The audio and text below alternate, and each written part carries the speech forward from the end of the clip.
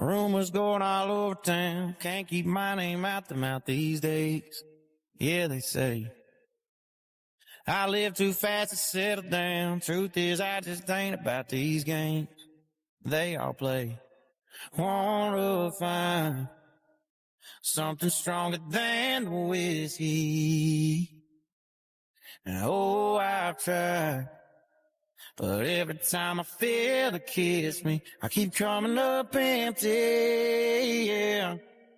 I just wanna love somebody who won't leave a hole in my heart. I just wanna love. Brand new! I know you're gonna dig this. Run the track! Run the track!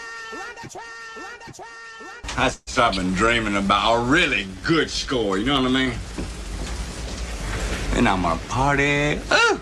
Yeah, shit. I'm gonna go to Mardi Gras. I'm gonna go to Vegas. And I'm gonna go with enough money in my hip pocket to catch them fine bitches, you know what I mean? I spend almost every night of my life dreaming about this kind of shit. Dreaming? Yeah. Dreaming. That's bullshit. Get a job. That's what you're gonna do. You're gonna get a little job, some job a convict can get. Like scraping off trays in the cafeteria or cleaning out toilets. And you're gonna hold on to that job like gold. Because it is gold. Let me tell you, Jack, that is gold. You listening to me? Pay attention to what I'm saying, motherfucker. And then he's gonna look around the room, see how you done. He's gonna say, oh, you missed a little spot over there. Geez, you didn't get this one here. What about this little bitty spot?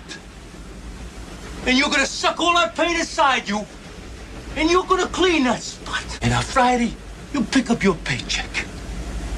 And if you could do that, you could be president of Chase Manhattan.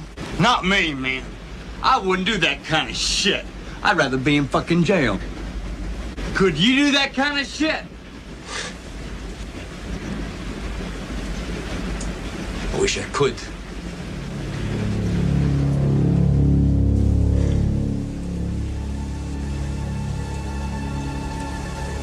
I wish I could.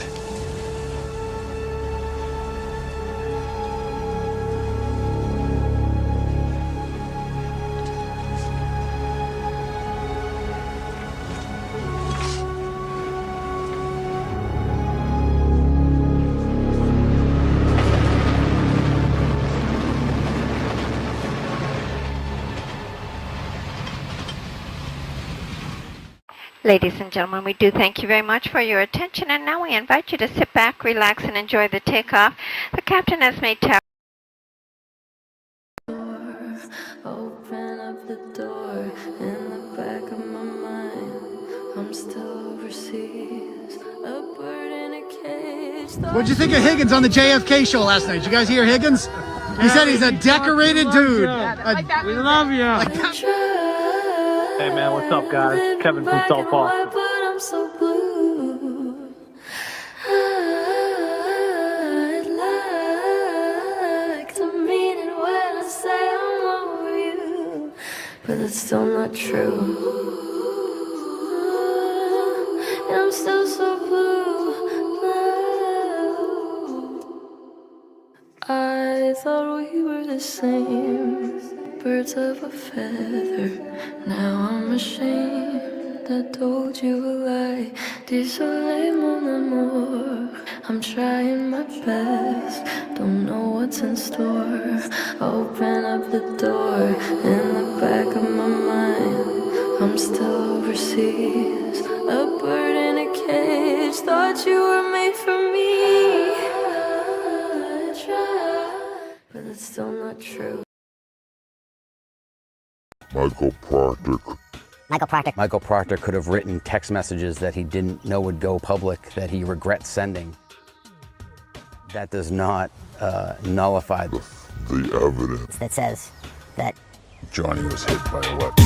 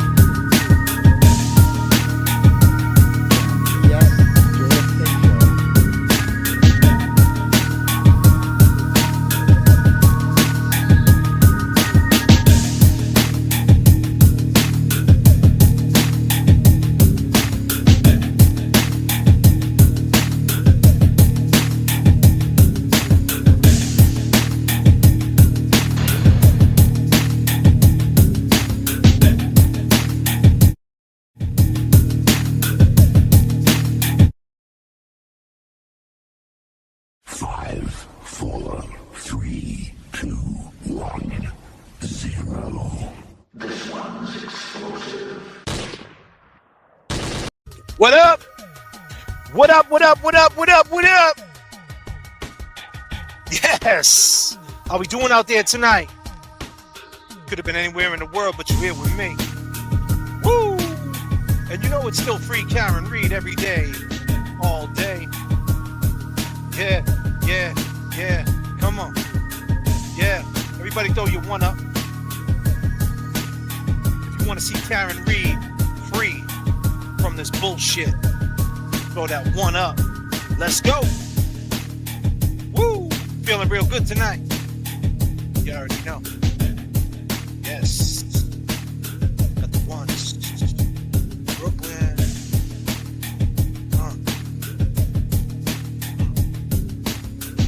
Yes. Yes.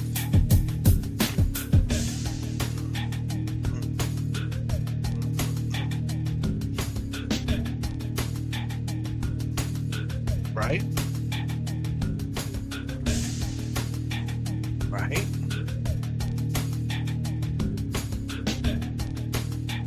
I need everybody on the count of 3. 1, 2, 3. Let's go. Free Karen Reed.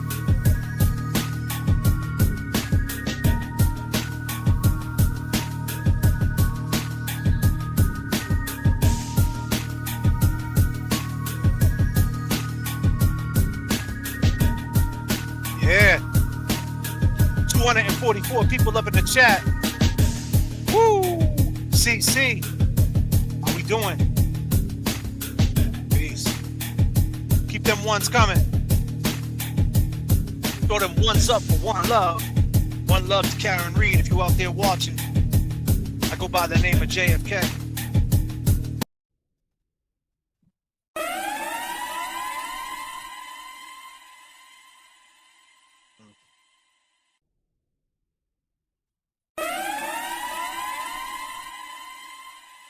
We don't believe the hype on this channel. Don't believe the hype. Yeah. Don't believe the hype. Yeah. Hell no. Don't believe the hype. What? Don't believe the hype. Yeah. Hell no. Don't believe the hype. Yeah. Don't believe the hype. Yeah. Don't believe the hype. Don't believe the hype. Yeah. Regulators. We regulate any stealing of his property. We're damn good, too. But you can't be any geek off the street. Gotta be handy with the steel, if you know what I mean. Earn your keep. Regulators! Mount up. It was a clear black night, a clear white moon. Warren G was on the streets trying to consume some skirts for the E, so I could get some phones. Rolling in my ride, chilling all alone. Just hit the east side of the LBC on a mission trying to find Mr. Warren G. Yes, yes. I'm your pilot tonight. JFK, we in the house. And, you know, it's been a long time coming, right, people?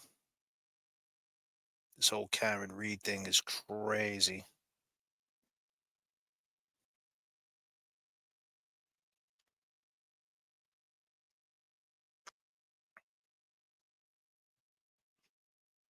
And that's just to say the least. You know?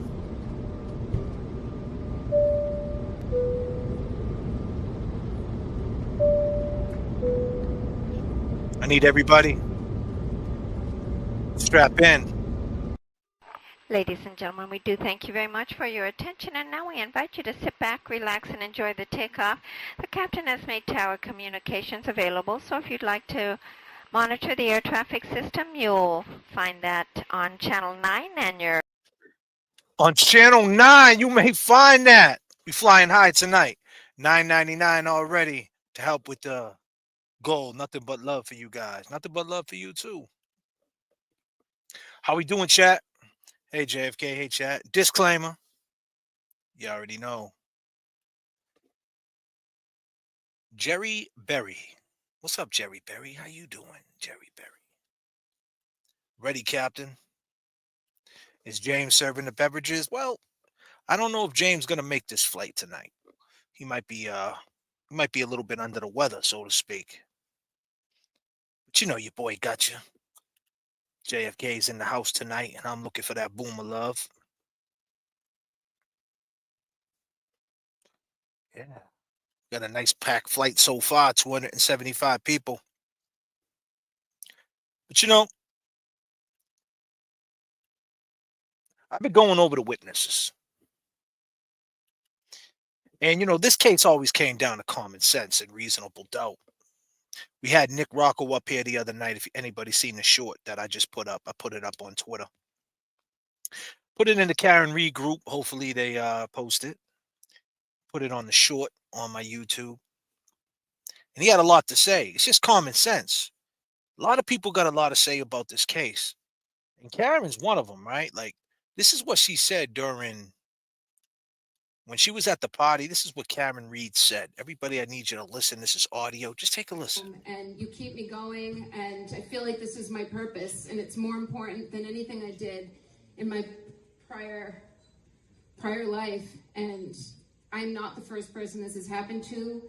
It happens to people in this state, in these counties in this state every day, and they are not fortunate enough to even post bail in many cases, or to have the legal. They're not fortunate to post bail in many cases. You're right about that, Karen.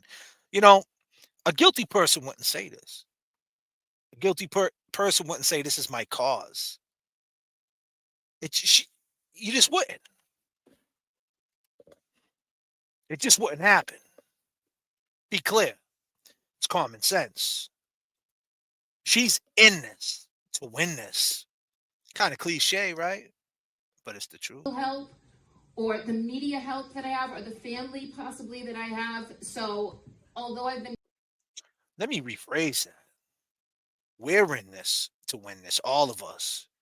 JFK, the chat, this whole flight, all the creators, all the boots on the ground, worldwide, state to state, country to country. We're in this to win this for Karen Reed. We want Karen Reed to win.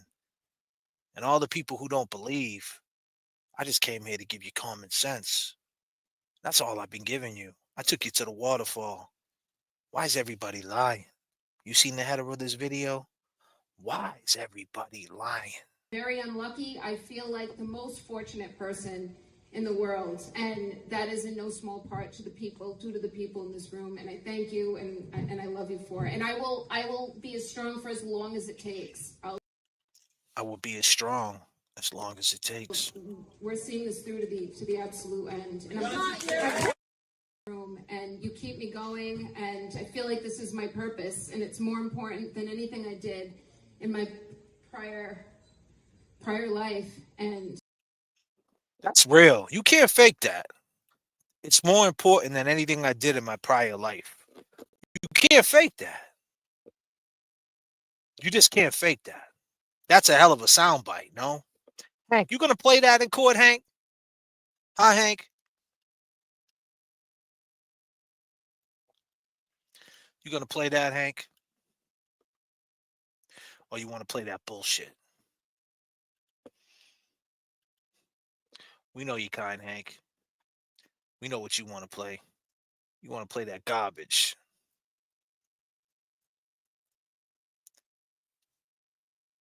They want to see Karen like this. This is what they want to see Karen. She indicated that she had met with the victim at the C.F. McCarthy's bar in Canton at approximately 9 p.m. on the 29th, that he was there with several friends prior to her arrival. She stated the victim was consuming beer and she was drinking vodka sodas. She described the glassware she was drinking out of as a vase style. She stated she and the victim left C.F. McCarthy's and went to the waterfall. That she did not, she indicated to the troopers that she did not leave C.F. McCarthy's or enter the waterfall bar with a glass or drink. She stated that she and the victim were at the waterfall for approximately 1 hour. During that time, there were no altercations and no injuries, no cuts or abrasions that occurred with the victim. She indicated that they left the waterfall and were invited to the house on Fairview Road. She stated that she dropped the victim at the house on Fairview and went home since she was having stomach issues at the previous bar. She stated that she dropped the victim off. She made a three-point turn in the street and left. Did not see the victim enter the house. Firefighter paramedic from the town of Canton indicated that she arrived on scene, to which the defendant then made several statements to her, indicating, I hit him, I hit him, I hit him, I hit him. As well as the potential penalty the defendant faces on these charges, the Commonwealth is requesting that the court set a $50,000 cash bail with the conditions.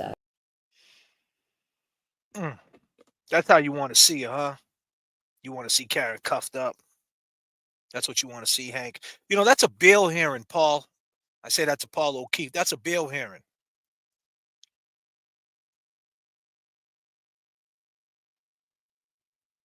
That's a bail hearing. You got to get her out of there. And keep in mind, that's what, 4 days later. She doesn't know what's going on. She's inside a room with state troopers. Look at the state troopers. Look at the characters. This woman never been in trouble in her whole life. She's in there with state troopers. You don't think they're gonna twist her and turn her a little bit? Let's have common sense here. If she straight up did it, right? Don't you think they could have broke her? Wait a minute. Let me get this straight. The chick got MS. She's got a brain tumor. She had 9 major surgeries. She's got no colon. And you don't think a Massachusetts state police detective could break her? Really? You don't think that? All you non-believers. They got her in a room. She did it. You don't think they could get her to admit it? She's that slick, huh? She's that hardcore. She's that hardcore, right? Tell me where it makes sense. She's that hardcore 3-4 days later. Well, excuse me. That when she got interviewed was like a day later, right? Or that night. But this was 3 days later when she got arraigned. I think it was about 3 days later. So we'll just say the next day she goes to talk to the troopers, Tully and the boys. She said she seen him go in the house. I left. I did a 3-point turn. But she never admitted that she did it. She's that hardcore, right? But yet, she's that stupid to go on mainstream TV and admit it, Hank. She's on mainstream TV, admissions of guilt. But when she was in the thick of it, right when it just happened, she didn't say, oh, I think I hit him. I could have tagged him, jumped him in his knee. Da, da, da. She didn't say all that in the thick of it. She said that after, as if process of elimination. Problem is, she said it out loud. And you, Hank, you're trying to take advantage, ain't you, Hank? Oh, man. I don't know. I don't know. I don't know about that. I mean, isn't this just common sense? I took it to the arraignment. This is what it looked like. Thank you, Mr. Lally. Mr. Iannetti. And if you would, go right to the mic. I mean,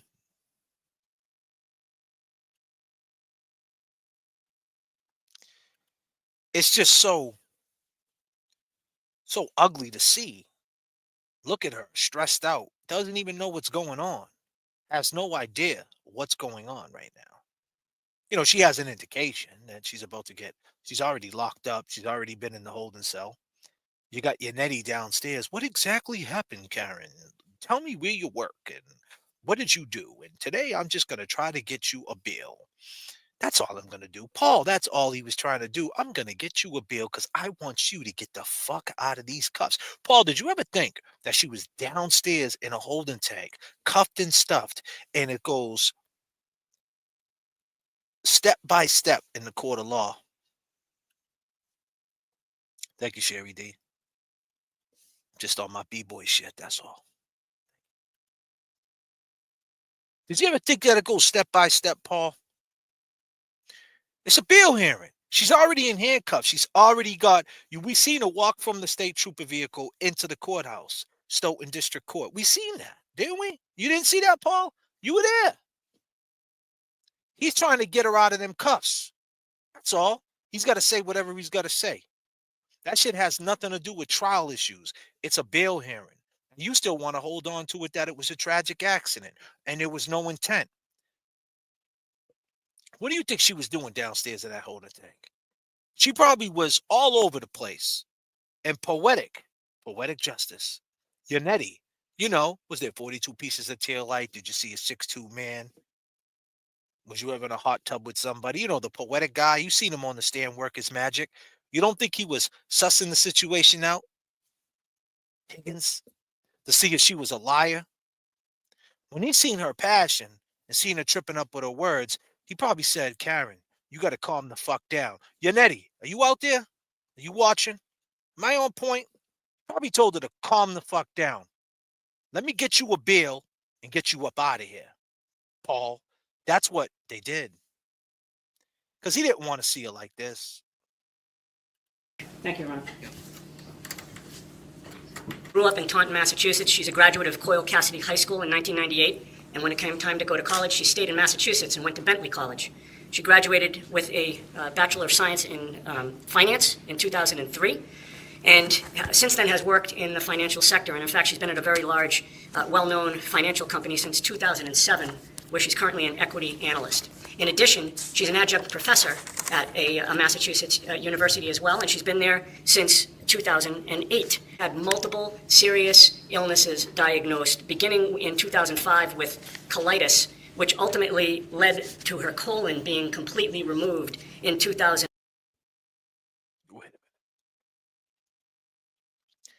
She had her colon completely removed, and these state troopers in an interrogation room were at her house. I think she was at her house, right? Couldn't break her. Proctor, didn't you say she had a leaky balloon knot? Didn't you say that, Proctor? Scumbag, fuckface, shitbag. Oh, excuse me. Disclaimer. Disclaimer. Didn't you say that? So you knew. You knew. You know, that's bad karma, man. That's your conscience, buddy. That's bad. Oh, fuck, Proctor. $4.99. Ellen. Yeah, I think that's Ellen or Lean. Yeah, Ellen. $4.99. Thank you so much.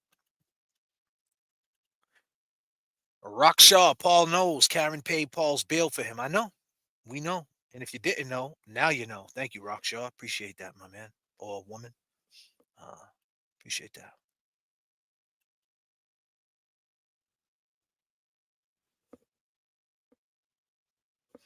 You knew. You knew that she had no colon. When she got to go to the bathroom, she probably got to go to the bathroom. It's uncomfortable. I had colon cancer surgery. I got some of my colon removed. That shit is no joke. All right, Proctor? Why don't you go write a speeding ticket? Go bang your head off the sink and fall back. Piece of shit. And 9 issues and bowel issues. And this past summer, my client unfortunately was diagnosed with having a brain tumor. She had hired an attorney since January 30th, this Saturday, because the police had come and they had taken her phone and they had taken her car. She knew that they were considering her a suspect, rightly or wrongly. She's not going anywhere. She didn't go anywhere. I frankly don't think they've overcome the presumption of personal recognizance in this case. With regard to the facts of the case, Judge, I've read the affidavit that the prosecution has now read. Manslaughter is a tremendous reach in this case. Your Honor, this is a defensible case. There is no reason for her to run. She's done the opposite. She hired an attorney almost right away, and by the way, there will be substantial issues regarding a motion to suppress statements here. Very much. The police violated her right to counsel multiple times, Your Honor, and we'll be able to show that at a motion to suppress hearing. I think the police acting out of desperation, realizing that they didn't really have much of a case, needed some type of confession from her. She did not give it to them, and yet they questioned her despite the fact that she asked for a lawyer.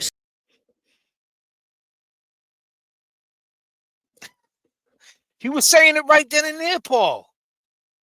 He said, listen, they try to get these crazy statements. She never said that she did it. They're pushing her. They still question her without an attorney. And then they flipped it and got her a bail and got her locked up. They put the pressure on her. You don't think that happened, Paul? Paul, you don't think that would happen? Why wouldn't you think that happened? You think the police, they fucked up, Paul.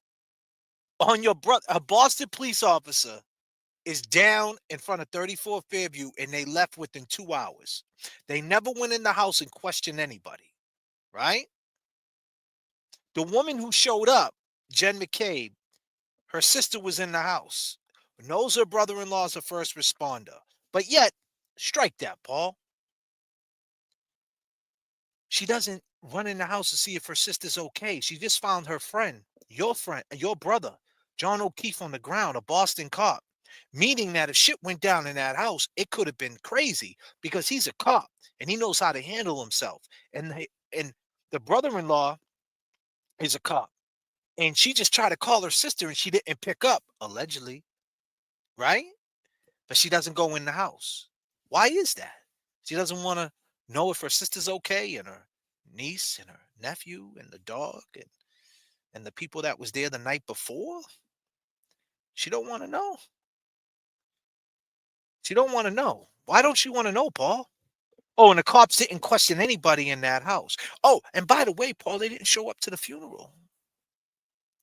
I wonder why they didn't show up to the funeral, because maybe questions would have been asked, right, Paul, at the funeral? So what happened that night? You was with him the night before? How was he acting? How was Karen acting?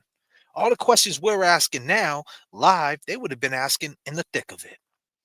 Come to think of it, Paul, you just want to see her in jail, Paul. Good for you. Good for you. You're the lawyer, but she has plenty of reason to flee. Given the potential penalty, I'm opposing the $50,000 cash. Thank you. Thank you, man. Okay. All right. Manslaughter is her right to counsel multiple times. I know what your letter says. You're the lawyer, but she has plenty of reason to flee. Given the potential penalty, I'm opposing the $50,000 cash. Thank you. Thank you, man. Okay. All right.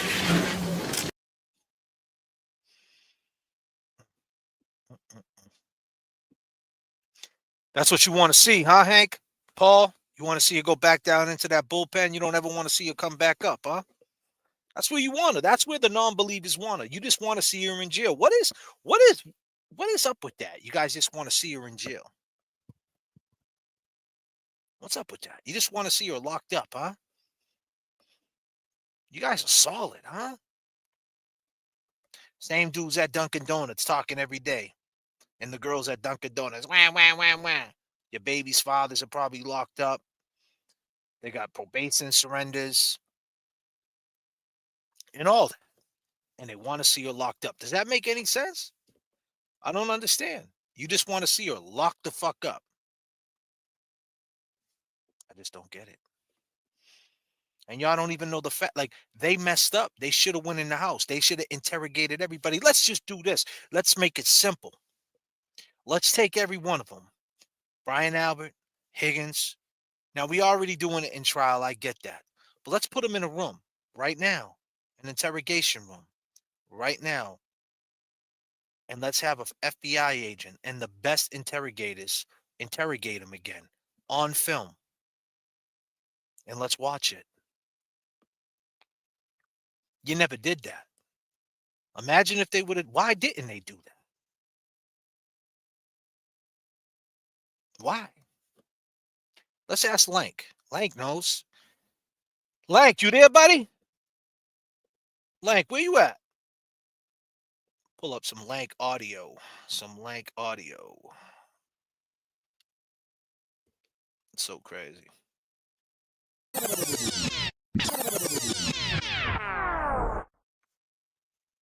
Bring that one back from the brand new. I know you gonna dig this. Run the track, run the track, run the track, run the track, run the track.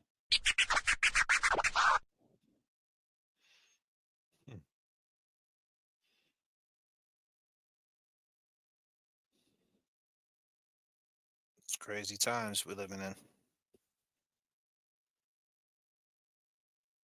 Just gonna pull something up real quick.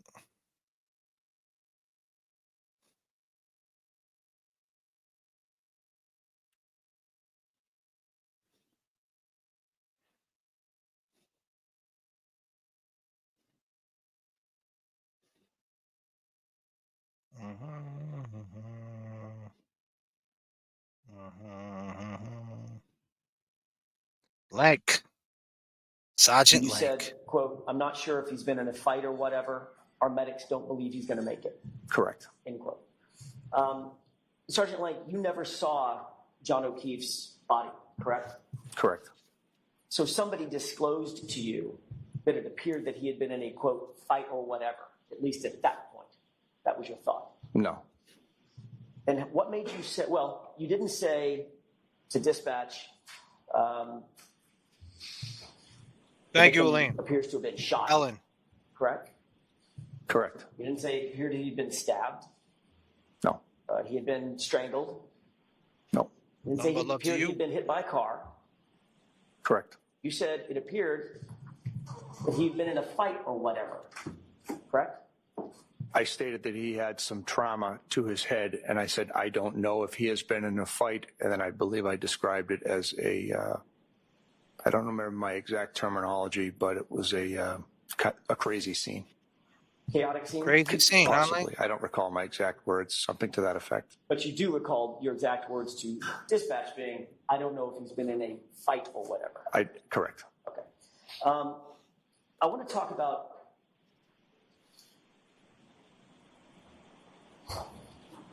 inside the house for just a few minutes, if I could. You've talked extensively about the crime scene outside, and we'll get to that in a second, but I want to talk about what did or did not happen inside the house. Did you actually make it inside the house at some point? Yes. Okay. When was that? How long? Let's use Jennifer McCabe as the time frame. How long after that did you finally go inside the house, after she had been in the house? So it was specifically just after I got off the phone with CPAC. So just a few minutes after we ended that video? Yes. And you walked you said either along the driveway or through the yard? I believe it was up the driveway. Okay. Once you went in the house, you made contact with the individuals in the house, correct? Yes. And you believed, at least at that point, that there was a potential, that there was a, let me rephrase that. You knew that you were dealing with a violent incident, correct? Listen to this. You thought maybe it was just a heart attack? He just said, I thought it was a fight. Right? This is what he said. When he called into 911, be clear, Lang said it looks like he could have got into a fight. And that, in the thick of it, in the moment, he's thinking that this is what it is. It's a fight. He got beat up. And now on the stand, he's saying, nah, I didn't think it was. Conveniently, come on. Why are we lying here? Why? What are we lying for? Paul, they did your brother dirty. Them police officers never went in the house. Whether you like it or not, Paul, right? This is conflicts of interest. This is unofficial police business. He went in there and went into business for himself. That's unofficial police business. The way he did this, conducted these interviews, that's unofficial. That's not official. That's bullshit. And that's conflict of interest, which leads to reasonable doubt, Paul. So whether you think Karen did it or not, for the interest of justice, the same way, you drive drunk and get away with it, you got to let her go. So people out there that hate Karen, okay, you hate her. That's fine. You don't like her. But this alone, she has to walk. She has to walk. Whether you hate her or love her. This is the system this is what it is. Is that justice for John? No. But did the police do their fucking job? No. And he's the police. And they didn't do their job. Why? Take it up with the police. Karen's got to walk. This is what it comes down to. It's the proof, the burden, the this, the that. See, what Hank Brennan's doing, he's trying to be the harmonica player. He's trying to come in with the solo whack. He's trying to steal the show. He's trying to be the attraction. That's not his fucking job. He's got to play his part. His part is being a DA. Bring your evidence. We'll bring ours. We'll add it up. Let the jury decide. Isn't that the law, Paul? When the fuck did that change? I didn't know what it was. At that point in time, I didn't know what it was. Could have been a multitude of things. But what was going through your mind at that point was it could have been a fight or whatever, because he had trauma to his head. Those were your words. Those were my words, yes. Okay. So you didn't think it was like some old man who died of old age, right? Based on his age, no, I wouldn't have suspected that. You didn't think it was an accidental drowning or something? Again, it could have been a multitude of things that caused those injuries. So at that point in time, we had no idea what we. A multitude of things at that time. What? Either a plow hit him or he got beat up.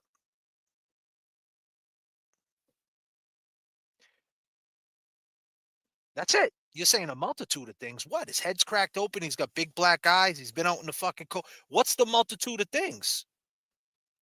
If you would have talked to everybody in the house, Lank, and would have interviewed him, seen the cuts on the knuckles, would have seen him cleaning.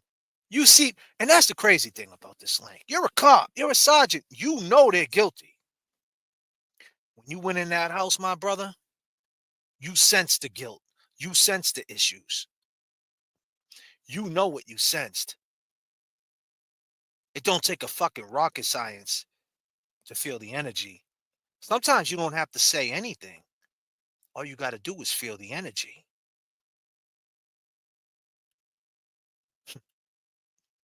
Fucking Lank, man. You're looking at. But you were aware that it had something to do with a violent incident. He had trauma to his face and he's unconscious, correct? Objection, Your Honor. Sustained. Did you believe that there were any indicators that Mr. O'Keefe had been involved in some sort of a physical altercation? Possibly. Okay. And that's because you used the phrase, he had trauma to his face and head, right? That's what I had been told, yes. So based That's on what you've you been had told.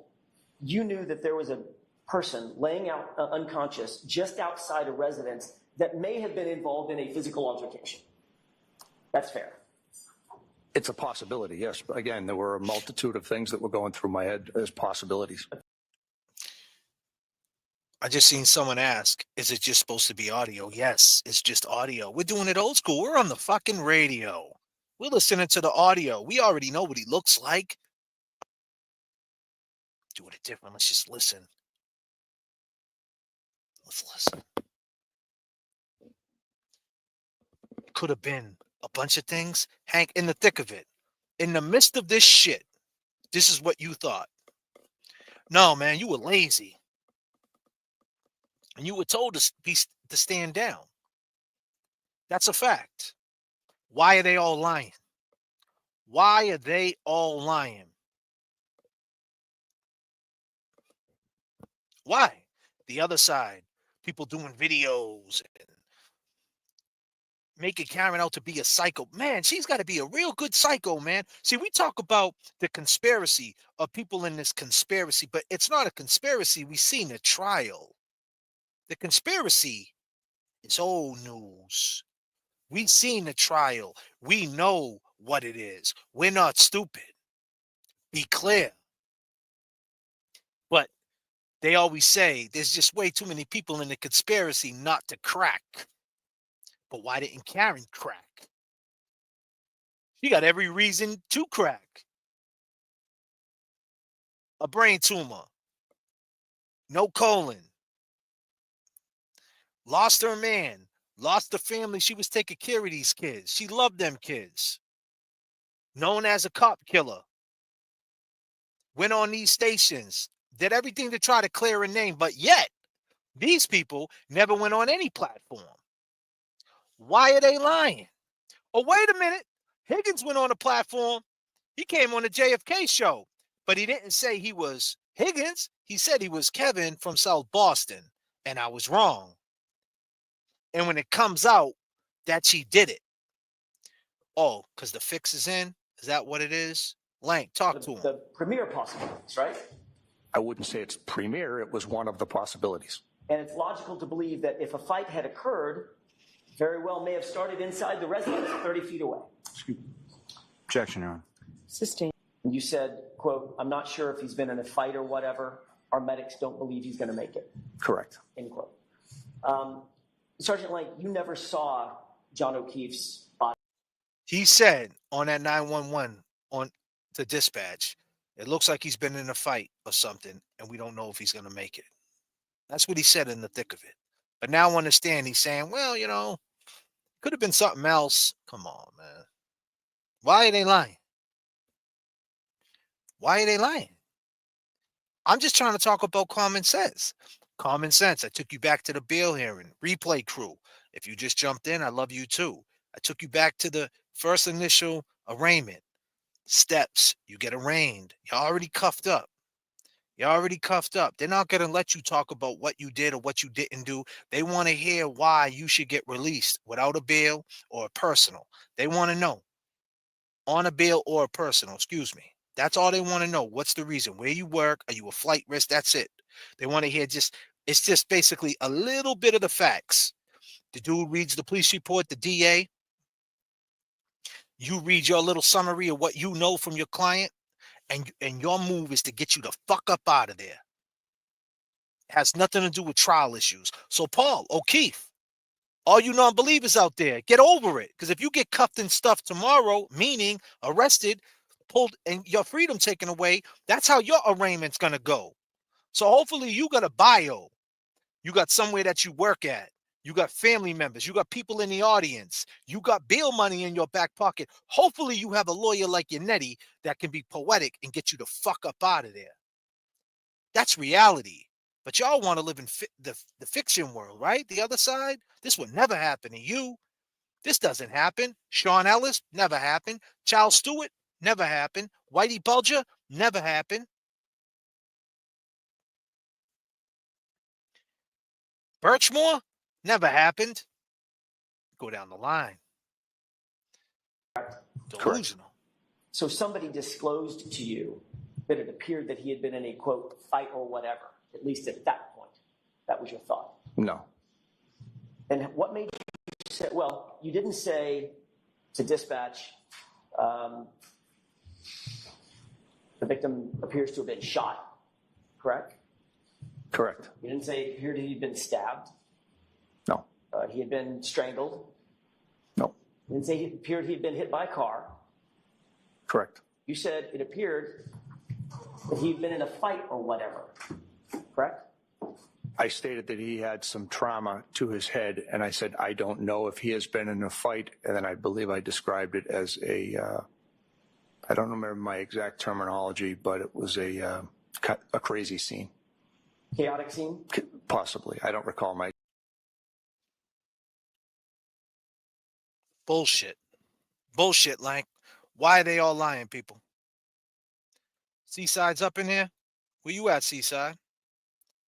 What's Seaside got to say? Seaside's up in here? I didn't see him. Try to find my boy Seaside. Pull him up on the screen. Seaside, where you at? Going through it right now. Trying to find my man Seaside. From Cambridge side, for sure.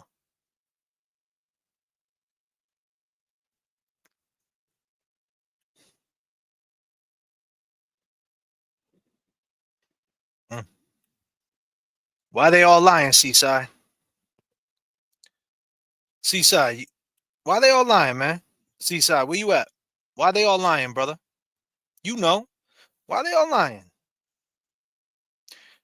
Why didn't they just test everybody, go in the house? Why didn't she run into the house? Why? It's crazy. Hey, Seaside. Seaside, you're popular. You gonna call in tonight, Seaside? Call in, brother. Give the people what they want, Seaside.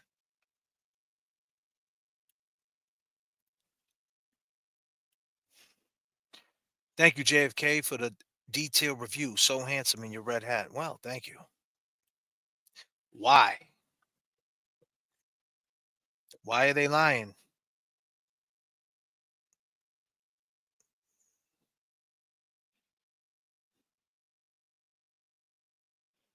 Why are they lying? You guys hear what Nick Rocco had to say last live? Let's hear what Nick Rocco had to say. Nick had a lot to say about the subject, for sure.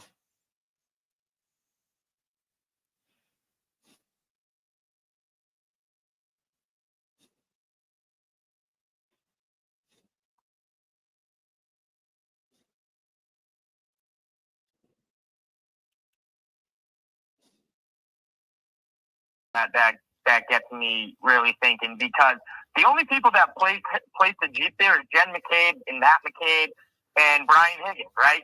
So I think the reason why they're saying the Jeep is there is to try to discredit Heather Maxson and Ryan Nagel, because they're like, oh no, we pulled right up behind Karen, no broken taillight and no John in the car. But if if there's a contradicting story that no, there was a Jeep in the way, so that story can't be true. I mean, why else? What other relevance would Higgins' Jeep being there be? There's no other relevance. Because you know why? Karen dropped him off at the mailbox and John ran in the driveway. But if his Jeep was there, then that means Karen couldn't have dropped him off at the mailbox, and the only other place she could have dropped him off was at the flagpole. That's the only reason they want Higgins' Jeep there. Nick, you're on fucking fire tonight, buddy. Yeah, Nick, that's a great point. And then you know what? That puts Higgins in a hot spot because if his Jeep was there, I mean, you guys were there. I was at that house. I saw it. If Higgins' Jeep was there, the first thing that comes on at nighttime when you turn your car on is headlights. Yep. His headlights would have been beaming at John O'Keefe, big two body, 200 and something pound laying on the lawn with an inch of snow. He wasn't covered in snow. Brian Higgins would have saw him.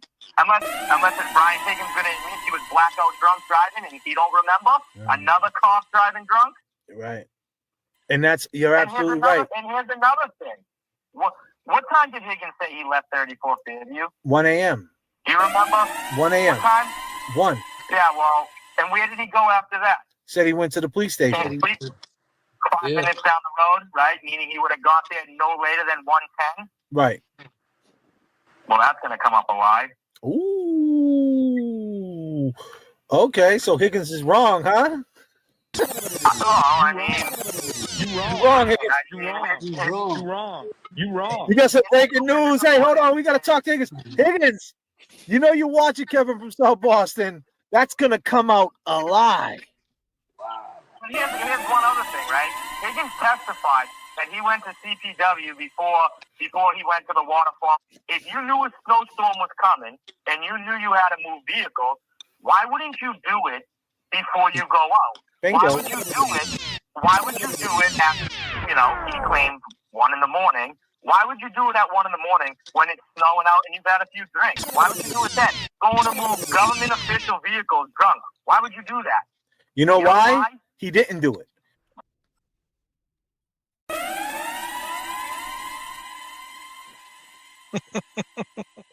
Brand new! I know you're gonna dig this. Run the track! Run the track! Run the track! Run the track! Run the track!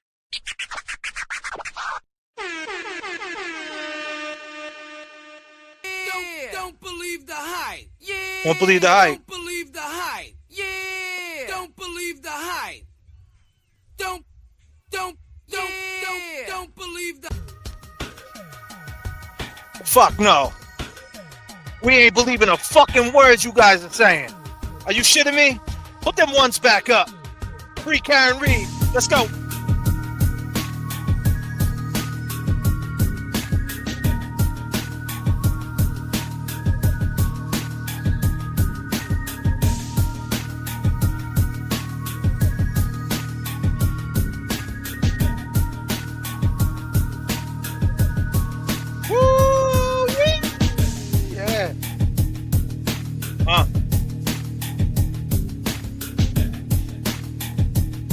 Currently at 39,000 feet. I'm your pilot for this evening.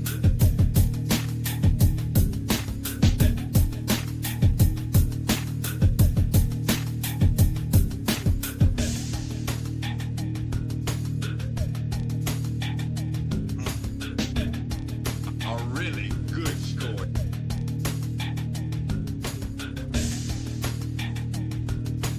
On the count of 3. I need everybody to say free Karen Reed on the count of 3. You ready? 1, 2. Woo! Free Karen Reed.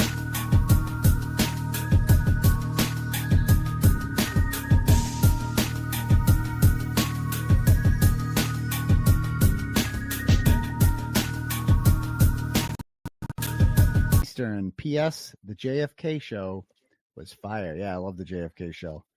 Shout out to JFK and James Jackson. Love them. Great stuff there. 39,000 feet.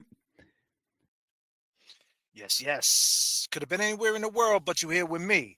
Since we got 478 people in the chat, everybody's feeling good. Everybody's feeling great. Currently at 39,000 traveling speed. altitude. We're gonna, if you guys have one word, just one word for Karen Reed. Just one word for Karen Reed. I just need one word to describe Karen Reed. What would it be? This is your chat, people. Let's go.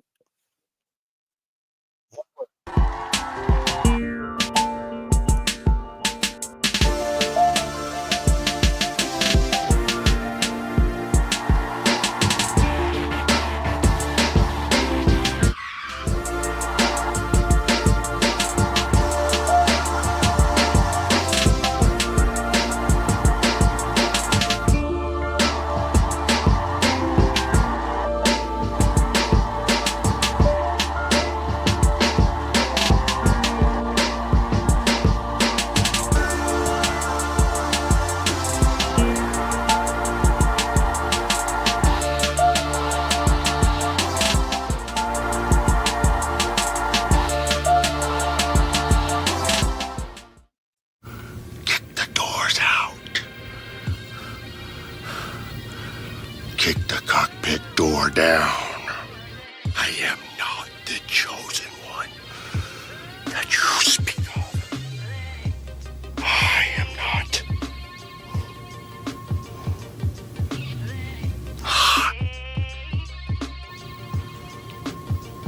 The only one.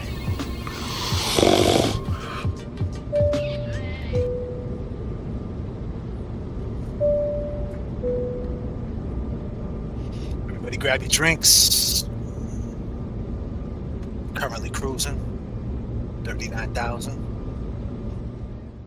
Take the seatbelts off. Move around the cabin. Whatever you like to do. Drink your nips. Hit your vapes. Listen to some music. Smoking Indo, sipping on gin and juice. Laid back. With my mind on my money and my money on my mind. Rolling down the street, smoke down the street, smoking Indo, sipping on gin and juice. Laid back. With my mind on my money and my money on my mind. All the super chats, I appreciate it. Anybody hit me on my Venmo, I didn't check. If you hit me up, I appreciate it. Cash App, all that. But yeah, why are they lying? Why are they lying? Here's another character. This guy is the biggest liar of them all. This guy, he goes by the name of Tristin. Now, he thinks he's a mobster. He's perfect for upstate, Shirley Max. Perfect for him. He'd do good up there because this guy, he's solid. He's solid, but the problem is, it doesn't work that way, buddy. See, you're being solid when you're a witness. You're already a witness. You're mixing yourself into something that you should have never did. You fucked up. When Turtle Boy was out there and you told Turtle Boy he's a snitch, how's Turtle Boy a snitch? You trying to throw a jacket on Turtle Boy. You want Turtle Boy to be a snitch because God forbid if Turtle Boy gets lugged for any reason, you want him to go to jail as a snitch because you know what happens to snitches in the jail. But how's he a snitch? How? He didn't rat nobody out. And you guys are not charged with a crime. So how's he a snitch, Tristin? Ask yourself that. You're the biggest liar of them all. For sure, Tristin. Thanks, Ron.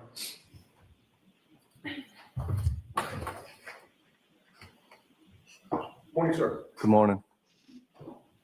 You've been dating Caitlin Albert for 7 to 8 years now. Correct. The two of you now live together. Correct. Are you still living in Easton? Yes. How long have you lived together for? 3 years. When you first met her, where was she living? Canton. Where in Canton? 34 Fairview. She was living there with her parents at the time? Correct. Oh, yeah. Brian and Nicole Albert? Yes. You met her parents, Brian and Nicole Albert, several years ago, correct? Correct. You've met all of Caitlin's siblings as well? Correct. You've spent time at their house? Yes. You've spent holidays with them? Yes. and you've been over there on weekends, correct? Yes. It's fair to say that over the last 7 or 8 years, you've been with the Albert family quite a bit, correct? Yes. And you've also been with the McCabe family, correct? Yes. And even though you're not married, you consider yourself just about one of the family, correct? Yes. Since John O'Keefe's death, you have continued associating with both the Alberts and the McCabes, correct? Yes. Because you're still dating and living with Caitlin, correct? That is correct. And in June of 2022, a few months after John O'Keefe's death, you went to Ned Devine's in Boston with many, many men in the family, correct? Yes. That includes the Alberts, correct? Yes. And that includes the McCabes. Yes. Do you recall who was there that night? No, I don't. If I showed you a photograph from that night, would that refresh your memory? Yes. May I approach Ron? Yes.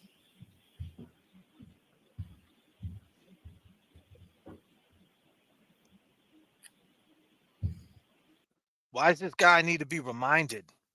Why does he need to be reminded of who was there? He knows who was there. I placed a photograph before you. Take a look at that and look up at me when you're done. Yes. Does that refresh your memory about who was there that night? It does. Are you, by the way, how many people are in that photograph? Do you want me to count? With the court's permission. What a scumbag. Go ahead and count. And after you count, let's mark this for identification, please. Yes. 12. 12 people, including myself. Okay, if I could have that marked for ID. 12, including myself. Look at his attitude.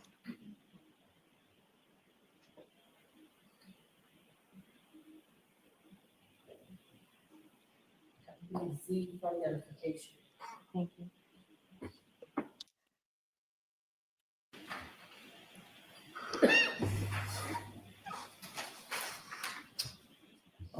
You would agree with me, sir, that at that night at Ned Devine's in Boston,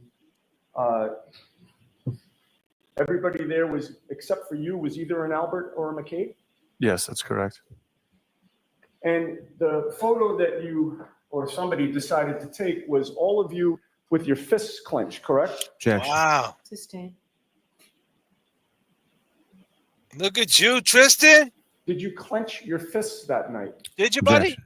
Sustained. Why Did all sustain? of the Alberts and McCabes clench Objection. that night? Sustained. That photo was posted to social media, was it not? Yes, it was. And it was posted by somebody named Kevin Reardon. My girlfriend's cousin. He's actually the son of one of Nicole and Julie Albert's sisters, correct? Yes. And you've met him as well, correct?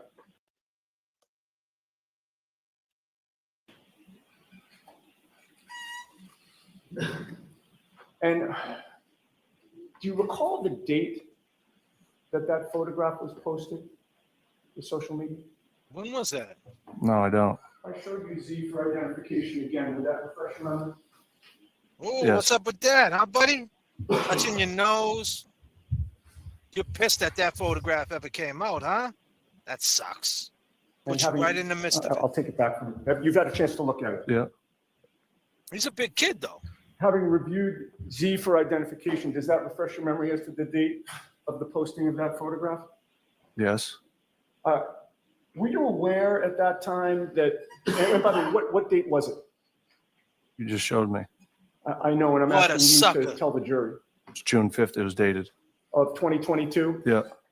Were you aware that June 5th of 2022 was 4 days before Karen Reed was indicted for this case? Objection, Your Honor. Wow. The objection sustained. Were you and the Alberts and the McCabes celebrating the indictment of Karen Reed? Objection. Were you? No. No?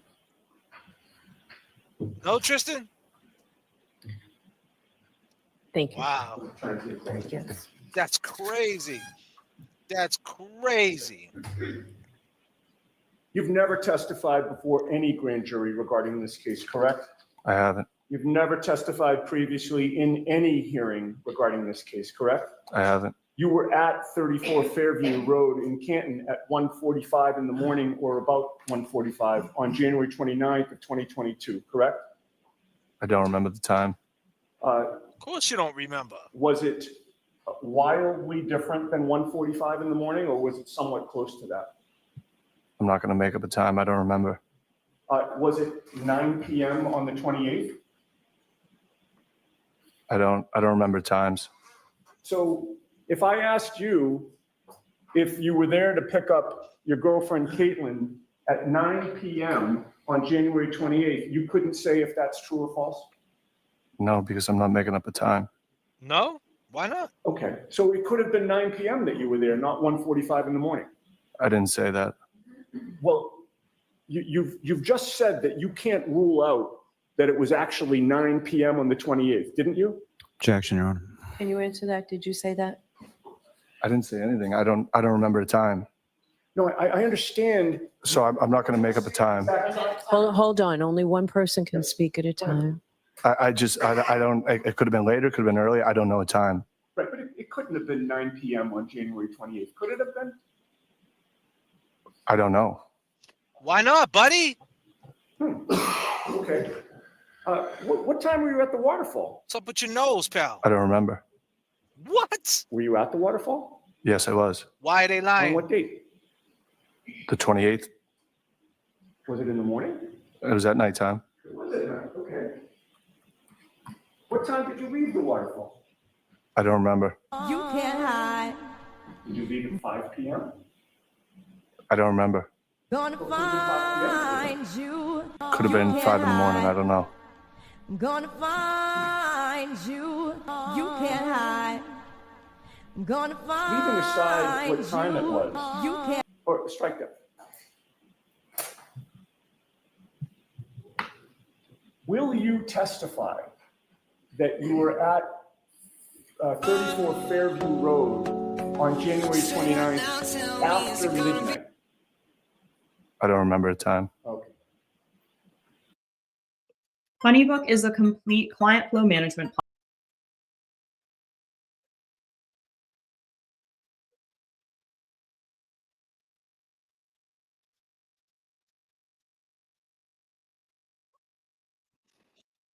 At 34 Fairview. I remember picking my girlfriend up, yes. You do. You've testified to that, right? Today. Yes. And when you were there, you had an opportunity to see the front lawn to that property, did you not? Yes. You pulled into the driveway? I don't remember where I pulled into. No? Okay. Did you pull into any place when you got there? I don't remember where I pulled into. Wow. So you say you don't remember where you pulled into. That wasn't my question. My question was, did you pull in any place when you got to 34th Fairview? Well, I had to pick my girlfriend up, so yes, I did. You did. Okay. Was there any place other than the driveway to pull into when you got to 34th Fairview? No. So it had to be the driveway, right? Must have been. All right. When you pulled into the driveway, you waited a period of time for Caitlin, correct? Yes. And how long a period of time was that? I don't remember. Was it more than a half hour? No. Was it more than 10 minutes? I don't remember. It could have been more than 10 minutes. Probably wasn't. And when you say it probably wasn't, that means it probably was less than 10 minutes, correct? I don't remember the time. You listening to me? Pay attention to what I'm saying, motherfucker. During that time that you were waiting for Caitlin to come out of the house while you were in the driveway, there was nothing obstructing your view of the front lawn, correct? Nope. All right. And shifting gears for a second, this was on January 29th of 2022, correct? Yes. And ultimately, you did pick up Caitlin and take her back to Easton, correct? Correct. On January 29th, at any point that day or night, Trooper Michael Proctor never interviewed you, correct? Correct. Nor did he interview the next day or the day after that, correct? Correct. Or the month of February, correct? Correct. Or the entire year of 2022, correct? Correct. Or the entire year of 2023, correct? Correct. The first time any investigator of this case interviewed you was May 7th of 2024, correct? Damn. When was that? I don't. That was 1 week ago. That was What? last Tuesday. Correct. What? You were aware at the time you were being interviewed for the first time by any investigator, this case had already started. Yes. You were aware that this jury heard opening statements from both counsel on April 29th, which was over a week before May 7th, correct? Yes. So it wasn't until over a week after opening statements that somebody from the state police finally interviewed you, correct? That's crazy. Nobody from the state police interviewed me. Nobody? Who was it that interviewed you? Nobody interviewed me. Spoke to the DAs about coming in here. That was about it. Okay, I thought you had just testified that on May 7th, that was the first time an investigator reached out for you. Yes. All right. And when I use the term interview, I don't mean that somebody put a bright spotlight on you and took you into an interrogation room. I'm just asking, did somebody ask? They should have. Yes. I'll let it stand. Thank you, Ron. And that interview did not take place in person, correct? No, it did not. That was a phone interview, correct? Correct. And your attorney was on the line for that, correct? Correct. Your attorney. Now, from the beginning of Your the night attorney. on January 28th, your plan was to go home early, correct? Correct. You weren't drinking much, correct? That is correct. You had to get up early. Yes.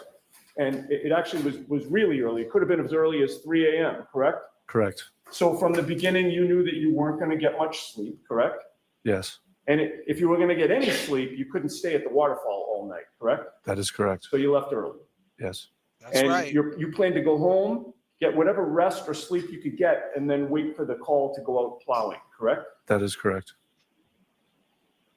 The plan from the beginning was not for you to leave the waterfall, go to Easton, and then drive back from Easton to Canton to pick up Caitlin and then take her back to Easton. That wasn't the plan.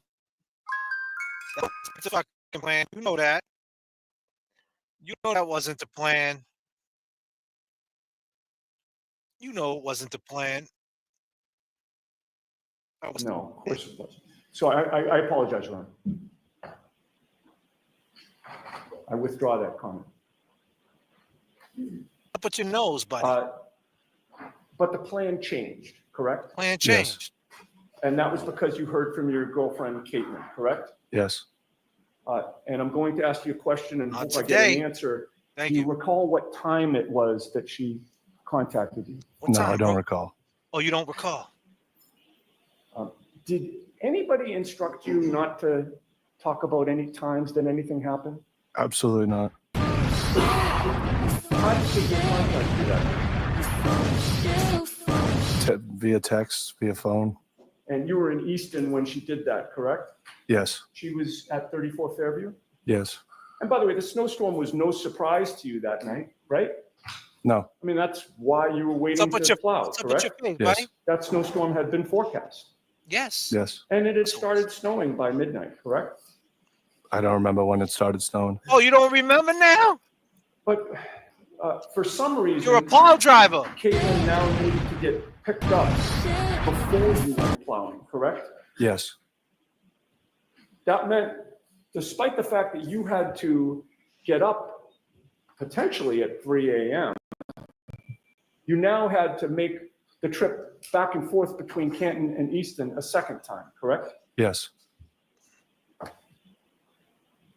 And you considered it to be important enough that you agreed to pick up Caitlin despite the changing plans, correct? Correct.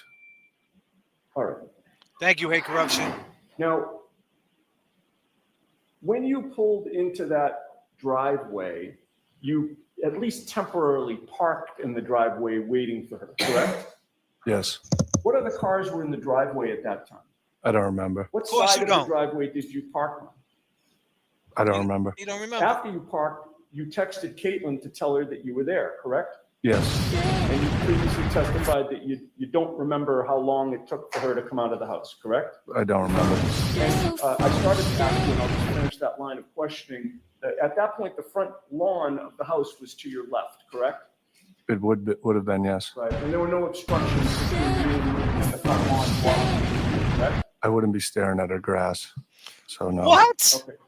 I didn't ask you where you were staring. I was just asking if there were any obstructions. Okay, yeah. And the answer to that question is? No.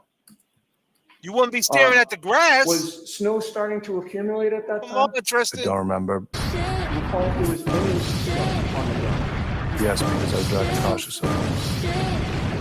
And against that white snow, did you see a black baseball cap? You wrong. Absolutely not. You wrong. And as you sat in You that wrong. driveway, you also You wrong. did not see You a black wrong. sneaker?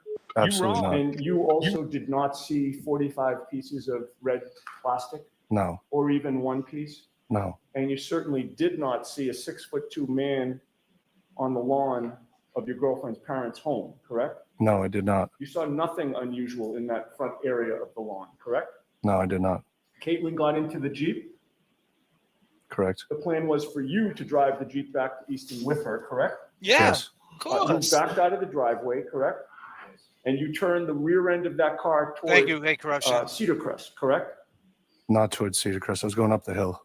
Up the So hill. Okay, in favor. if I suggested to you that going up the hill would take you towards Chapman, does that make sense? Yeah. Okay, and the other end of the street was Cedar Crest, right? Towards that way, yes. Okay, so the rear end of your car was towards Cedar Crest and you were facing up the hill towards Chapman, right? Yes.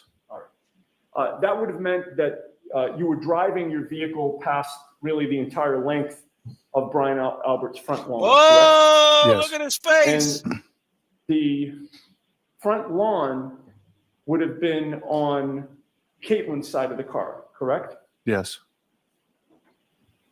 And you drove past the flagpole that you're familiar with, correct? Yes. And as you drove past that entire front lawn, you never saw any of the things I previously asked you about: the baseball hat, the sneakers, the pieces of red plastic, or a 6'2" man, correct? I did not. You saw nothing out of the ordinary, correct? Correct. And you saw no tire tracks in the snow leading to the Alberts front lawn, did you? I did not. You didn't see anything that would lead you to conclude that there had been a car crash there, correct? Absolutely not.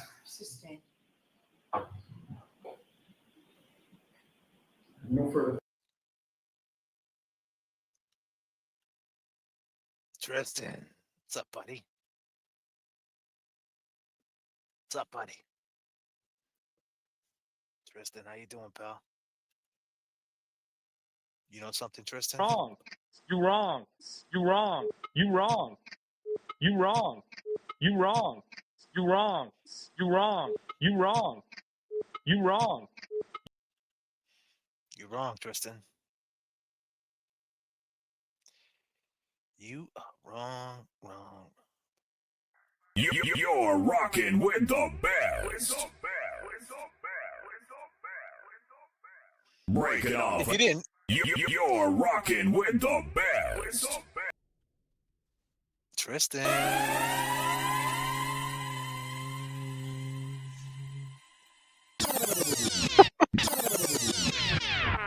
Oh, man. I know you're gonna dig this. You think something's funny, Tristin? Something funny to you? What? Just, you're funny. You mean, so? Let me understand this, because maybe it's me, I'm a little fucked up, maybe. But I'm funny how? I mean, funny like I'm a clown, I amuse you, I make you laugh, I'm here to... You know, Tristin, I'm looking at you, my man. I'm looking at you, buddy. You're a witness. They didn't talk to you until a week before the trial. So that whole time, you thought you were getting away with it. That's why you're so nervous. You're so nervous because you thought you was getting away with it. You thought that you were going to skate. Now you're all wrapped up into it. And you're thinking in your mind, right, Tristin, fuck. I called Turtle Boy a snitch. I basically said he's a snitch. And basically by calling him a snitch, which should be used, I hope that a soundbite, Yannetti, Alan Jackson, Karen Reed, Nick Rocco, maybe that video of him calling Turtle Boy a snitch should be used in court. Maybe we should try to get that in court, Tristin, because why would a witness call somebody a snitch? Because they have an opinion about the case. And why don't you know anything? A witness wouldn't say that. A witness wouldn't be so standoffish. A man is dead. He's dead. Let me explain who he was. His name was Officer John O'Keefe. That was his name.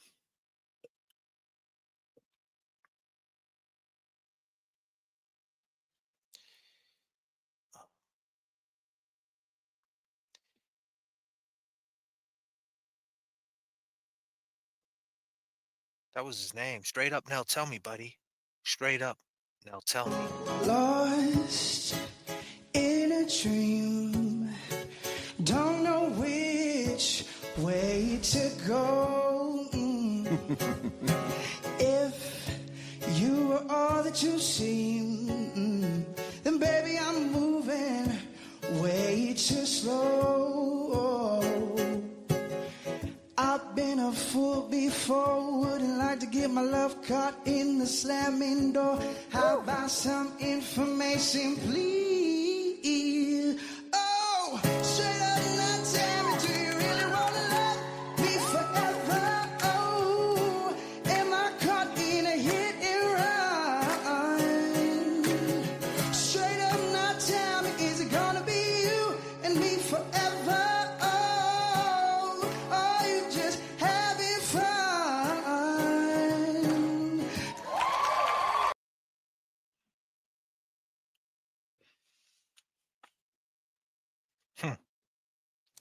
Tristin, man, we don't believe you, man. We don't believe you, buddy. Straight up, now tell me. Karen Reed's caught up in a hit and run, and you're on a stand having fun. Figure that one out, huh? Straight up, now tell me, buddy. The fuck do you know? You didn't think you were going to get caught up. Why are they lying? You see the header of this video. You just tapped in. Who is this dude? He got a red hat on. He's got these crazy glasses on. Who is he? I go by the name of J.F.K. If you're on the replay crew, if you're a new subscriber, I appreciate you. All my members, I appreciate you more than life. You guys hold me down. I appreciate you. I really do. I appreciate you. But here's the thing. My man, Tristin, you're a wild boy. They didn't talk to you until May of 2024. The trial started already. That right there, you're a nervous man. You're caught up. You call Turtle Boy a snitch, which means is you're saying he's a snitch, which means is he ratted you out, which means is did you do a crime? Are you part of a crime? What did Caitlin say to you? Come pick me up. Shit went down. Is that what she said? Is that what she said? Come pick me up. Shit went down. You got to come get me. I got to get out of here. Because you were plowing the whole night. And then you say you don't remember how much snow was on the ground, but yet you're a plow truck driver. And that's your whole income. So it's Christmas time. I work in Target.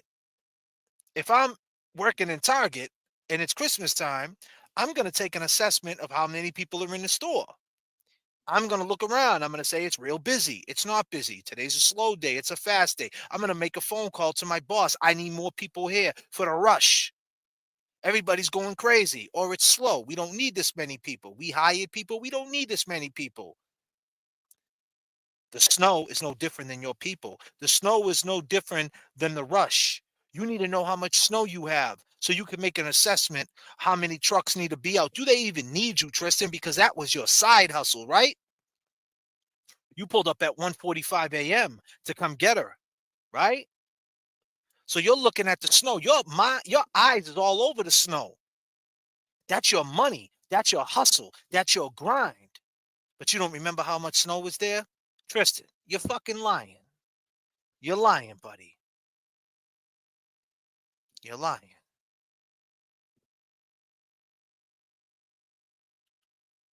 You know, Tristin, you thought that you and Caitlin were going to be forever. Forever, ever, right? That's what you thought. You thought this little lie that you guys had, you guys are going to keep it forever, forever, ever. That's going to be your baby's mother, isn't it? Forever, forever, ever, forever, ever, forever never seems that long. Forever, forever, ever, forever, ever, forever never seems that long. Forever, forever, ever, forever, ever, forever never seems that long. Forever, forever, ever, forever, ever, forever never seems that long. Forever, forever, ever, forever, ever, forever never seems that. Nah, Tristan. You're going to be up Shirley Max. Your girl will be in Framingham. Reality sets in when you're in that courthouse. All right, it gets real dark in that Superior Courthouse when you got your Nettie coming at you.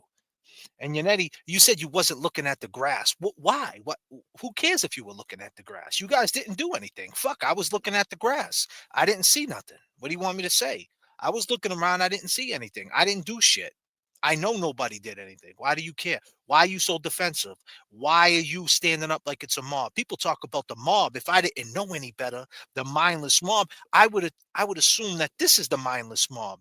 I would assume the way they're acting, that they're holding it down and they're not being rats and they're not being snitches, but yet they're witnesses. And yet it was a phone call and you had a lawyer present.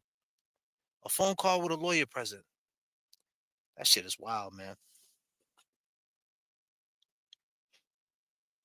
Mm. You wasn't looking for the snow, but you're a plow truck driver. And then you said you were driving carefully. I was driving carefully. So you wasn't looking around when you backed out?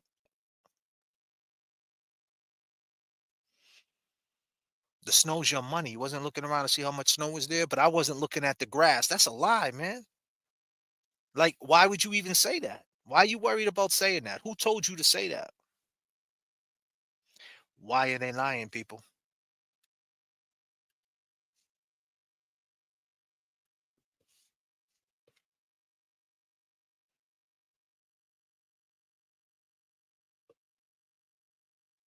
Why are they lying?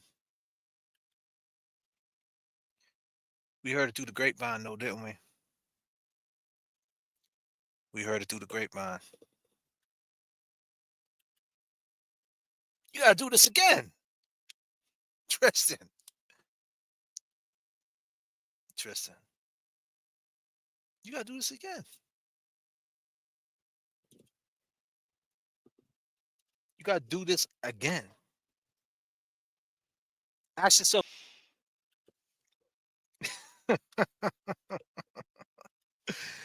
Tristan, we heard it through the grapevine, buddy.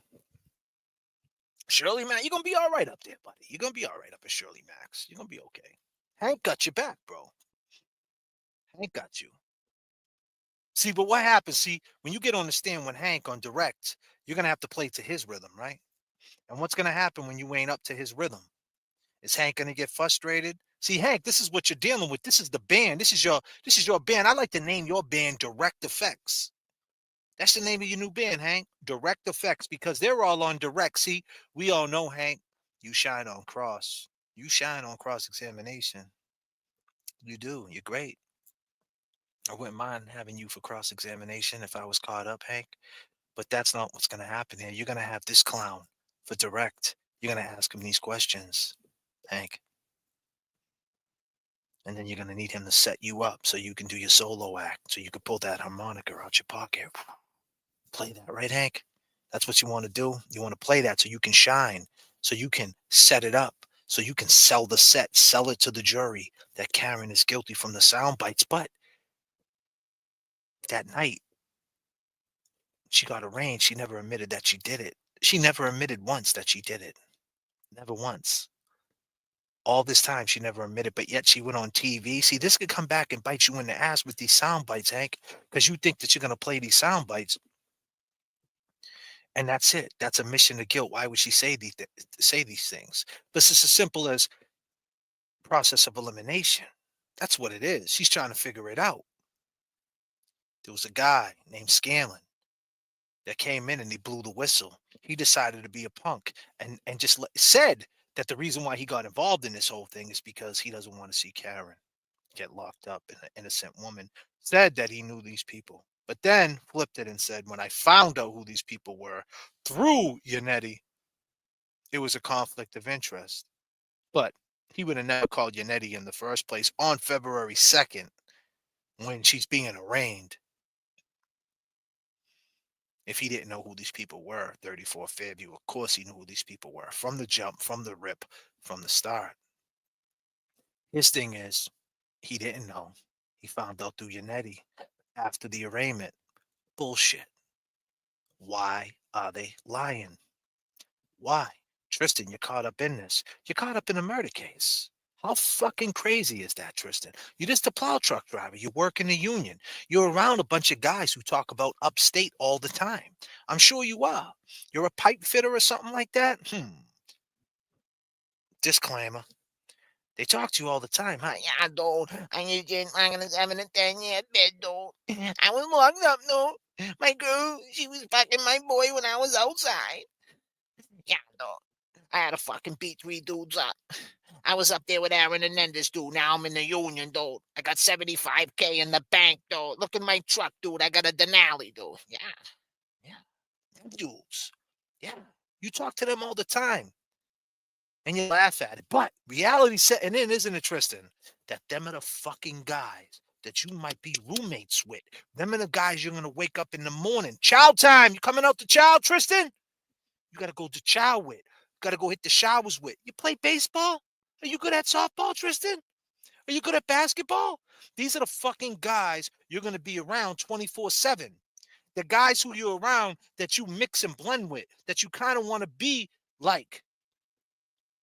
But you never lived it. You're about to fucking live it. And once you live it, you can't turn it off. You can't turn that shit off, Tristin. You can't turn it off. See, you get up on the stand and you turn it off, and 1 minute you raise up, and next minute I'm a witness. 1 minute I'm a criminal. 1 minute I'm a witness. See, you talk with both sides of your mouth, Tristin. Are you a witness or you a fucking criminal? Seems like you don't know what you are. But I can assure you, when you get upstate, they're gonna test you, my man. And this type of karma that you're dealing with, it's your conscience, man. Your conscience is talking to you. Fuck what's coming towards you, your kids and all these other things down the line. It's your conscience. What's going to happen when you have a little girl, you have a little boy, you and Caitlin, right? And I mean that with all due respect. And you have kids, and you got to think about these times. It's going to be in the back of your mind of how fucked up of a person you are. Your own conscience is going to hurt you. It's going to be hard to do simple shit, my man. Clear your conscience. Your conscience is your karma. And I mean that with all due respect. I'm just trying to talk to you. Stop lying. If you've seen something, say something. Let's put this shit to bed. Why lie? You didn't do anything, my man. You left. You had nothing to do with this. Tell Big Bad Brian, hey, don't stick up for this dude. He's in his 50s, man. You're a young dude. He's up by Canada. He's trying to jump on a snowmobile and get away. And Caitlin, your dad did something fucked up. That's the way negative kills the positive every time. You could be a doctor for 50 years, save 70 babies. But if you go out and murder your wife, you're a murderer. You're not the doctor who saved 70 babies. It's no different than Big Bad Brian A. Big Bad Brian A, you could have did a lot of great things in your life, my man. You could have. Could have saved people. Could have did a lot of things. And I'm sure you did some nice things in your time. But you did something wrong here, and you got to deal with it. It is what it is. This is just a shit show. Everybody's lying. Everybody can see it. And if you get away with it, it will be your conscience that's going to kill you. Believe me, God is real. Spirituality is real. You don't have to think it now, but it's going to be there. It's going to be right there in the back of your brain. You could try to cover it up with drugs, Xanax, Clozapins, Percocet, drink. It don't matter. That's a Band-Aid. It's a Band-Aid. You're not dealing with the real issue. It's going to get you. You're not going to be comfortable. Think about your future kids. Think about your family. You're a young man. You don't want to be around them dudes you see in the union talking all that shit. You want to be one of them clowns? Them dudes don't know what's going on. They've got 1 foot in, 1 foot out. You want to be like them, Tristin? Don't act like them. You call Turtle Boy a snitch? He ain't no snitch. He didn't rat nobody out. Why are you talking that language? You don't even know that language. That could get you caught up, Tristin. Think about it. You're talking this shit into existence. You're one of them. Sarah, you haven't smiled. Julie Nagel, you didn't see the truck. You guys were right there. Caitlin, you guys didn't do anything. You guys are innocent. You guys are. You got to think about this. What are you covering up? It doesn't make any sense. Because you don't like Karen? Because you think she caused this? She talks to Higgins? She brought this to your 34 Fairview? She did? Doesn't even matter at this point. Who did what? Do the right thing. Yeah, I take a deep breath. Don't ban me.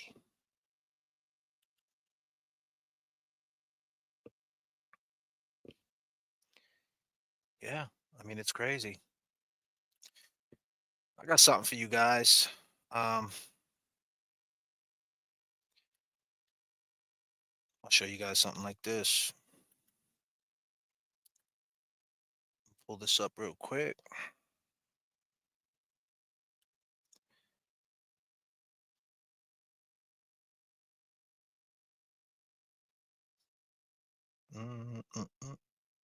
Wild, man. Wild times. What's up, Chad? How am I doing? How's the flight so far? Is the flight all right? Hope you guys are feeling good. Hope you guys are great.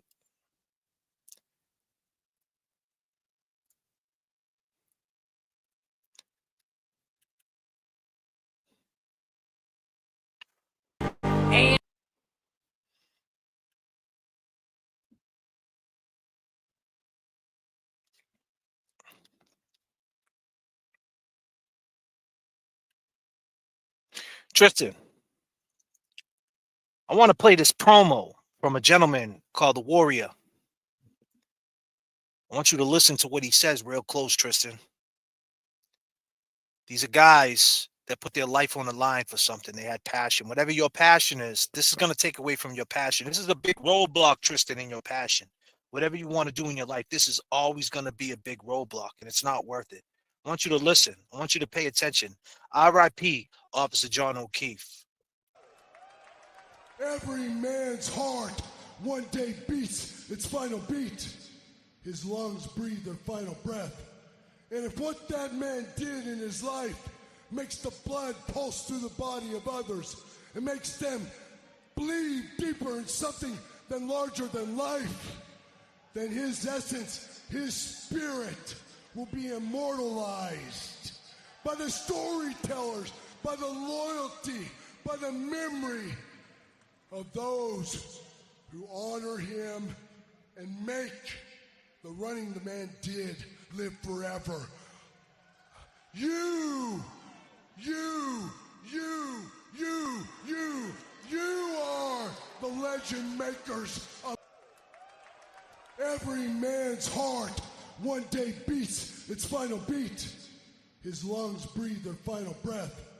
And if what that man did in his life makes the blood pulse through the body of others, it makes them bleed deeper in something than larger than life, then his essence, his spirit will be immortalized by the storytellers, by the loyalty, by the memory of those who honor him and make the running the man did live forever. You.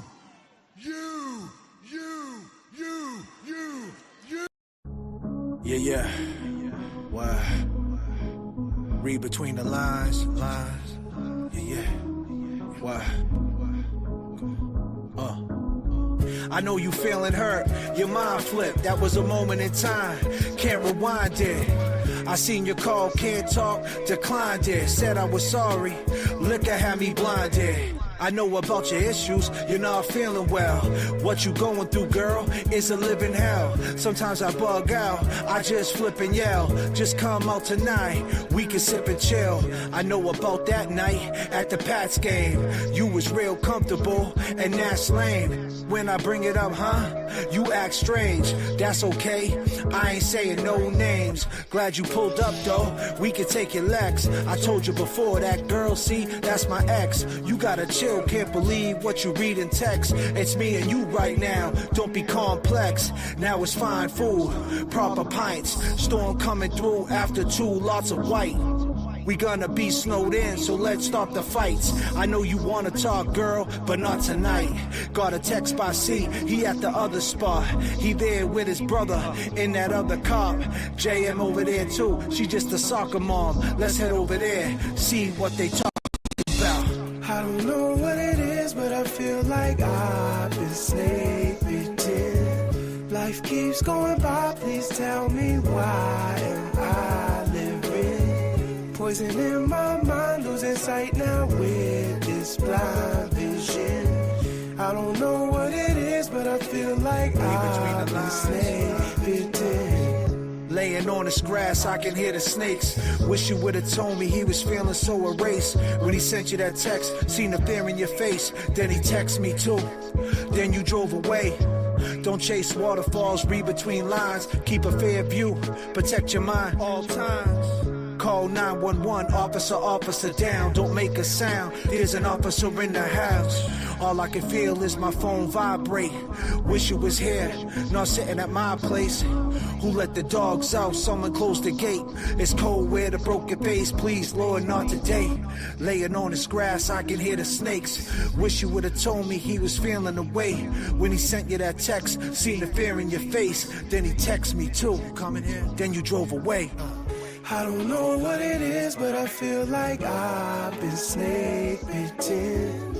Life keeps going by, please tell me why am I living? Poison in my mind, losing sight now with this blind vision. I don't know what it is, but I feel like I've been snake bitten.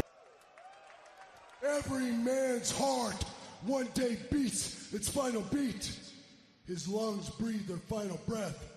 And if what that man did in his life makes the blood pulse through the body of others, it makes them bleed deeper in something than larger than life, then his essence, his spirit will be immortalized by the storytellers, by the loyalty, by the memory of those who honor him and make the running the man did live forever.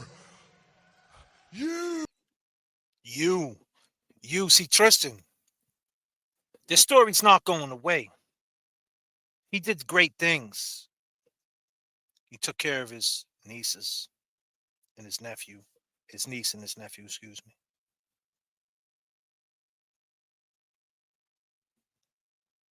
They checked out. God had another plan for them. And he stepped in.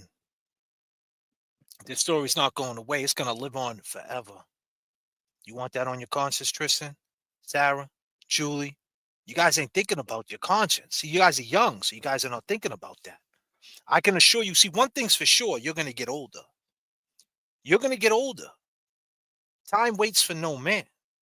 You're going to get older. So what are you, 30 years old? You think that you're young, 28, whatever it might be? I think some of you guys are even younger than that. Tristin, how old are you? 28, 30? You're about that. You're young. I get it. You think you're never going to get old. We all think that. What happens when you turn 45, man? It's never going to go away. This is going to go on and go. J.F.K. is not going away. Ready or not, Tristin? I'm gonna find you. You can't hide. Can't hide, buddy. That comma is your conscience. Conscience is your comma.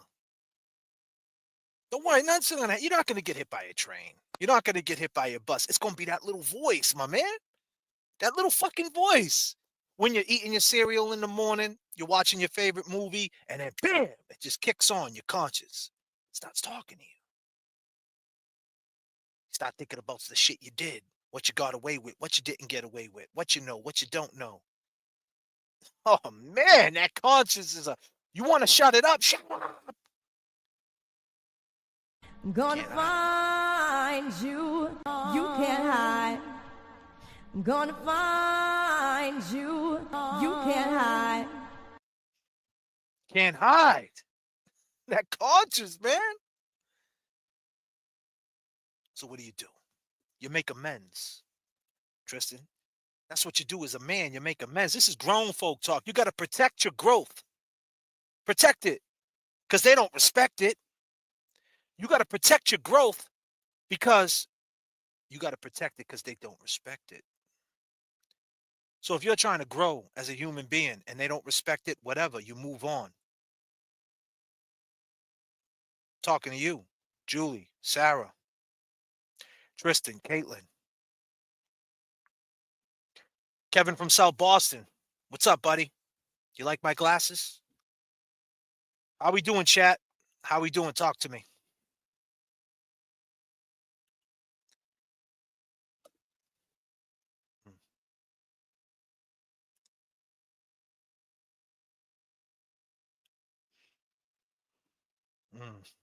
God will let Karen laugh again. She will raise the roof with shouts of joy with her enemies.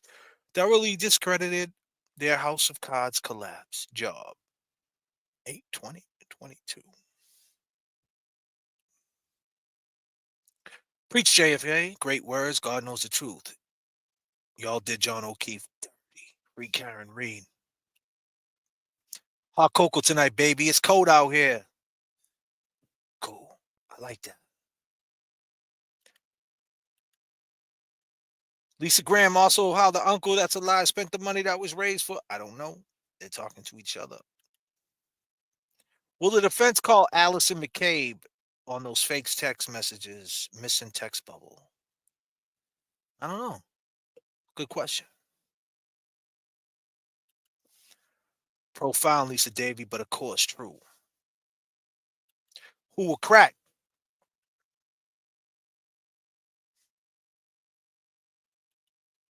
He is the man, LL Cool J. If you're insinuating that I'm LL Cool J, I'll take the compliment. Because ladies love Cool J. And your baby mother loves me too. Isn't that true? Right here goes out to all the babies, mamas. Oh, they hating on me? Mamas. Plevlin, is that you? Plevlin, you got a shower warrant. Take that shower, Plevlin. Everybody on the other side, that's dirty. Because you're dirty. If you're thinking that Karen Reed is guilty, they did John dirty. So that makes you dirty. Shower warrants for all you guys. And after you're done with that, phone lines are open. Play a call. Vibes, you know what I mean? Phone lines are open. Where's my ladies at? On my mother's at? You know what I mean? Yeah. State to state, worldwide. Listen. We pilot through the struggle, above and beyond. It's a long fall from pride. What you standing on? Goals in plain sight. Get your landing strong. He fucked up to play because he ran it wrong. Underbelly of Boston, filled with racist rats. The sneak gets away, but it often traces back. They digging up the bodies, got DNA to match. Feds listening to your boss, he got life for rap. Damn. Seems the greed indeed, it was trolling you. Court closed wrinkle. You can't hide. I'm gonna find you. You can't hide. I'm gonna find you. You can't hide. We're working too. Yeah. I mean, my man had to run across 3 lanes. We're working too. Yeah. I mean, my man had to run across 3 lanes. We're working too. Yeah. I mean, my man had to run across 3 lanes. We're working too. Yeah. I mean, my man had to run across 3 lanes. We're working. Shout out to James Jackson.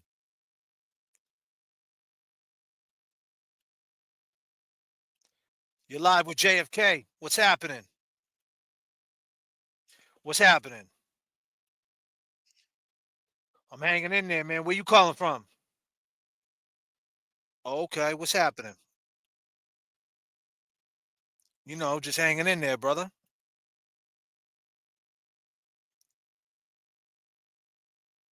That's what it is, man. I appreciate that, my brother. So let me ask you this. What sold you on that Karen Reed was innocent? What was the major thing? Oh.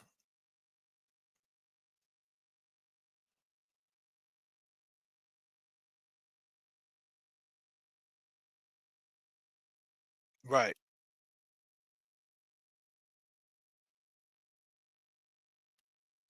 What's my main thing? He's jealous he couldn't get in her pants anymore. Who was jealous? The cop trying to get in her pants, you know? I think she's talking about Higgins. I think True. she's talking about Kevin just being jealous. It all Yeah. leads back to him. I understand. What the main thing about me is just this. There's just so many things with me. I'm too deep in it to just to give you one. But I just wanted to see what you guys were thinking. That's all. Yeah. Everything is crazy, man. It's crazy. Free can't read though, man. Free I Karen support Reed 100%. out in Somerville, man. Where you at, man? You by Porter Square? Good. West side. Yeah, Clarendon Hill. Okay, that's what it is, my Yes. brother. Well, keep Yes, you sir. know, Yes, sir. keep the faith alive, man. Free Karen Reed. All right, definitely. Take care of yourself, brother. Nice seeing you. Nice seeing you, brother. Peace. Free Karen Reed out there in Somerville. Free Karen Reed. Nice phone call.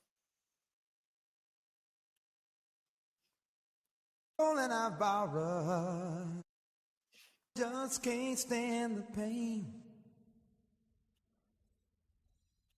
Girl, I'm leaving you tomorrow.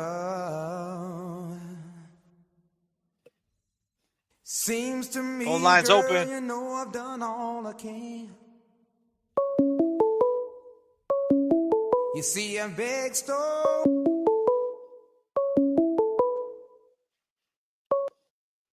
From Beth. You're live with J.F.K. Who we talking with? Hi, it's Beth. Hey, Beth, how you doing? I'm okay. I feel weird tonight, but Why you feel weird, sweetheart? I don't know. I just get lightheaded sometimes. You get lightheaded? Yeah. Oh, well, I'm sorry to hear that. What do you think it's from? I think a lot of women have like iron deficiency, Yes, they do. and Yeah. so yeah, I think it's that, and it's just kind of hard to like navigate. Like I take a supplement, but you know, You got low blood pressure and all that? yeah, I have really low blood pressure. Yeah. Yeah, that shit would just get. There's a thing called POTS, right? POTS. Have you ever heard of it? No. Yeah, you got to check that out. It's a thing called POTS. I'm pretty sure that's what it's called. Chad, help me out. Anybody ever heard of that? It's you just get dizzy, man, and you got low blood pressure, and it's scary, man. You can get dizzy sitting down and shit. A lot of women get it. I think men could get it Yeah. too, but a lot of women. Dr. JFK over here. Nah, man. Yeah. Nah, it's just something I'm familiar with. Hey, what can I say? I know a lot of women people. What do you want me to say? You do, don't you? I do. I like your little poet's attire this evening. This is how I Your dress. red This is me. beret. This is how I am. Mhm. You know what I mean? I'm an old B-boy, man. I'm I'm a creative adult, a child who survives. You know what I mean? Yeah. You know, You're an adult child. I try, man. I mean, I know exactly how old I am, and I know, my do's and don'ts. But I mean, hey, man, life is short, man. It creeps up on you fast, and I got passion for a lot of things. Yeah, we're always kids. I love what you do. I love everything you do. And I love you too. I hope that you're feeling better with that iron. So what are you going to vitamin? What is it? Vitamin Shop. It used to be called Vitamin World where I'm from, but Vitamin Shop, they got that iron supplement. Yeah. Yeah, you got to take that. I was just being transparent. I didn't mean to like turn it into a thing, but I'll be fine. Oh yeah, so this shit's called Um, postural. See, JFK doesn't know that word. Orthostatic. Oh my God. Someone else read that. James, where you at? James, someone else read that. Yeah, it's called POTS. POTS is a chronic condition that causes an abnormally fast heart rate when standing up. It's a type of disorder of the autonomic nervous system. Excuse me. Yeah, Oh, interesting. yeah, POTS. You gotta check that out. I'll look that up. Yeah. Yeah. So how we feeling about these liars? It's crazy, right? Man, these people just won't let up, will they? They're all liars. Um, You seen that? You seen Microdot's new video? Awesome video. yeah, he's amazing. He's so impactful. Yeah, I mean, it's the perfect Um, timing. I think it was perfect timing when it drops, and that's what life is all timing. And I think the timing that he dropped that and all these, I just feel like a shift. I feel like when I seen that Hank Brennan going after the doctor there, I was like, man, he's such, he's being a pipple. But then, it's kind of like, let me parallel it. It's kind of like when I hear a rapper, right? And this is my mhm, world. I hear him go on a radio station and rap, and I'll hear him mhm, rap and I'll say, all right, that was good. That was good. And a couple of punchlines hit me. And then I'll rewind it. And then I'll realize he wasn't that good. And, mm, so it's no different than Hank. When I first initially heard it, the shock value, I was like, he's going in for her neck. Then I broke it all down. I'm like, he's a harmonica player. He's going to have to do direct. He's not going to do a lot of cross. And the cross that he's going at people at, they're not witnesses. They're not squares. They're professional people that can handle it. Um, right. So I'm like, you know what? This is not going to age well for Hank. I think he's going to crack when he's more on direct. He's got more of a problem trying to keep these people on the beat, on his side, on his new band, the Direct Effects. So that's how I'm looking at it. And Mhm, I feel after you drop the microdots video as this, as we're seeing what he's doing, and then Vinny dropped the sound bite about the difference between a DA and a defense lawyer on court TV, which kind of like evened the shit out. Like he came in as the referee, like telling you the difference between a DA and a defense lawyer. And he said it straight up. This guy is acting like a defense lawyer, and he should be a right. so between that, Microdots, your boy JFK, Turtle Boy, the Glares, the Mikey Crawfords, and everybody else, the boots on the ground. I feel like there's a sway. Nick Rocco Mhm, sound bite the other day. I feel like there's a sway. There's just too much. There's just too much to combat their fuckery, and right. we're just gonna keep hitting them. That's all. Yeah, and I liked Vinny's take on that too. I don't listen to him a lot, but I liked how he was talking about his experience as a prosecutor, and this is not the way it's supposed to go. Like the prosecutor is supposed to be a purveyor of truth, and obviously they've been doing the opposite for years. Yeah, Um, so yeah, and then I know this is off topic of what you're going on tonight, but I just keep thinking about when Jen McCabe, like when they initially found John. There's like a million things that she did do and didn't do, mostly didn't do. Like she didn't say he was an officer on the 911 call. And then, but what's really, really getting to me is that she's looking for blankets. And then she walks into her sister's house 20 minutes later after Like, they take John away, where there's blankets. yeah, she walked right in there, no problem. So it's just like, why didn't you walk in there 20 minutes earlier for Why blankets? wouldn't she knock on the door after she sees her friend dead? I mean, is that like an Right. everyday thing? You see someone dead? Right. Like, Like, wouldn't you wonder if your family's okay yeah, as you wouldn't. well? Wouldn't you wonder? Why wouldn't you wonder? Why wouldn't you run right up to the door? Anybody would, and that's the thing. Like people are acting like not us, obviously, but the other side, the non-believers, want to act like, well, some people just react different. No, they don't. You're not going to react different in a snowstorm. Why are you going to sit in the car for? Why are you going to sit outside when you could go in the fucking house? Yeah, they It's don't. freezing out. People don't act different when I'm saying it's someone's freezing out. life You is ain't gonna on the go in and line. grab a fucking cup of cocoa. Like I'm just saying, like it's freezing. You're gonna sit outside when you could go in the house and grab jackets, blankets, gloves, hats, fucking. You know what I mean? Take a breather, sit down for a second, get your mind right. Talk to your sister. Oh my God, John, his poor kids, his mother, his brother, his sister, the whole shit. Like what? It Yeah. just that didn't come into your mind at all. No, because your mind was on something else. That's why you had a criminal mind. Yeah. That's just Hiding. it's back to what I said. It's back to the common sense of it. I'm sick of people trying to tell me something different. It's that simple. And you know what I mean? And it is Yeah. what it is. I didn't make it that way. No. You know, It is what it is. it is what it is. Did you hear Vinny? Can you hear this right here? Let me see if I play this. Can you ethically, if they're acting ethically. Can you hear that? No. Oh, you can't hear that. All right. Play it.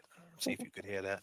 But yeah, listen, I'm going to go on with the next phone call. I appreciate you calling, Beth. It's always a pleasure talking to you, sweetie. And I hope, just make sure, man, you hit that red meat. Pause. Do you have someone? Oh yeah, I need to hit the red meat. Do you have someone calling right now that you need to get, or can I say? Yeah, go ahead. Say whatever you want. Okay, because I just want you to know that I think I speak for everyone who knows you, that like I really see you, and I see like it seems like you're fighting to like be who you are, or like, I don't know if that makes sense, but like I just want you to know I really see you, and I feel like you're multifaceted and you're a thread for a lot of really talented people, and you're obviously very talented, and like you remind me of like Lana Del Rey. I just think you're amazing. You're an amazing artist of our time, and I think we're really lucky to have you. Wow. And also have you in this community. That's crazy. Wow, that's flattering right there. I mean, that made my whole that shit. I don't know what to say about that, Beth. Wow. I'm a loss for words on that. Whew, that was deep. That was deep. Cool. I really appreciate that. I try, man. I just try to be myself. I try to, I'm flying this jet by myself tonight, and and there's gonna be other flights that I gotta fly by myself. I started this shit by myself, and I got no problem with jumping on the plane and kicking it with you guys. You guys keep me company, so it is what it is. I love James Jackson, but sometimes the show goes on. But like you said, I try to like let people understand that the common sense of it, like we can't go down this, we got to look past this shit. So like, if that makes any sense, like we can't just get caught up in it. Like we just got to look at it for what it is. Like Tristan's lying, Sarah's lying, Julie's lying, but then at the same time, hey, let's listen to this song right here, because like life goes on, whether Karen gets found guilty or not guilty, life goes on. But the fact of the matter is, these people don't understand this is never going away. As long as we're here, this community's here, we're going to keep pounding it, and they're not going to get away. So it's going to swing to our side eventually, hopefully sooner than later. Preach. Yeah, I love you flying solo, and yeah, I remember like your first videos, like you just broke in here, and just like you were everything that was needed for this moment. So yeah, just like keep grinding. Well, Beth, listen, I appreciate it. And them words, I'm gonna go back on replay crew myself, and I'm gonna clip that and listen to that about 20 times. I really appreciate it. All right. Well, have a good night, and thank you for everything. Thank you, Beth. Appreciate All it. right. Peace. Bye. Wow. That was deep. That was deep. That was deep. Some great words right there. Wow, I don't even know what to say. I gotta go back. I'm mid-flight right now, I gotta go back and listen to that again. What did Turtle Boy say? P.S. The J.F.K. show was fire. Yeah, I love the J.F.K. show. Shout out to J.F.K. and James Jackson. Love them. Great stuff there. 39,000 feet. All right, cool. Lost in a dream. Phone lines are open, people. Don't know which way to go. If you were all that you seem, then baby I'm moving way too slow. I've been a fool before, wouldn't like to get my love caught in the slamming door. How about some information, please?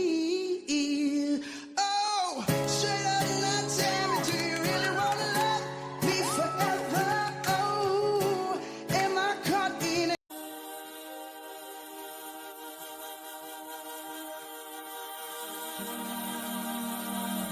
Phone lines open. 470-440-0104. Come talk to me. Beth, this is dedicated to you. Appreciate it, Beth. Woo! There's too much hate. I can't fuck with that hate. Everybody. And you come to me on a summer breeze, keep me warm in your love, then you softly leave, and it's me you need to share. How deep All is your from love? Kara. How deep is your love? I really mean to learn, 'cause we're living in a world of truths, breaking us down. Hey, you're live with J.F.K. Oh my God, it's you. It's Kara. What's up, How Kara? are you? I'm good. How we How you feeling? doing? I'm great. How we feeling? I'm telling you, you're playing the best music. I just turned you on, and I was like, because I decided just to chill tonight, and I said, oh my God, he's playing all the old school, all my stuff, all the stuff I listen to. Absolutely. I So mean, what's going on in the world of Karen Reed? I haven't been paying attention. Forgive me. everything's going on. We just fighting for justice. That's all. And Mike Rodas just dropped a new video. Go check that out. And I did check that out. I just did I don't know. I got in late last night and I checked it out and I was like, wow, this is so cool. I'm so tired. You can tell I was screaming all night. I was at a music event and I'm just tired. But yeah, I really love what you're doing and I finally got you. I don't know if I'm on air. Am I on air? yeah, you're on air. You're live. Oh, no way. How can I hear myself? That must sound terrible. Hello, everybody, all the peeps out there. Free Karen Reed and justice for Sandra Birchmore and on and on and on. Suffolk County, man. Where you calling I grew from? up in Mansfield. Oh, you grew up I'm in calling Mansfield. from Lynn. You calling from the LY double? Yeah, Lynn, the city is in. It's not really anymore. Kind of. I'm from Lynn. You know that, right? I know you are. I know. Okay. Where you Yeah, from in Lynn? Well, I don't want to say too much on air because I have someone that I'm trying to stay away from or keep away from me, so I can't really say West exactly. Lynn or East Lynn? We'll say West. Yeah, West. Okay, nice. And we've messaged before, and you told me I think you were originally from East Lynn, right? Nah, I'm from West Lynn. Oh, you're from West Lynn. Okay. Yeah. All right. Yeah. You know who I am, right? Nah. You don't, Cece? Cece? I'm your friend on Facebook. Oh, this is Kara. Cece? Yeah, this is Cece. This is Cece? Wait a minute. So Yeah. wait a minute. I don't know if this is the right Cece. Is this the one Cece that just had a baby? No. Okay. I'm past that age. Oh, okay. Well, I could, but there's a girl Cece. No. That just had a Yeah, baby. it's my name's Kara. Kara. We're friends on Facebook. Oh, all right. I'm gonna check you out when I get off this. You know, I think you know. We message once in a while over things that are going on. But I messaged you a couple nights ago and I said, JFK, can I post your video? And you're like, yeah, right. Oh, Kara. Okay, yeah. I know who this is. All right. You know who it is. Okay. Yeah. Okay, Kara. What's up, Kara? How you doing? Now I know. I finally get to talk to you. Oh, okay. So I did check out the Microdocs video, but I haven't seen anything about the new trial. Can you just kind of clarify what's going on a little bit? What do you mean, the new trial? Yeah, well, there's going to be another trial. When does it start with Karen Reed? April 1st. Oh, no way. Yeah. I cannot believe they're doing this. Now, I grew up in Mansfield, and I remember being a teenager, and even in Mansfield, then the cops were disgusting. Really? Like, I had a friend, my friend, I'll just call her Nikki. My friend Nikki and I were driving home. We had two cops follow us home. They came in my house because my mother was away for the weekend, and we got really afraid. Like, it's just always been so crazy. I'm kind of getting more into the Sandra Birchmore thing because I kind of relate with her a little bit more, and just seeing all the injustice. And I love what you do for children. I'm a victim of a lot of different things, and I hate to say victim, but a survivor, we'll say. But there's too much going on out there, and I just think that I really like that you're making us also aware. And that your last caller, Beth, she sounded lovely. Yeah, He was Beth is really. cool. Beth calls in once in a while. She comes. I forget exactly what I think. Beth is from somewhere far out too. I forget exactly where. Oh, she is okay. Yeah, And you're she's in Somerville? nah. I'm Oh, I'm you don't. I'm I'm out, I'm out there. I'm out there. You're out there. I'm Okay. 39,000, baby. I'm flying over. I'm flying over North Carolina right now. What you mean? Are you really? Oh yeah, of course I am. I didn't know that. You didn't hear the airplane? No. Oh, you don't I hear? didn't hear it. Did it go over? Did it go over my area? Yeah. We're on the plane right now. You got to take your seatbelt off. You can go on the cabin. Oh my God! You know what? I thought you were in a car. I must be exhausted. Oh no. I really did. I thought you were in a car. Oh man. I'm too tired, JFK. Yeah, it's all good. But I wanted to call in real quickly, and right when I turned you on, I said, "Oh my God, listen to the music he's playing, and you look great. I love the cool glasses, and I just want to thank you because you're a wonderful person. You really are." Appreciate that, sweetheart. We'll talk again soon, all right? Yes, we will. All right, dear. Keep it up. Keep it up. Free Peace. Karen Reed.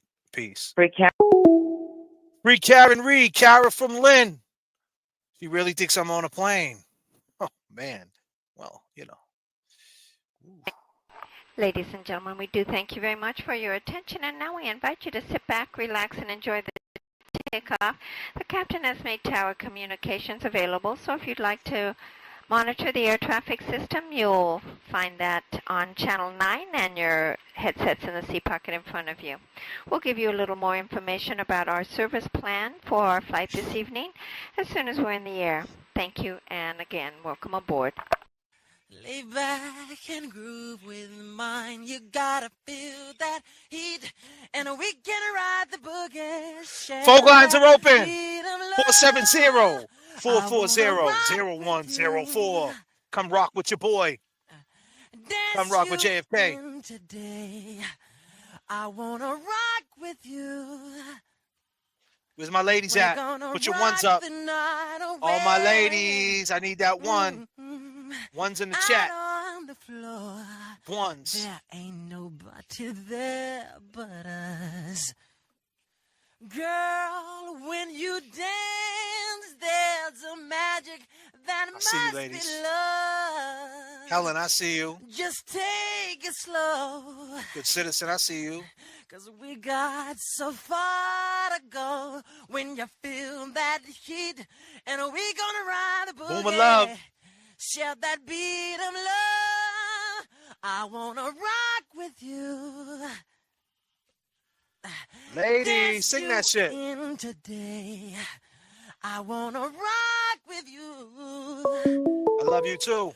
We gonna rock the night away. Awesome. Nick. And when the groove is dead, Nick. gone. What's happening? We're jamming out over here, my brother. How we feeling? Good. It's gonna be a quick one tonight, but a point I want to bring up, right?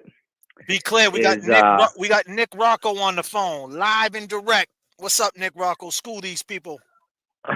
So they all pull up to 34 Fairview Road, right? Karen gets out of the car. You have Kerry out of the car as well at John's body. Jen McCabe stays in the car. She calls 911. Now, at this point, she finds her friend, which she thinks is dead already, on the lawn. Do you remember she called her sister Nicole? Right? She called her 2 times. 2 times. Jen McCabe claims that Nicole didn't answer the phone, even though the phone records show that it was answered, right? Yep. And wouldn't she be concerned? First of all, her friend is dead on the lawn in front of her sister and brother-in-law's house. So that's number one. You would go check on them, right? Mm-hmm. And then if your sister doesn't answer the phone, that's even more concerning that you would go inside the house to check on them. Mm-hmm. Instead, what did she do? She sat in the car for 15 minutes, back and forth with 911. They said, get blankets. She looked in her trunk for blankets. She could have went in the house to get blankets. Yep. So that indicates to me she knew what happened to John, because if she didn't know what happened to John, she would have been petrified that something was wrong inside her sister's house. But she wasn't. She didn't go check on them because she already knew what happened. That's a fact. I'm saying the same thing. I keep saying the same thing, Nick. She 100%. That's the common sense of it. It's that simple. If you see someone dead, especially a dude you would just with. I mean, not only that, she knows John's kids. And she's a mother. Your mother instinct's gonna kick in and you're gonna be like, damn, it's fucking kids. You know what I mean? Like they already don't have a mother and a father. Now John's gone. So you're gonna think about the kids. Because you have kids. Like when you're a parent, right, Nick? Yeah. You know how it is, man. Kids change you, man. They do something to you. Hmm. So like the things are gonna happen. So you're gonna think like that, and like you said, you're gonna run in the house, make sure your sister's okay, make sure her kids are okay. You're gonna take a breather, and you're gonna go grab Big Bad Brian A. and be like, listen, what the fuck is going on? Maybe you can help. You could do more. If you come out, they're gonna respond more because you're Big Bad Brian A. You're a police officer. So like you said, it was all set up, man, and it's sad that people just don't see that common sense part of it.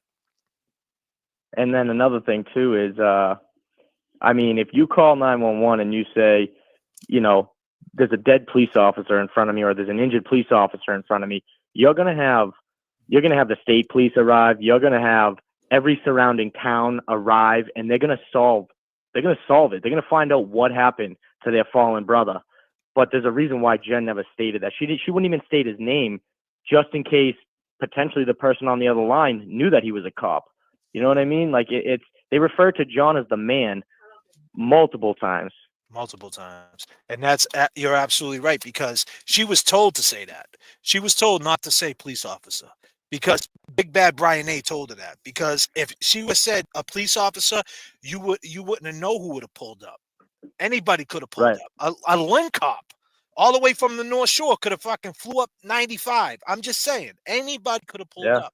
You know what I mean? That's in that area. Anybody that gets the transmission is going to pull up, and then that's going to fuck up their plan. They wanted to keep it on the low. They wanted to put it on the low. They wanted to control that window of opportunity. That's what they wanted. It was their people. Facts. Look at Lank. It was all their people. Look at Lank. Oh, yeah, I think he got beat up, but then I didn't say anything to anybody in the house. But yet, in my mind, I think he got beat up. But if you think he got beat up... I mean, Proctor and Yuri thought the same thing. And then, they were trying to change the medical examiner's opinion on things. And, yeah, man, it was from the jump. It was, unfortunately, but... Nick, man, you must be exhausted, huh, bro? You must be exhausted with all this shit, man. You're so knee deep in this shit. I mean, I'm in it too, but you're in it. You're like in the trial, all that court TV. Like, how you feeling, Nick? You all right, buddy? Yeah, of course.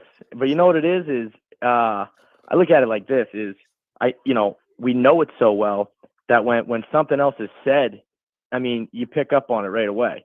Someone who may not be following it as much, they might hear someone on the stand say something and take it for truth.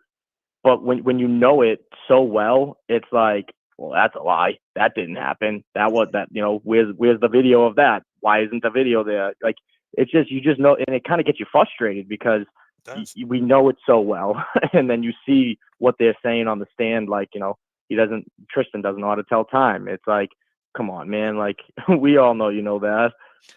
This guy Tristin's he doesn't realize he caught himself up in a murder case. You know what I mean? Like, he's already caught up in it, but he didn't, the way he acted, the standoff attitude, like it's right there.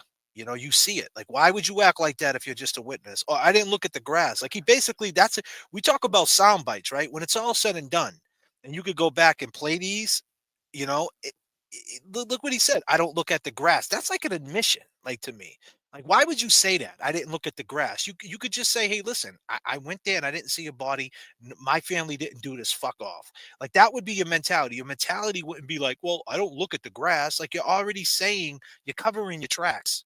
It's crazy. Right. I didn't look out the window. I was 10-2. He wasn't 10. He wasn't driving 10-2. Come on.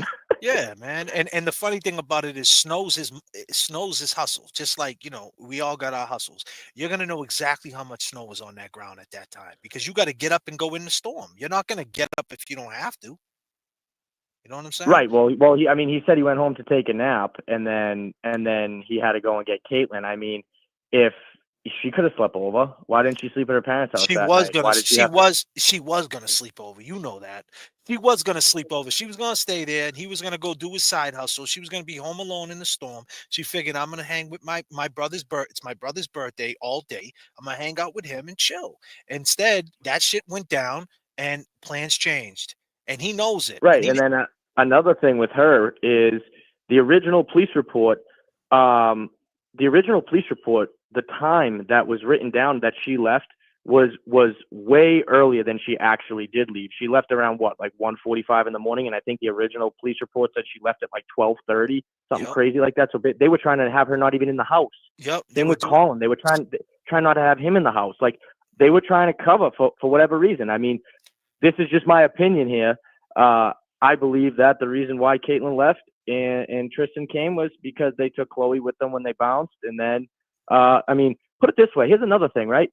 Jen McCabe runs inside Brian Albert's home. If he's in a deep sleep, right, and he hears that front door open, he's a cop. He's not gonna get his gun out and like he thinks someone's breaking into his house. The dog's not going crazy. I mean, none of this adds up. None of it. None of it. He sleeps with his front door unlocked. Like, come on. And then it doesn't make. I mean, bro, and then the dog, like you said, if the dog was there, that dog would have ran. That dog would, if she opened up that door, possibly the way that dog would have came running at her, he might have got out. He might have went at her, then went at someone outside. Like he would have been barking so loud at the people outside. He'd have been going crazy. He stated that Chloe was not good with strangers, and at 6 a.m. to a dog. Anybody coming through that door is a stranger. I mean, even when I come in my house sometimes late at night, my dog growls at me and then he sees who I am and he chills out. But it's like anyone's a stranger at 6 a.m. So the fact that Chloe didn't even make a peep, come on. Did make a peep, bro, with Karen screaming and yelling, with the walkie-talkies, the lights, man. And keep in mind, Well, that's another thing. A dog's hearing is so much more than ours, man. A dog would hear everything. That shit would be like, it would be like he was on a like someone was on a microphone to us. Like they would. Well, the neighbors heard it. I mean, the Asian family next door. I'm pretty sure Adam Lally. I'm pretty sure Adam Lally stated that nobody woke up. Because they made it a point. Oh, Brian, you didn't wake up, and then Adam's like, well, nobody woke up. Well, that's a lie because there are pictures from that morning from the neighbor's house. As Matt McCabe would say, the Asians, like they were up. They took pictures. That's a good point. That's a good point. They were. And you know, another interesting thing is, so those people that live there, right? I don't know how new they were to that house, but there was a camera system on that house. That I don't know, they didn't work or the new family didn't have access to the cameras because they were super old. But that gets me thinking, why didn't the police go interview that family, right? Maybe because just God forbid those cameras worked, the truth would have came out. So they just decided, we're not going to go ask them questions. Exactly. They knew what they were doing, bro. They set this whole shit up. They knew.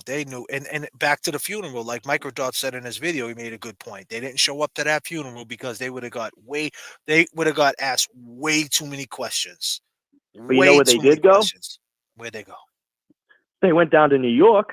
Oh yeah, 4 hours away to go to a fallen officer's funeral, but they couldn't go 30 minutes down the street to their the guy they were with the guy they were with the day before, and then the same thing with the guy they were with when it happened, like a couple hours before it happened, they were with him. And then and that's another thing. Higgins never said anything to anybody when Jackson asked him, "Did you tell the chief that you was with John?" He said, "No, I didn't think I had to." So you wouldn't tell anybody, and then you wouldn't tell anybody that Karen texted you at 11:54 in the morning, the suspect. You wouldn't come in and assist your ATF. You wouldn't be like, hey, the person that allegedly did it, let me bring her in. You wouldn't help with I didn't think I had to tell anybody that you was with him the night before. I mean, come on. Well, he was trying to stay out. He was trying to stay out of it too, I'm sure. But I'm saying, like, you wouldn't say, like, if that ever happened, you was with somebody the night before, and then you found them dead. They were dead 3 hours later. You would be like, man, I was just with that dude. I was just with him. You know what I mean? Right. Like, that would be a reaction. If they actually didn't know what happened, correct. Exactly. If they didn't know what happened. And that's what they did, right? That's their position right now. They're witnesses. Why are they acting like this? This is like this type of shit happens every day. It's wild. It's And just you common know one other sense. interesting thing too is you go back to the original police report, right, of Chris Albert. In his police report, it said that him and Julie went to 34 Fairview Road. Yeah. But on the stand, he said he walked home. Yep. So it's like, what are we to believe? Did he go there or did he walk home? He probably listen. Clean Chris say I wouldn't doubt that he went there. And then you got to think about this. I always say this. I'm gonna hit you with something, right? She says if there's any truth to what Jen McCabe says, which is very hard to think there's any truth to anything she says. She says at 12:31 she had eyeballs on the car, and she said, "Pull behind me," right? And then she whatever she did after that, she walked back inside the house, right? It's raining men. The next time she went out that window was 9 minutes later at 12:40, and she looked out the window and she said she seen the car move up. Well, the car moved up. She said she didn't see it, but the car moved up. Now, 9 minutes is a long time for another SUV to take the corner and someone to get out. Now, you got to ask yourself this question: was it Kevin that pulled up? He pulls up. He gets out the car. He leaves it running. He's a police officer. Where's he gonna go? He's gonna go through the. He's gonna go into the dungeon the way he grew up. He's gonna go through the gate down into the basement, right? And if she looked out, if there's any truth, like I said, to what she says, 12:40, she looks out, she sees a truck, she's confused. She thinks they're still out there, and that's when she starts texting them, where you at or whatever she said, and then she's calling them or whatever, and then maybe during that time she went down into the basement, and then that's what happened, right? She went into the basement and she found out like, oh shit, what the fuck's going on? And at that point, call his phone, like, who was that calling his phone? Oh, call it again. I don't know where it's at or whatever might have happened. But the point is 9 minutes went by. What other truck pulled up? Because if you bring her back on the stand, if they would have brought her back in the stand and would have said, you testified at 12:40, you seen the truck. Well, it couldn't have been Karen's truck because she was connected to the internet at 12:36. And that's another thing I want to throw at you. They found that out late. They didn't know about that 12:36. That dude slipped that out, Garano. And poetic what do you call it, Yannetti, basically Tupac, poetic Yannetti, right? The way he does shit, he's so slick with it. He no sold it. He was like, oh, they was connected at 12:36. Yep, he no sold it. He acted like that wasn't huge information, like as if he already knew. But at that point, that changes the whole trial, because if they would have got her back screwed up on the whole timeline. Exactly, but if they would have brought Jen back up on the stand on cross and said, you just testified at 12:40, you seen a truck, you had eyes on the truck. What if I told you that Karen was home at 12:36? What truck did you see? Not only Jen, right? You had Julie Nagel outside. You had Matt McCabe staring out the door because he claims to see, a V-shaped tire marks in the snow.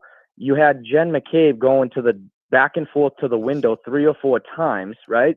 Yep. But then Jen McCabe claims that her cell phone's in her pocket. She's butt dialing. But Sarah Livingston claims that the phone was on the charger. Yep. So Julie like and Julie claims that, what do you call it? That the truck was gone when she walked right. outside. Right. And that's only to get distance, man. Because if you ask me, that's another admission. That's another admission, because, we're going on Soundbite Harmonica Hank talking about Karen made admissions. If you ask me, that's an admission. She says she went outside and the truck was gone. She had eyeballs on it, but the truck was gone. If you ask me, she knew the truck was there. As she probably was walking back into the house, she might have bumped into John, might have said hi to him. You know what I mean? Like, might have seen him, because then she said she did see him. Yeah, you seen him. You seen him at 12:23. You didn't see the blob at fucking 1:45 a.m. It's weird how she says that. During Higgins' federal grand jury testimony, he put a tall man with dark hair inside that house. Now, I don't know who he's referring to, but there was only one other person that they were expecting to come inside that house, right? So, technically, he doesn't lie to the feds. He didn't tell the feds John didn't come in the house, but he also didn't rat out the people inside the house and say, yeah, it was John. He just described this person, tall with dark hair, came inside the house. I mean, come on, it's just. And you know why he did that, to add to what you're saying. to add to what you're saying, he said that only because they let him know right then and there, the feds, that anything you say will be held against you. If you say anything wrong, we're gonna hold you in contempt. So he knew at that point it wasn't about they were being investigated. It wasn't even about Karen Reed. It was about them. So whatever he says is law. You know what I mean? So he had a front and say, oh, I could have seen I seen a dark-headed dude, because if they come back and say, hey, you perjured yourself, he could turn around and say, well, I didn't say I didn't see him. I just didn't know him like that. He's covering his tracks, like you said. You said that on Court TV. You was big on that early. Yeah, he's a scum, man. And they're professionals, bro. They know what they're doing. This is what they do. Yeah, I mean, we could go on and on and on about. I mean, how about the fact that he used a federal agent to teach him how to extract his cell phone? I mean, using government machinery to extract his cell phone. I mean, that's a crime in itself. That's why he had to have his lawyer on the stand too, so he didn't self-incriminate. I mean, the list goes on and on and on. I mean, that's the issue. There's so many problems with the witnesses that it couldn't have been Karen. Right.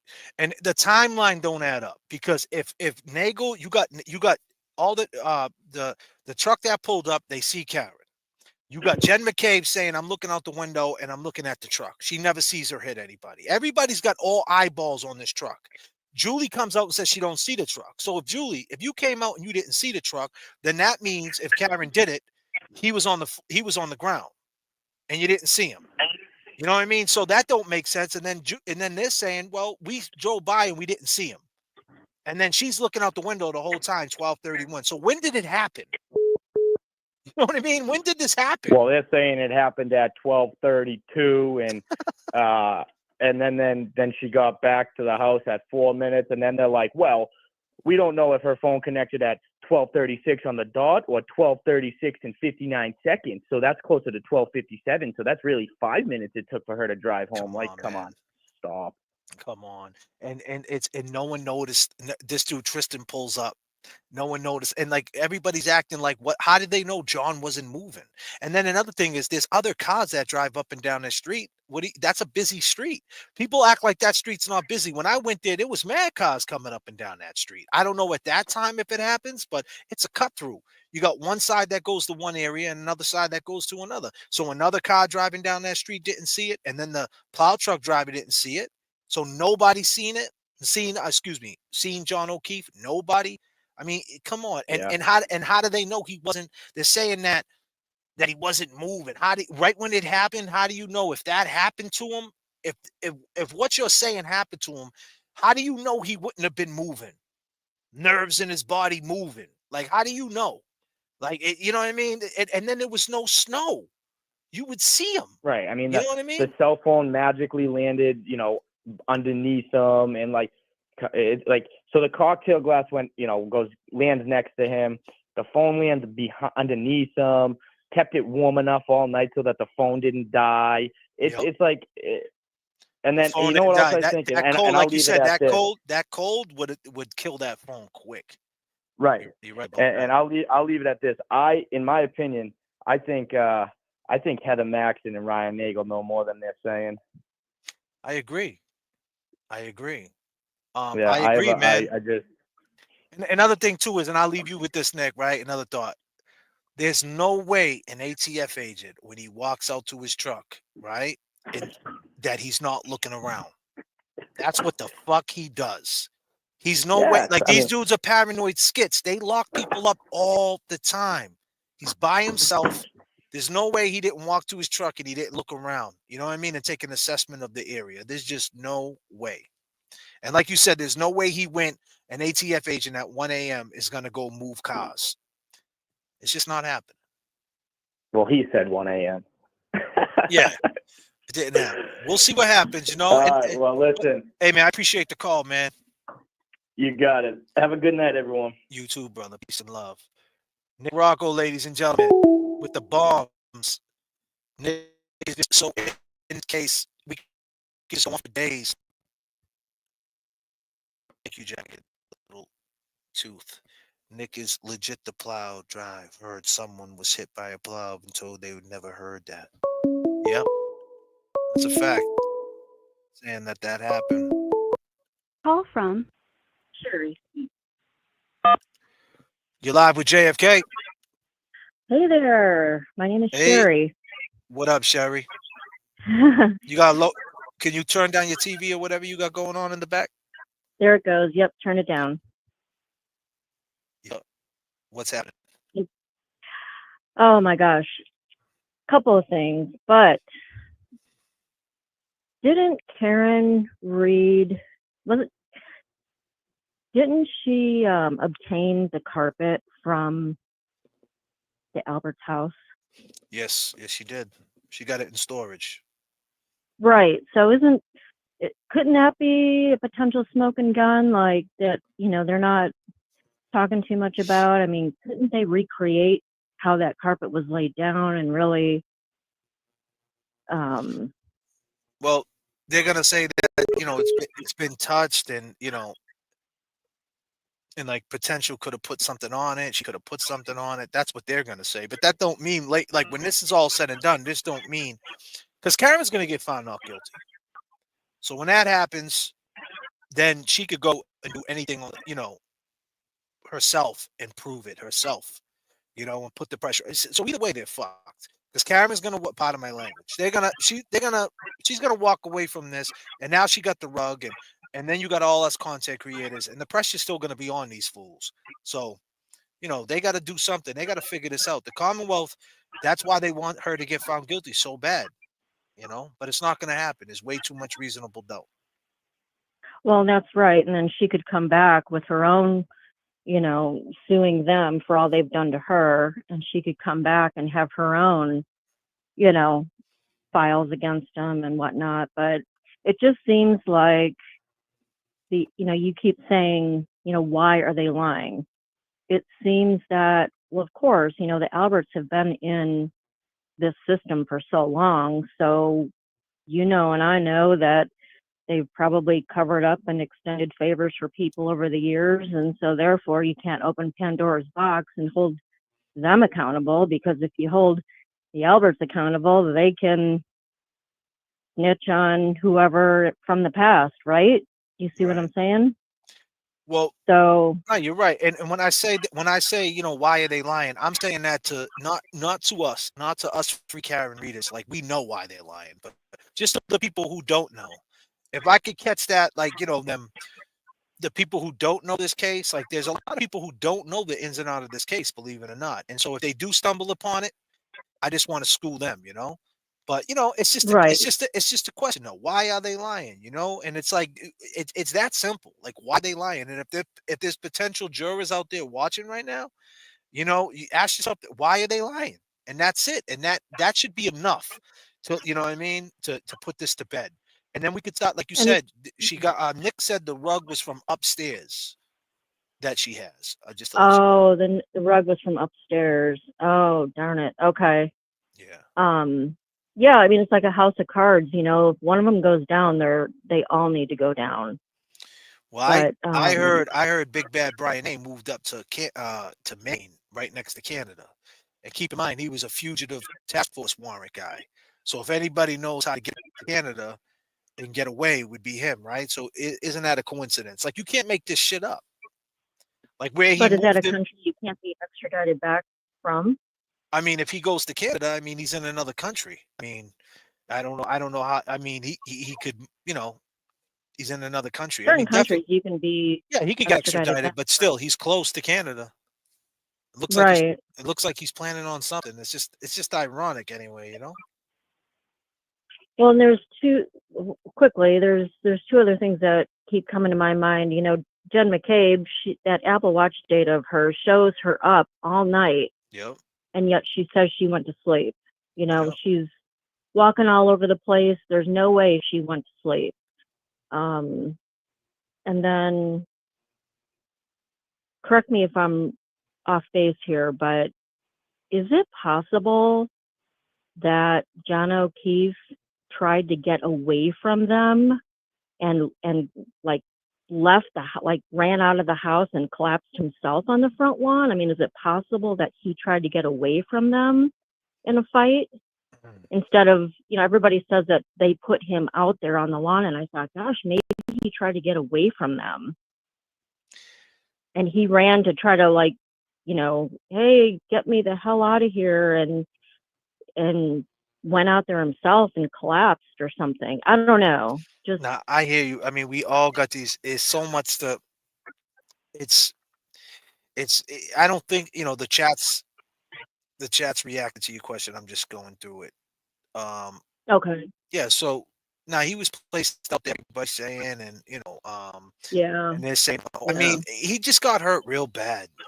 They fucked up, Yeah. hurt him real bad. And then they had to make up a story. They bought into this. They said, "Hey, we're gonna put him out there," and Lucky was gonna be the guy. They knew who Lucky was. They knew he was the plow driver. Think about it. They could have easily put that on Lucky. You see Lucky, no disrespect to Lucky, but you could convince Lucky that he might have did it. I think so. He's the type of guy at Dunkin' Donuts with all the cops that wants to be one of them. When it's a snowstorm, he loves it. I'm just saying, and I mean that with all due respect. I'm saying, like tomorrow, there's a big snowstorm in Boston. He's going to be at Yeah, no, he was excellent. He's going to be at the Dunkin' Donuts. He's going to be surrounded by all the people. You know what I mean? The DPW, the police officers, and he's going to, he feel that's his shine. That's his wheelhouse. That's where he shines. And they knew this. Mhm. And they said we can easily just say, hey, just say you did it, Lucky. No big deal. You made a mistake. And they knew that they could put it on him, and they were going for that. But then when Karen called and said she was in a blackout and she don't remember, that's when Jen said, hold the phone. Let's say it was her. And that's when it all switched up. Mhm. Yeah. Here's the problem. Well, Keep in mind, let me just say this. Keep in mind, I'm saying this to you and I'm saying this to everybody. Karen called Jen, right?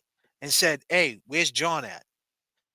And Jen said, well, what happened? She said, I don't remember anything. I was at the waterfall. And that's the last thing I remember.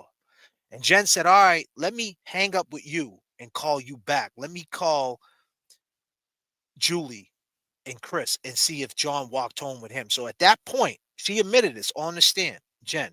At that point, even though she was watching John, she was the last person who talked to John, last person who texted John. At this moment in time, she said, let me hang up with you and let me see if he walked home with Chris. She knew he didn't walk home with Chris. She just seen him a couple hours before in front of the house. So she hung up. She did call Jen at 4:55. That's when she told her what happened. But keep in mind, Julie. She did call Julie. Keep in mind, Julie was probably going to be the one to discover, if you ask me, was probably going to be the one to discover John, the first plan. But what happened was she tells Julie to stand down, and then she calls Karen back. If Karen would have never picked up that phone call, this might have never happened. Karen picked that phone call up.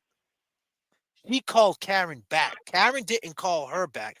He called Karen back and said, "Oh, I just got off the phone with Chris and he's not there. Oh my God, Karen, what if he got hit by a fucking plow?" You see what I'm saying? And then boom, Karen's off to the races, straight panic mode. That's right. And Karen's and I mean this with all due respect, sweetie. Karen seems like she's got a lot of quirks, and we all do. I'm a quirky dude, but I mean, like, she's like, it seems like she would freak out for something like that. Anybody would, but I mean, like, like she just has these quirks to her where they kind of knew that about her. They knew that she would They knew overreact. that, yeah. That's And I mean right. I mean that with all due respect, if that makes any sense.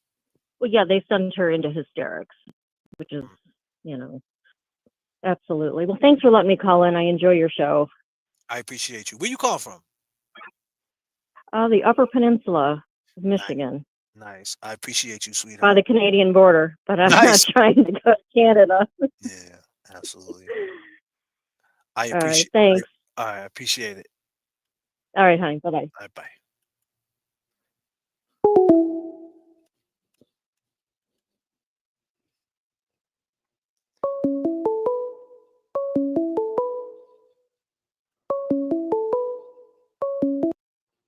From Patrick. You live with J.F.K. What up, Jake? What's happening, Pat? Not much. How you been? Hanging in there. Currently flying at 39,000 above the bullshit. Yep, that's right. Put your trays up, people. Put your trays up. Trays up. What's happening? Yeah, yeah, not much, man. Getting ready for tomorrow's standout, man. Getting my signs ready, my clothes ready. Yeah, It's gonna be cold out there tomorrow. Yeah, when's that snow coming out there? I'm not out there. When's that snow coming out there? I don't know. I didn't actually look. My wife told me it was coming. Yeah, it says heavy snow in the forecast. I think Saturday night. I mean, excuse me, Saturday night, Sunday night. Yeah. Yeah. Yeah, I didn't check. But we had a standout the other day at the Canton Police Station. No shit, huh? Yeah, for Paul Murphy. Yeah, and we went to the waterfall afterwards. Nice. And we were looking around at where you guys were and everything. What do you say? There's like what, 15 feet, 20 feet at the most from that door where they were. So close, isn't it? Yeah, it's so real close, man. Like, yeah, I mean, you can hear them like, pouring the draft, basically. Wow, I like that, Pat. Pouring the draft. You could fucking hear him pouring the draft. Hold on. Hey, Higgins, you know what you got to start doing, buddy?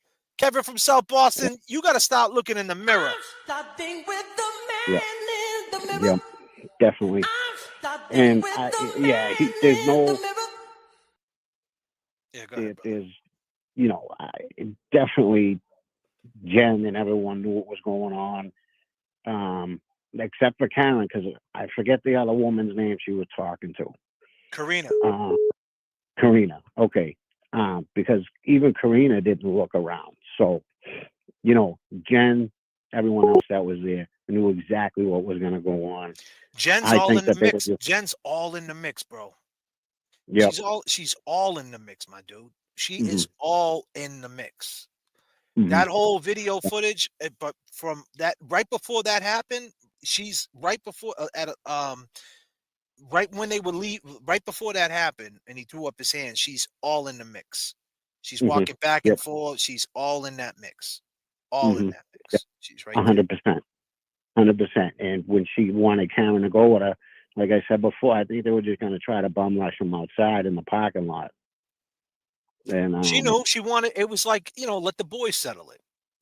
Like so to speak. She knew. Mm-hmm. Yeah, and if it happened out.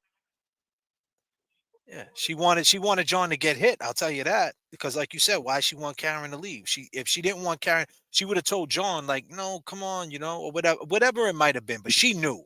She knows. Everybody knows. It's fucking pitiful.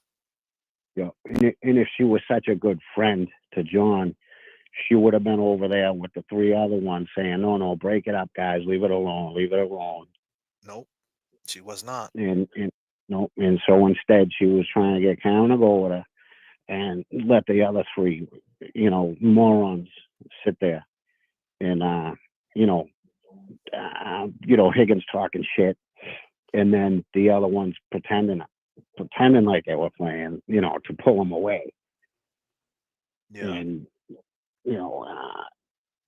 but I don't think it would have went as far as it did if it happened on the parking lot. No, I wouldn't have. Hell no. Because that's when you got to think about calling. That's another part that wasn't there at the bar. Correct. You know what I mean? If Colin hits you with that dumbbell or that 45 plate or that 25 plate right off the back of your fucking head, hello. Mm-hmm. Yeah.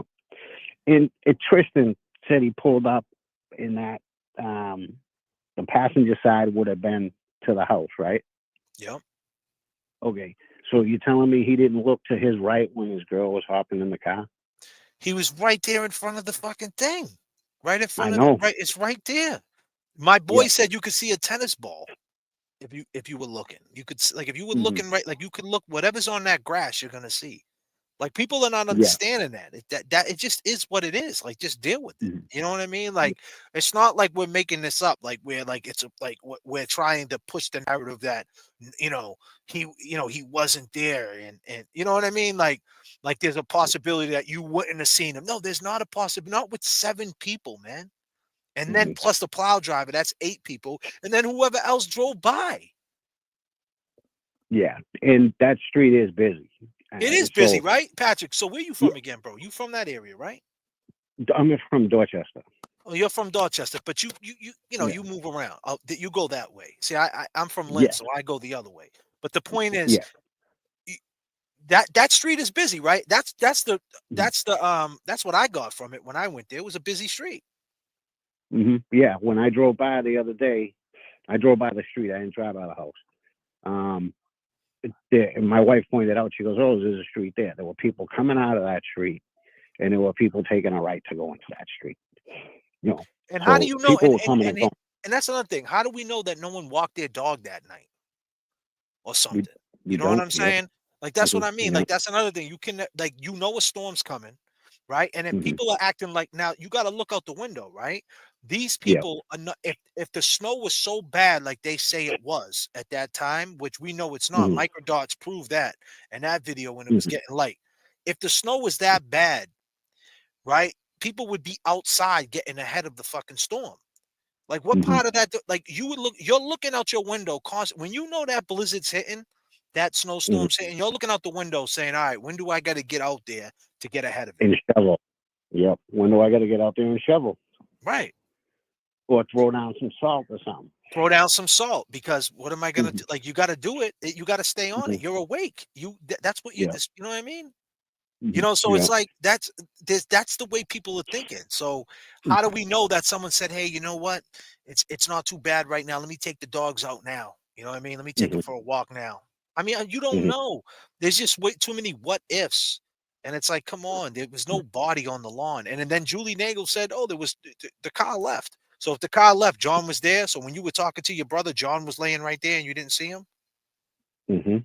Yeah, that's true. And then what they say, she backed up 62 feet, right? Right. So you're telling me John got out and stood there while she drove 62 feet forward, then 62 feet back, accelerating with the noise with that LX 570 V8. Exactly. You tell me that he didn't hear that coming, and no one heard that. The Chinese people next door didn't look out the window like, "What the fuck is that? Who's revving their engine in front of my house?" Yeah. Yeah. And my son drives a little Honda, and the other day we were heading out to the store, and he was, pushing on the gas. He was trying to get the car to warm up quicker, and I got out of the car and had him, just sit there and rev his engine, and he's got like a little 4-cylinder. You know what I mean? So there's no way that John stood there while she drove forward. What's that? Okay, 124 feet. So forward 62, back 62. You're telling me he just stood there? The fact that they're sitting there saying that it happened in this small ass window, like, so basically it happened and everybody's head was turned for like 30 seconds. And then when everybody turned around, John was on the grass, already knocked out, never moved. And she disappeared into the night and no one seen his butt. It's like, there's no time for that. No, you know what I mean? Like there was no time. She pulled 12:23. They got eyeballs on the car. She's saying she's looking at the car the whole time at 12:31. So you're saying when she turned her head for a second, and so when she's in there in her mind, she just texts him pulling back at me. And so even if she turned her head for a second, she wouldn't have heard, like you said, the truck going backwards, a hit, this, that, a noise, the car peeling away. Then she went back out the window at 12:40 to see if he was there, and you didn't notice. And then you said you seen the truck. So you're looking right. So if you did see a truck and it wasn't John's truck, it wasn't Karen's truck. If you were looking at that truck, then you would see John's body. You know what I mean? So it doesn't make any sense. It just don't. It's disrespectful to us, man. At this point, it is. Yeah, it's disrespectful to John and his family. And people brought up the kids, and I think about the kids all the time because their mom's gone, the dad's gone. Now John, all the people they're loving are gone. What's going to happen? These kids even going to grow up and love people? I mean, that might sound a little extreme. You know what I mean? But who do they want to be close to? I mean, how do you explain that to them? Explain what happened to you know what I mean? Like when they get old enough and you tell them the real deal about life, Like, how do you Mhm. even like explain this shit to them? Like, you Mhm. know what I'm saying? Like, that's what I mean. Like the generational corruption that we have in Boston, it's gonna go leak right into them. And it's Mhm. like how are they even gonna understand it? And that's why they Mhm. want to just simplify it. Oh, she hit him and she left. But that's not what's happening though. Because then you got No. the other side on Twitter going crazy on Karen. She's a psychopath. She's doing this on Mhm. purpose. She's all about herself. She's there. Mhm. You know what I mean? Her brother's in on it. Her father's in on it. Her mother's in on it. Nick's in on it. Turtle Mhm. Boy did all like, Mhm. I mean, come on, man. And let me Mhm. ask you this.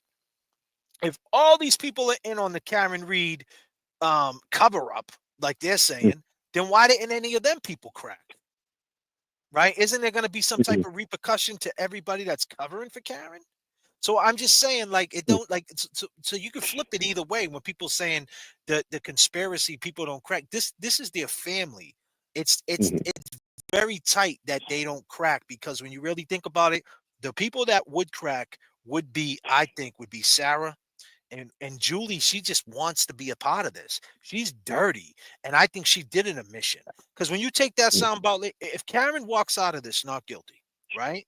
Mhm. And now we can take whatever we want off this trial and clip it and use it and say, hey, this is okay. Karen's not guilty, so now we can legit say, look at this right here. This is proving it. Like she's done. You didn't Mhm. see at 12:23. You didn't see the truck, and then you're saying you've seen a blob. What? What? Yeah, a blob, right? A blob. Not even. Yeah, not even a blob, or oh, the only thing I saw could have meant something like, you know, what do you call it? Dirt, like from one of their gardens that was dying. Yeah, a blob, bro. And Up. then she said that day that it was 6 feet tall. The blob was 6 foot or something. It was Mhm. big. Like Mhm. she jumped out there. She's covering for him the most. Mhm.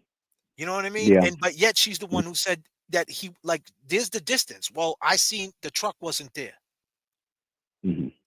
The truck wasn't there. So No. basically, she's basically distancing herself because she did see John, if you ask me. She probably seen him walk. She probably might have been. I mean, Nagel said he didn't see her, right? Her brother. Mhm. Maybe Yeah. they didn't. But when she walked back Mhm. in there and she goes into that little doorway, she might have walked Mhm. right into the whole shit. Yeah, because that would have been off to the left of her. It would have been right off to the left. So she did You see him. know, and what do they call? I mean, they call it the side door and then the front door, but they're right next to each other. So either door she went in, she would have seen them. I mean, dude, she says she's seen a blob, bro. And no one else is sticking up for that. Like you don't see Julie and all them saying, "Oh yeah, yeah." Everybody's staying away from that, but she had to be. So that's an admission, man. Like, why don't we just throw her? Why don't you throw her in a fucking um in a what do you call it? Interrogation room. Yeah. Some top dog detectives Mm-hmm. and just grill her and let her know. Oh, I think you get that If quick. you're lying to us, you're going to jail. I guarantee you she would snap. The fact that they never did that or don't do that to her is crazy. And that's all they got to do. And Sarah, Yep. too. You're a nurse. So you see a blob Yeah. and she's a nurse. So technically, if it was John, she could have helped save John. Mm-hmm. That's true. Yeah, And then 100%. and then And Tristan, he don't know nothing and he called Turtle Boy a snitch. That's another admission. Why yeah, you calling and a dude a snitch? he says he's from Southie too, but he moved out when he was really young. Well, that's cool. That's cute. Because I remember someone said, "Oh, he's from Southie, he wouldn't snitch," and I was like, "Yeah, didn't he move out when he was like 9?" Yeah. He was really young, you know. Yeah, that don't count. And yeah, and then I forgot what I was gonna say, but Jim McCade, I think she's her and Brian are pulling the strings on this whole thing. Yeah, I mean, someone got to pull them, man. They just honestly, they're thinking that it's not listen, this trial is not going to go the way they think. Hank Brennan's going to snap. He's thinking that he's going to do something special this trial. He thinks he's going to play these sound bites and talk about admissions. Then if that's the case, then we could do the same fucking thing. You didn't see it on the lawn, right? What happens when they bring Jen McKay back on the stand? Because they're going to do that. They're going to have her on direct, and they're going to have her on direct, and she's going to say the same thing at 12. What is she going to change her story at 12:40? I didn't see the truck, because she knows now, because she's watching. Hi, Jen. You're watching all of us. You know now at 12:36 she was connected to the internet. So what are you going to say now at 12:40? You seen the truck? You still going to say that? True. So, so Yes, you're still going to say you've seen the truck? Okay, so even if it wasn't, if you turn around and say, "Well, I did see a truck," and you stand on it, question is whose truck it is? Is it? And then if Karen did hit him, then technically you would see the truck and John. Yeah. You seen the truck, but you didn't see John? Exactly. You didn't see John do a pirouette in the air, hit the ground, and then roll. Like Paul was trying to say. She's saying that she's seen the truck at 12:40 move up. She says she's seen the truck, right? So what truck? What happens? They never crossed Jen. Like they never brought her. That Cross never brought her up again. They're gonna recall all these fools. What happens when they recall Higgins? Higgins, didn't you say you didn't say goodbye to anybody? What's this at 11:58? What are you gonna say, Chris? You didn't say goodbye to. You didn't say what's this? What are you gonna say? What are you gonna say? Like that's it. Like yo, Hank, if you're watching, Kevin from South Boston, if you're watching, it's a wrap. There's no way. This time around, it's even worse for you. It's even worse. It's even worse. Tristin, what are you going to say? And you talk about sound bites. You're going to pull the same. After that's all said and done, whatever lineup Tristin's in, we don't know how they're going to call him in, right? But he's going to get called in. So we don't know where he's going to land in being called. So if he gets called in, like if he gets called in like in the midst of like Yannetti killing somebody and then they drop him in there, he's going to look like a fool. Like, what's the lineup going to be? That's another thing too. How is this all going to be lined up in the trial? Like if you throw Tristin in that lineup where he thinks he's slick going, I don't know. After Jen McCabe gets torn apart, he's going to fall right into our hands as another big liar. So the jury's just going to be like, this is crazy. And Hank Brennan thinks them sound bites are going to cure everything. And it's not, because you got to ask yourself this question. What about all that? What about everything they're saying in front of you right now? That was on TV. That was when a red light. That could be explained. What's happening in front of you right now, explain that. You know what I mean? Yeah, and the two missing minutes from that red light there. Say that again? The 2 minutes that are missing from the red light. Yeah, hell yeah, that too. From the church. Yeah, you're right. The dude Proctor in 16 hours, Proctor was saying that she's going down, she's going to jail. Yeah. She got a leaky ass. Yeah. And how did he know all of that in less than 24 hours? In 16 hours, he already made his assessment, bro. Yeah. 16. I mean, this is crazy, bro. It's completely insane, and then it's ridiculous how they're all getting away with it. So what happens when Free Karen Reed, she walks out of there? She gets found not guilty. Everybody's going to say, well, she got found not guilty, but that doesn't mean she's not guilty. It was reasonable doubt. Okay. And then guys like me can take these sound bites and can turn around and say, hey, Julie admitted this shit. She's saying she's seen John without saying she's seen John. If you ask me, that's my opinion. My opinion is she said, oh, the truck wasn't there, but I seen a blob. Yeah. No. You seen John, but you that's what you're trying to say. And Tristin, you called him a snitch. Why would you call him a snitch? Why would you call Turtle boys with Brian? I just want to know, why'd you call Turtle Boy a snitch? What did he rat you out on? You're not charged with anything. But so why are we talking that talk? Who's talking that? Who's calling him a rat? Higgins? Brian? All the dudes you're around calling him a rat? Yeah. That's crazy. So I think Tristin's just going to listen to what everyone else is saying. Someone's going to say Turtle Boy's a rat, so he's going to repeat it. Yeah. Well, that's not. If you're a witness, you don't call anybody a rat. That's true. If you're a witness, not one of them on the stand ever just like, as much as they were on the defense, not one of them ever just went crazy and said, you know what? Stop asking me all these fucking questions. Nobody killed John. What are you, out of your fucking mind? No one ever did that. Yep. No, exactly. I think I'd be on the defensive big time. Like there's a different way of being defensive. They're being careful. I think that's different than you're innocent. If you were innocent, all of them would be right now on social media talking about it. None of them are on social media talking about it. None of them Not got at on all. any platform. Not one platform. Not one. Nope. Caitlin, Tristin, none of these people to go against Turtle Boy. You guys hate Turtle Boy. He's the rat, right? He rats you guys out. He's a snitch. Why wouldn't you get on a platform to debunk his shit? None of you guys are doing that. Why? Because we know why. They're not going to be able to debunk anything. Because you guys did it. You know what I mean? You guys are trying to it's just crazy. The common sense of this shit is just insane. And the fact that you got the other side saying, oh, you know, she's a psycho. That's all they can do. She's a psycho. She did all this. Turtle Boy is a cult member. Like they try to do all this. They try to flip it and make it something than it's not. It's like, listen, you guys can feel the way you feel about people. That's cool. But at the end of the day, tell me when she did it. Tell me how no one noticed John's body, and tell me why there's butt dials at 2 a.m. And it just goes down the line, down the line, down the line. Yeah. And there's all those butt dials, and Karen was just picking up the phone, calling him. None of hers were butt dials. Right. At all. And I don't know how you, dude, I don't know how you can,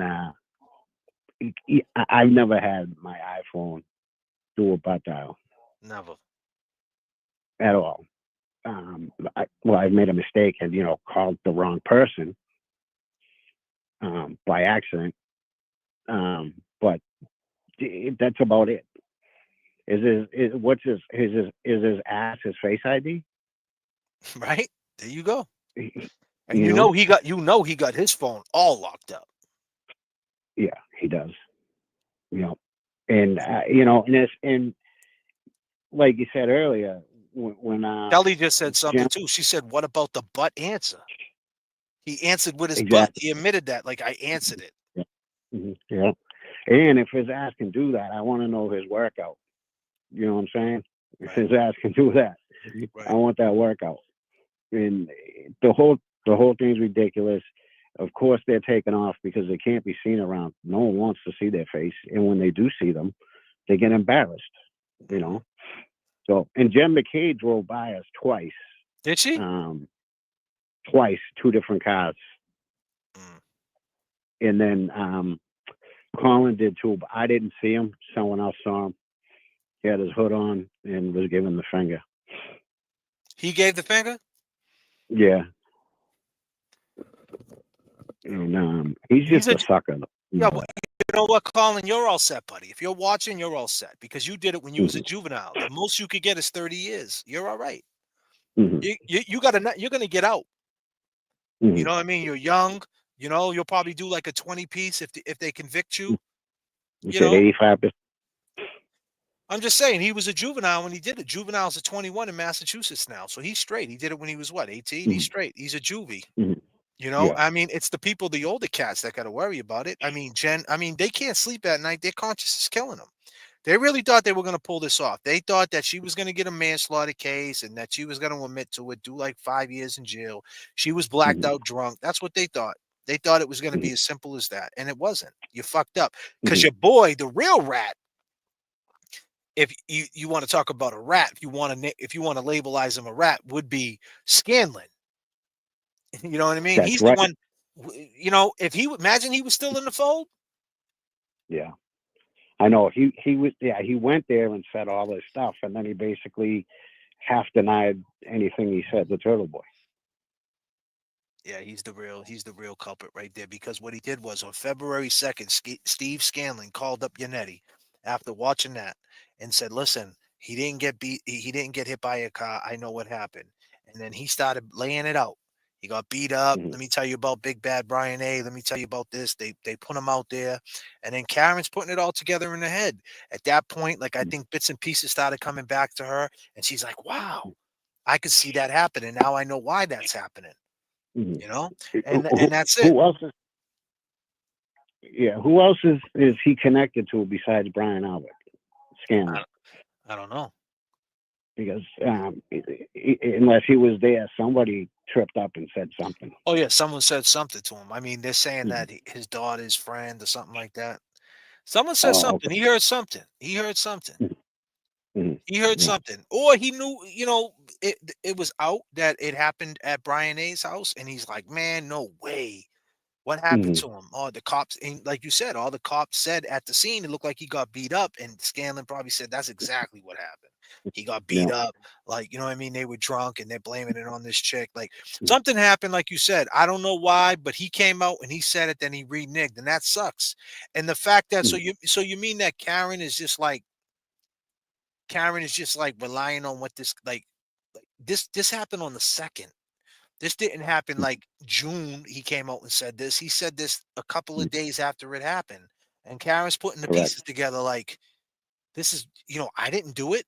You know what I mean? This is Mhm. what probably happened. You know what I mean? Like, Mhm. what is she guilty of? If anything she's guilty of being drunk. And, she says she wasn't, whatever. I don't know. Mhm. I don't know. But the point is, that's the only thing she's guilty of, you know? If she thinks that she left him if she did say she left him at the waterfall, then maybe she was really tipsy. Right. When she called Jen. Yeah, that's what. If anything, she's guilty of that, but not even guilt. Well, they wouldn't be able to charge her with that. I don't see why that's not one of the charges, right? No, no. What, driving drunk? Yeah, I think it or is. leave it. Yeah. Yeah, I think it's you know, part of it, yeah. and even if they drop charges 1 and 3, right? The other side's going to expect her to plead out because That's she's another only thing. looking. That's another thing we're looking at too in the next couple of weeks. We're looking at the Supreme Court's going to be coming back, I'm sure. Yeah, I was there at that hearing, and it really seemed like the judges were, a couple of them were really interested on what was going on, the whole truth, because they did ask a lot of questions. I think it's going to get dropped down to manslaughter, man. I think that's what it should have been from the jump. And once it Mhm. gets dropped down to manslaughter, I think that's what good old Hank wants to do. He wants to just Mhm. try to even the score. He wants to make it seem like she hit him, she was drunk, they didn't see it. It's that simple. Yeah. But it ain't that simple. No, and I don't get the angle on why they have him there. I don't know. Why he's trying it. I don't get that angle at all. I mean, Vinny said it best, right? I think they had like 100 people working there, and they Mhm. hired him because they Mhm. want him to fight it like a defense. Mhm. And that's what he's doing. He's fighting it like a defense. And it's not Mhm. breaking the rules, but he's willing to do that. He's willing to be that Mhm. guy doing that. Like these other prosecutors, their mind is a prosecutor. They don't want a mind of a prosecutor, because if it's a mind of a prosecutor, then they don't want to do it because they can't try it. It's not triable. But him, he's Mhm. like, okay, you want me to defend this bullshit? I'm going to defend it. And he's trying to Yeah. exclude shit and be like a defense attorney. It's crazy. Mhm. It's insanity. That alone Mhm. shows you how fucked up this shit is. Exactly. And another thing, what are all those witnesses doing speaking to the victim's advocate? They're there for John's family. Yeah, that's That's what crazy. that advocate is. And they there's no gotta reason. it makes no sense why they let in the witnesses. It makes no sense why they letting the witnesses sit with John's family during deliberation. That was Mhm. crazy. That was Yeah, crazy. that was a scare tactic. That's all that was. I'm saying, like, That was who does Karen get to sit with? Nobody.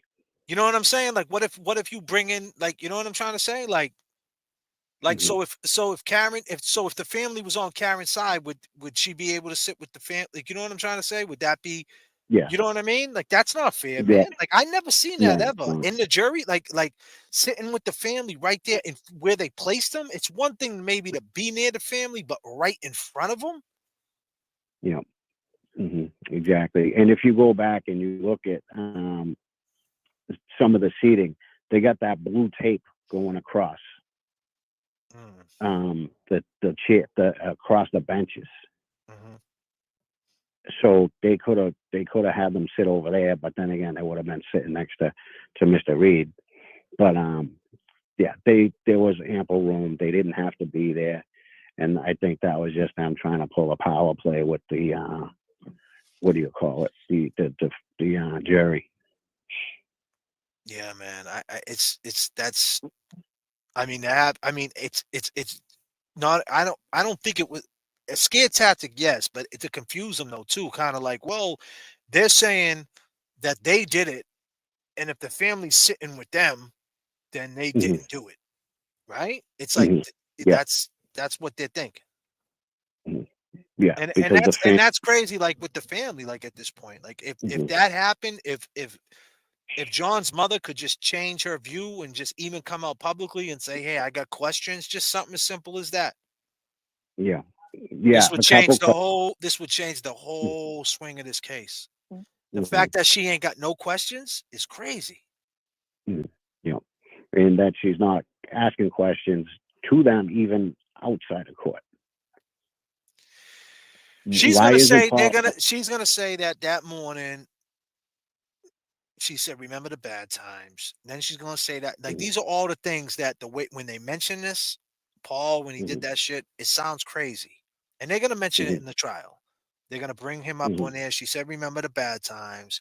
Then she said, "I need a lawyer." Right when it happened, but keep in mind, me and you just said it. She was drunk. Of course, she probably was thinking she needed a lawyer. Like you know what I'm trying to say? Like Yeah. you know, like.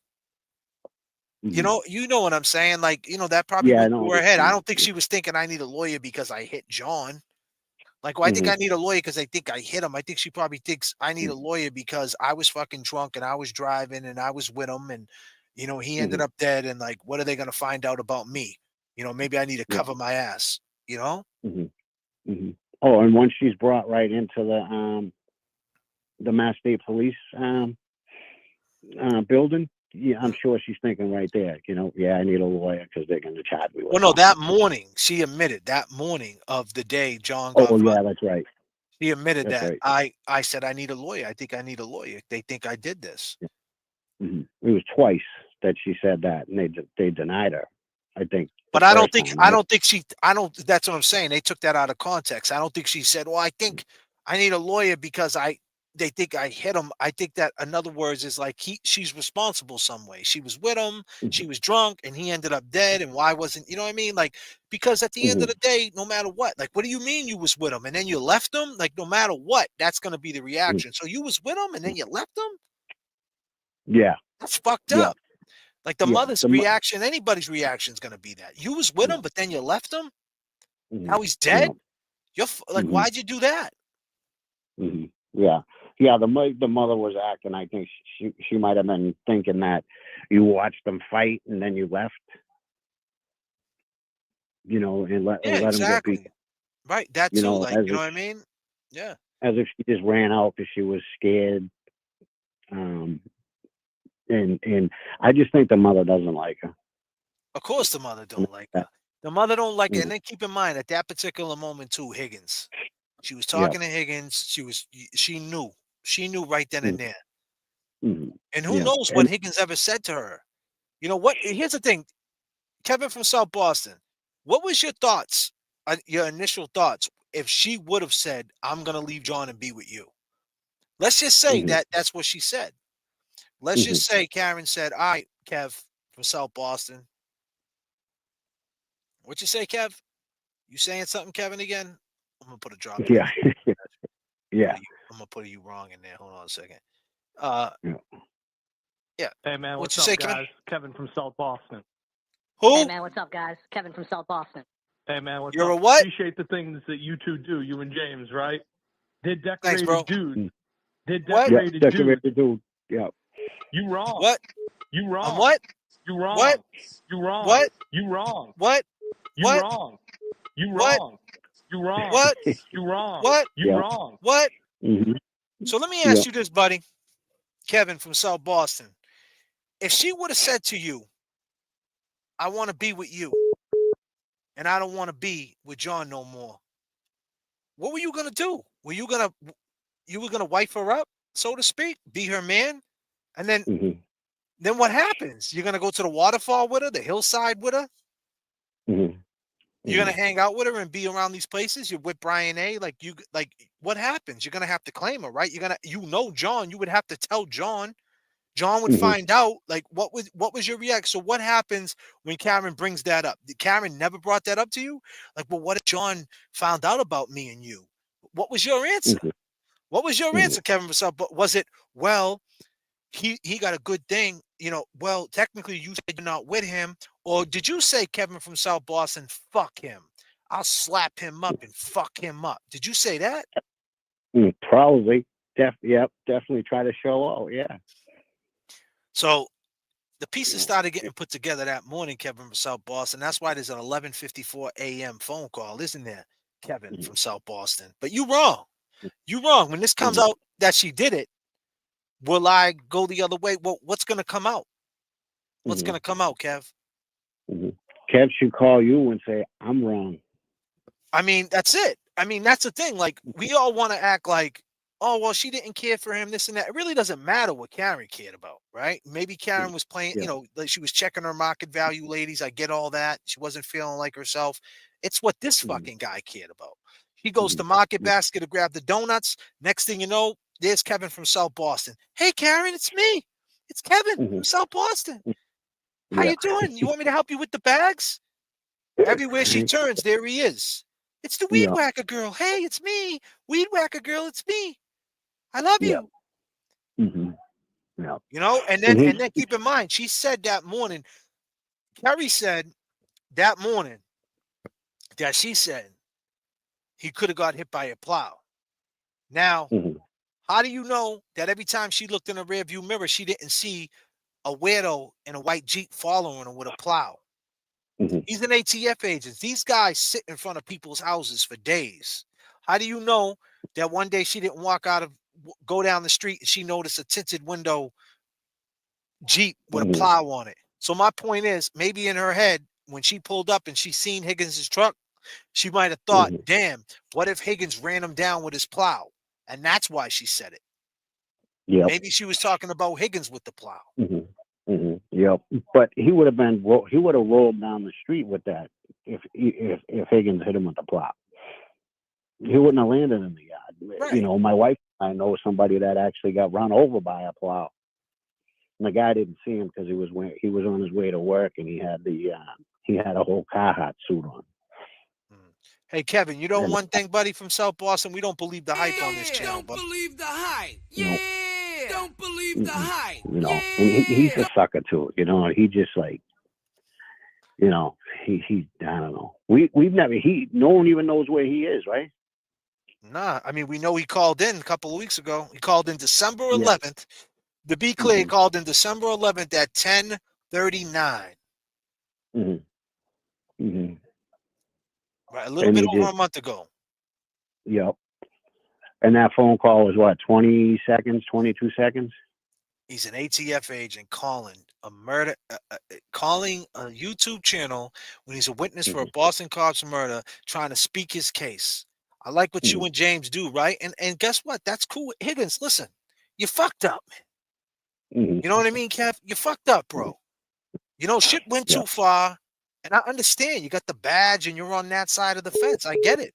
It's funky. But it's not going to be good for you, bro. This trial, man, you might not want to go through with this, man. You're going to get torn to shreds. And your boy Hank ain't helping you. Because what Hank did to Russell, AJ and Yannetti, a.k.a. Yannetti Velli, right? He's pissed. So he's going to take it all out on you on Cross. Higgins. They're going to take it all out on you guys. You think they're looking at this dude, Hank, Yannetti, and Jackson going, wow, look at this dude thinking he's slick, talking all this shit to poor Boomer Love, Russell, right? Yep. What do you think they're going to do to you, Higgins? When you get back on that stand, oh, man. And she's a sweetheart lady. I talked to her outside the courthouse after the first day. She's a sweetheart of a lady. For him to act like that, what if that was his grandmother? You know what I mean? He was just being, he's an ass, man. But I still don't see the connection with them bringing him in there. Say that again. What? I still don't see the connection on why they're bringing him in there. Is he going to try to run for Higgins? Yeah, no, not Higgins. Hank. I mean, because they need, like I said, they needed someone to come. No one else wanted to try it. I mean, Vinny made it clear. I mean, Vinny said it, man. Vinny said they got all these people in the office, and why didn't anybody else try it? They were all capable. Maybe no one wanted to fuck with it because it's the truth. It's different. You got to be, because it's career suicide. It is. Definitely. And Hank's already was with Whitey Bulger. He already got that on his back. He don't give a fuck. He wants to be known as dirty. He's the harmonica player, bro. He put, you know what I mean? Set him up, play the drums. You do the high notes, this and that, and then it's my turn to steal the show. He's gambling.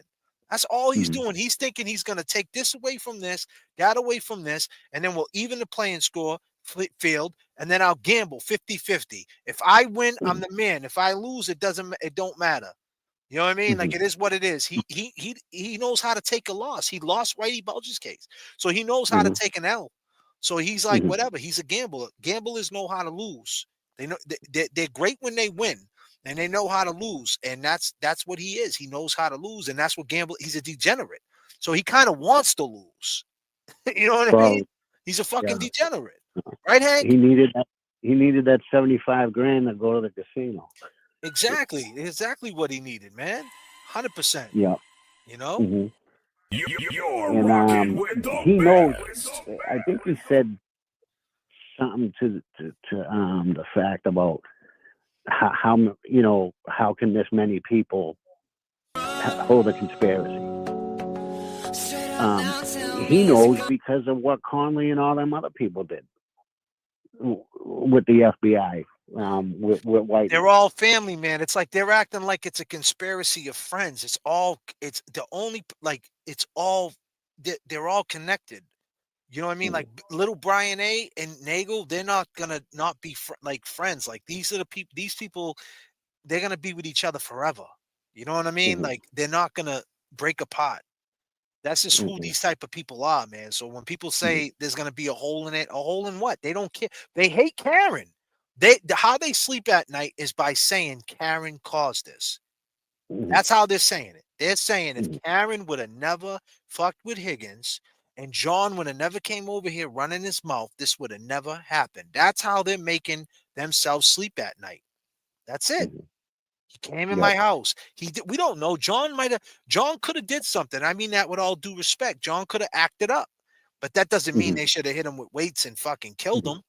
You know what I mean? No. But whatever. We don't know what type of time of John is. We don't know. Someone could have smacked him and John snapped. Yep. And they gotta blame somebody. Oh, the girl, she's talking to Higgins. She should have just told him straight up, don't go in there. I'm talking. You know what I mean? That's how they're sleeping at night. They gotta blame somebody. So that it's projection. You know what I'm saying? It's how you get through it. But that conscience is gonna come back. Yeah, he could have went in there and said something to Higgins, and they were gonna go at it, or they said let's go to the basement, or Brian was like, "How don't disrespect my house." Exactly. That's exactly what happened. He may be from Canton, but he's a Boston cop. The attitude he's gonna pick up. I mean, he's out there. You know what I mean? He's out there in them Boston streets. He's seen some shit, and he's not a punk. You know what I mean? Like, it's a tough job. You know what I mean? No question about it. We can't say it's not a tough job what he been through. And he threw a left and a right.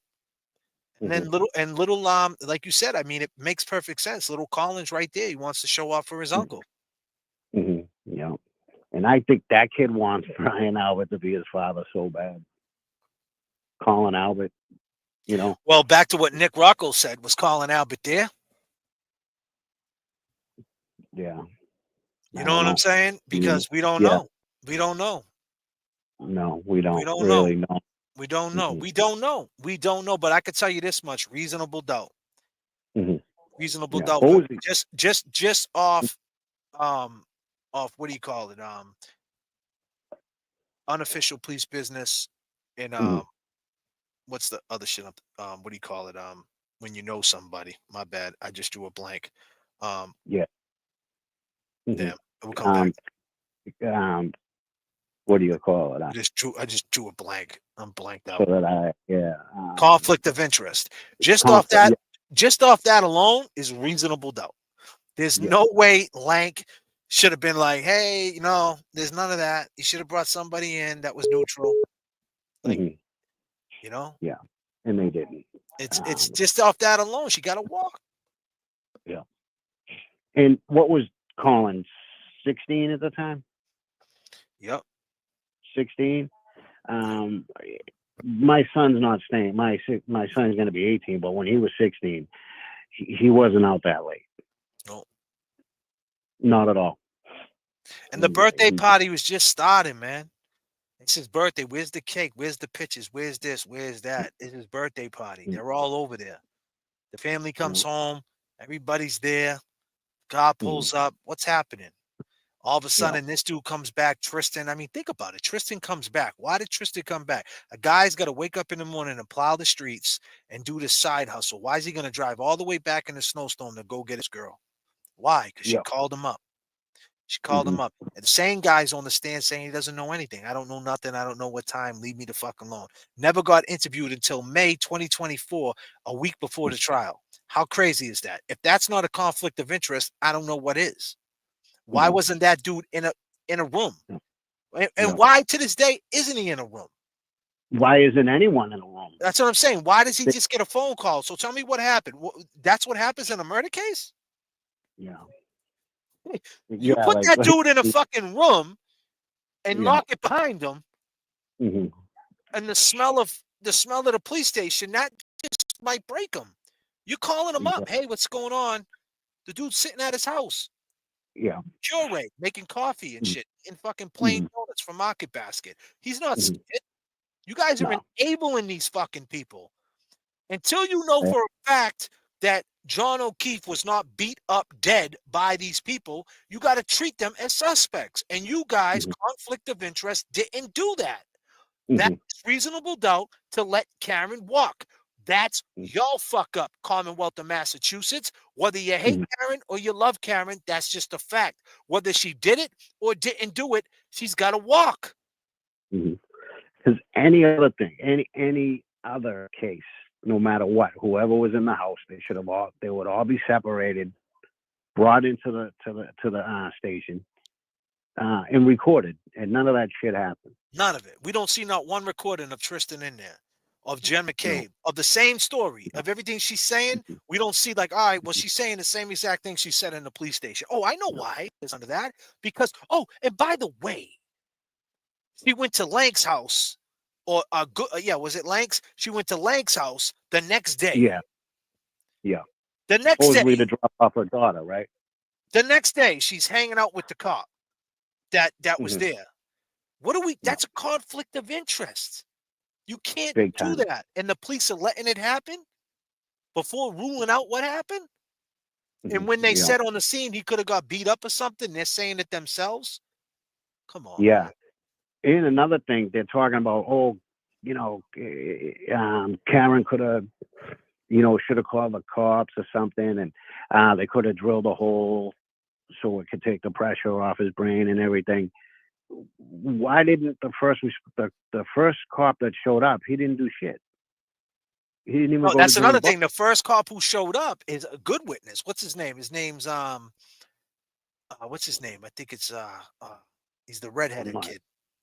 Yeah. Anybody know the first cop's name? I know Nick knows. Nick knows everything.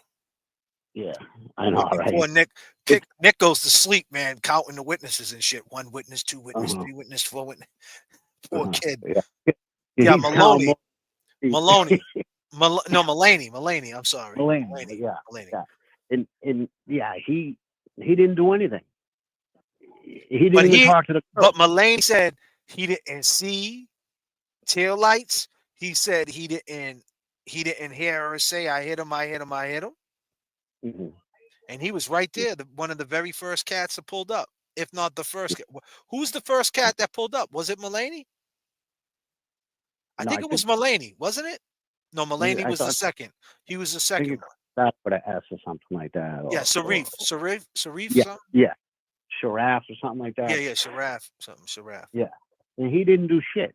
He didn't go over there to try CPR. He didn't go over there at all to inspect anything. All he did was talk to the girl. And back to what we said. A girl admits that she hit somebody and you just let her go. Mm-hmm. The dude looks like he got beat up. He's all fucked up. You could tell that he ain't gonna make it. He's blue. Mm-hmm. I mean, you're looking at the situation. You're looking down. He ain't looking like me. He ain't doing this. Mm-hmm. You know he's done. And the girl's saying, allegedly, "Hey, I hit him. I think I hit him. Oh my God, I did this." And you don't say, "All right, well, guess what? Get in the back of my police car and let me take you down to the station and get you a coffee and donuts so we can figure this out and arrest him." Come on, man. Where the fuck they do that at? They just let people go? And not one paramedic said anything to the police. Oh, we heard this. And they didn't make any phone call that night or the next day. It's in no reports. It's all after the fact. It's all at the trial or whatever. And listen, man, she might have said that in jest. "Oh my God, I did this. Oh my God, did I do this? What the fuck?" She might have been saying a lot of things, bro. She's looking at her man dying. But the fact is the police, she could have said some things, but not in that context. No one was taking it that way. And then after the story gets out there, these paramedics hear it, and now they're making it that way. You know what I mean? They're changing the narrative to make it that way. But at the time, it probably wasn't that way. They're probably like, "No, honey, you didn't do this. Like, did I do like, oh my God?" The girl said, "I got period blood on me." Mm-hmm. Yeah, correct. Yeah, exactly. Yeah. Yo, when when someone's in a straight up panic attack, let's keep in mind, you're a paramedic.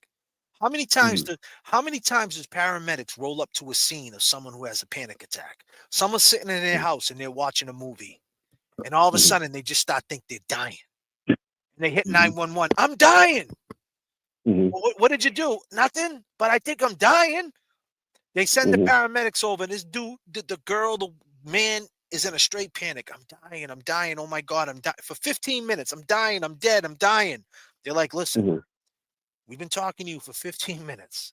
We can assure you you're not fucking dying. All right? Calm the fuck down." So they know when someone's in a panic. Yeah. So they knew she was in a panic, and they were just letting her panic.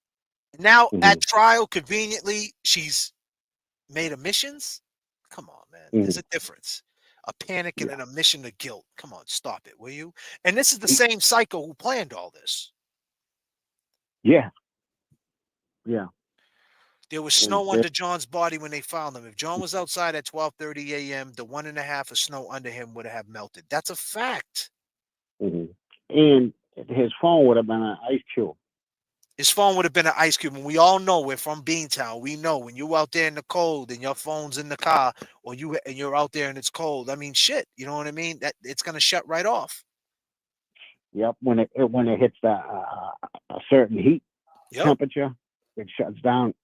And then when it hits that cold, it's gonna shut down. Yep. And Brian, he can't. "Oh, I didn't hear anything." You know what I mean? If his sister, ran in the door like that, well, his sister-in-law ran in the door like that, he hears a bunch of screaming. You know what I mean? He's up. He's pulling his gun out of a drawer next to his bed. And what do you mean someone died on my lawn? You know what I mean? What do you mean? And he would have investigated it himself. If he legit didn't have anything to do with it, he would have called up Karen. "So Karen, what happened?" He would have investigated it himself. What? They wouldn't have told him not to. He wouldn't have cared. He would have called her up himself and would have asked questions. Because it's a cop. They don't care if another cop's jumping in. He would have pulled up to the station and been like, "Listen, man, I know the girl, and I know the guy, and I know the kid John. Let me call her up and let me just work her." Why didn't any of these dudes help to work her? A familiar face. You get the confession. Because why? Because she's not, she ain't gonna confess because she didn't do it. And she's gonna be looking in your eyes going, wait a minute, you did it. You know what I mean? Like, come on, man. It just don't make no sense. If this was it doesn't work that way. It just don't. Yeah, they had her guilty within 16 hours. 16 hours, and that was it, within 16 hours. And then let me ask one question. Did anybody see Richie out there? Anybody seen Richie? Huh?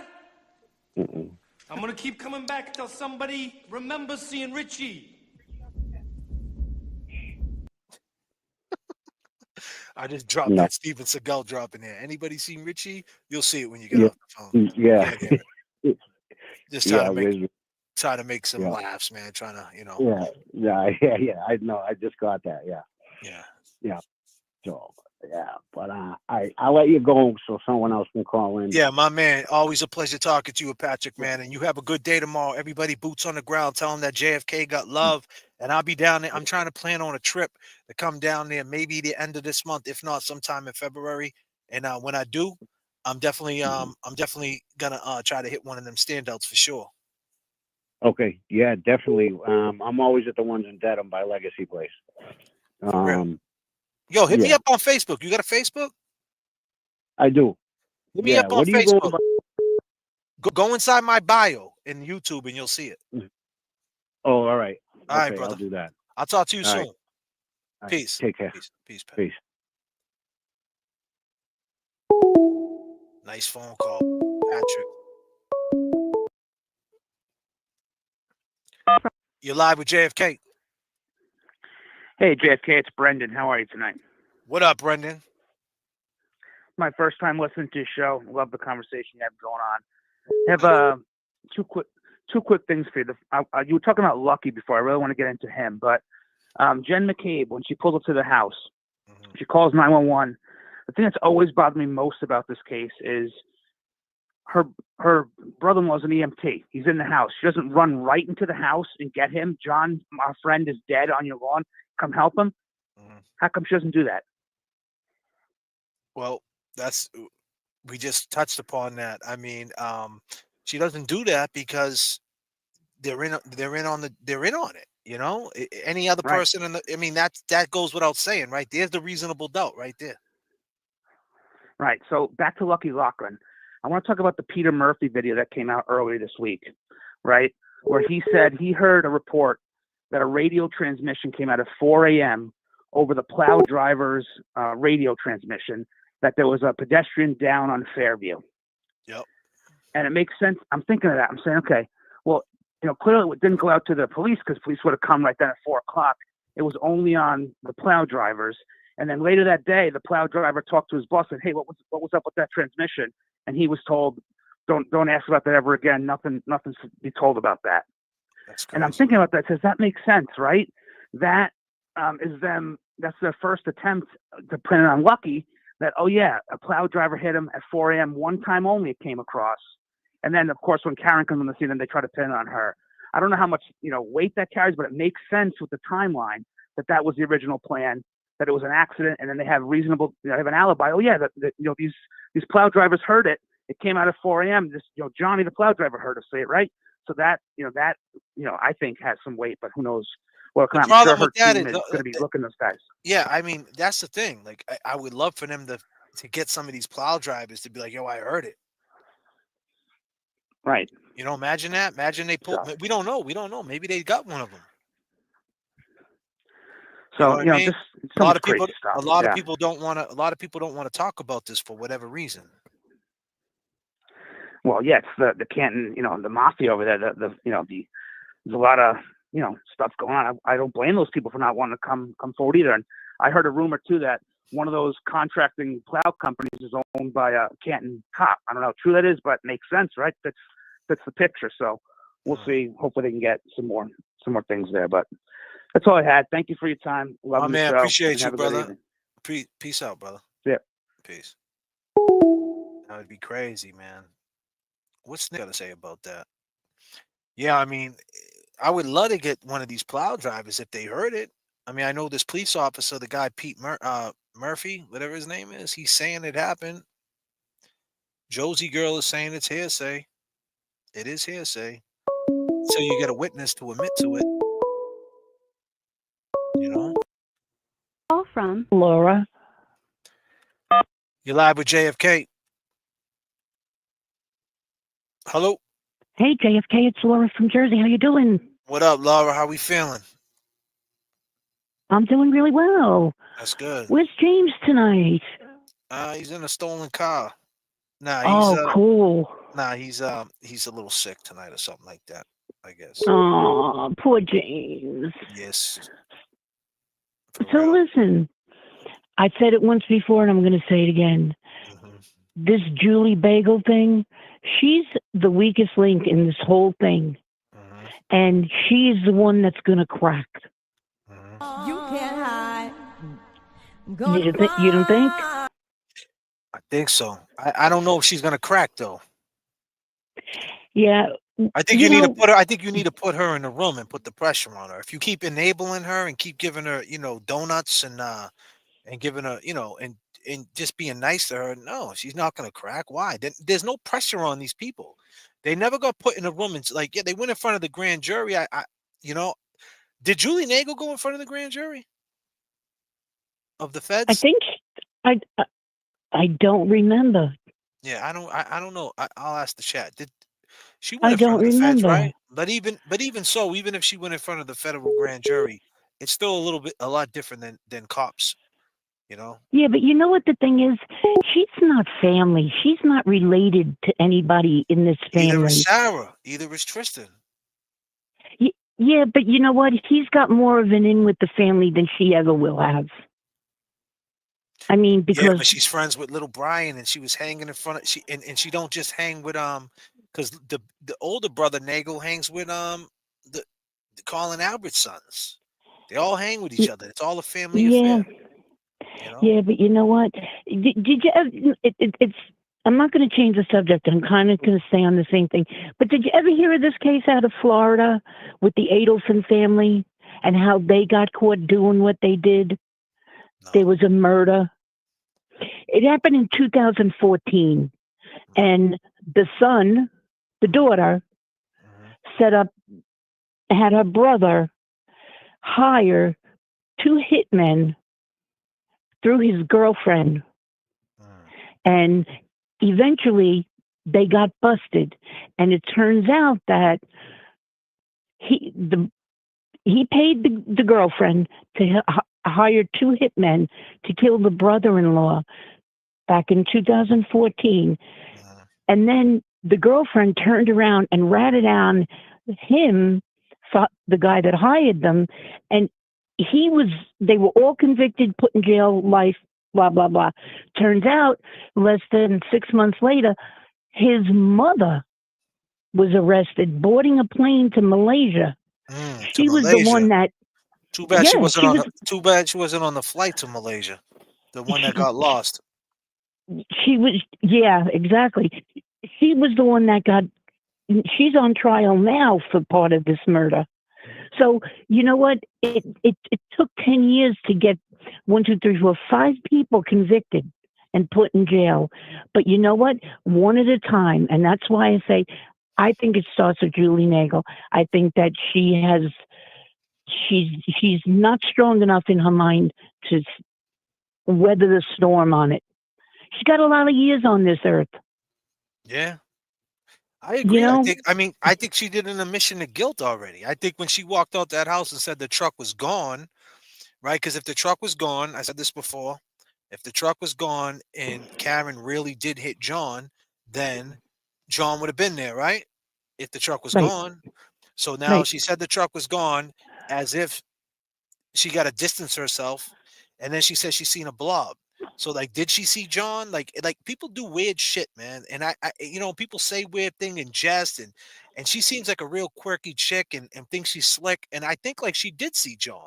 She didn't see the 6-foot blob like she said. I think that when she went back in that house at that time, because she would be the one to see John, and she had to say she didn't see John. I didn't even see a truck, as if she seen. Well, I didn't see the truck, and I didn't see. So if I didn't see the truck, then there's no way I seen John. But yet I seen the blob. Oh, no. What you mean to say, Julie, is you did see John and you're trying to distance yourself, saying that you didn't even see the truck, because you would have eyeballs on John if you were outside someone else's truck, and for whatever reason they couldn't see him, you would be able to see him because you was outside the truck. So the fact that you said the truck was gone lets me know you're trying to distance yourself, because you probably seen him either when you walking back in, or you seen him walking in. And I then don't she said think she she seen the saw blood. him. Why not? She said the truck was gone. No, I don't think she saw him. I think The that fact that she's saying, hold on, the fact that she's saying she's seen the blob, it kind of, to me, lets me know that, well, I gotta say I seen a blob. I gotta say something. I gotta say, well, he did get hit because I seen the blob. Because if it comes out that she did see him, and it comes out that it has more to do with it, she's got it.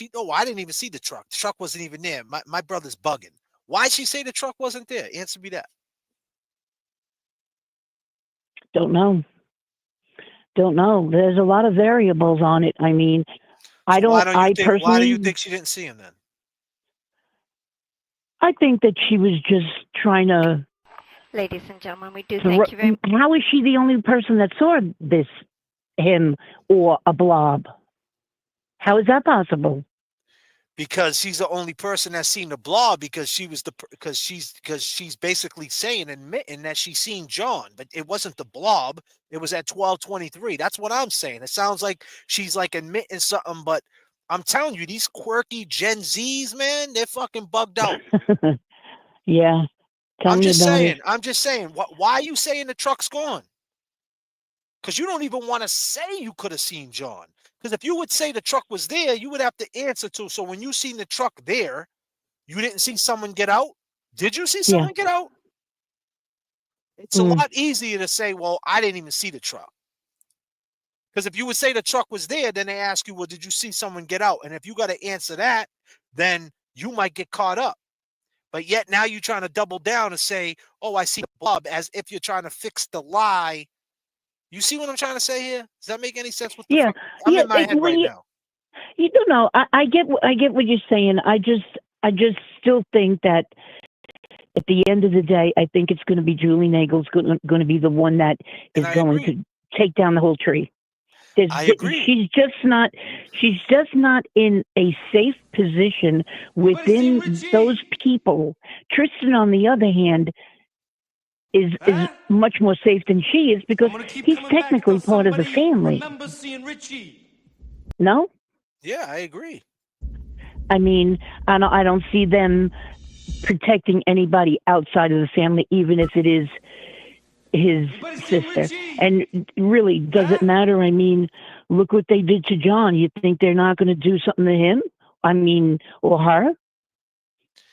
I mean, but she's doubling down. She's letting them know she's with them, because she's the one that's saying she's seen something.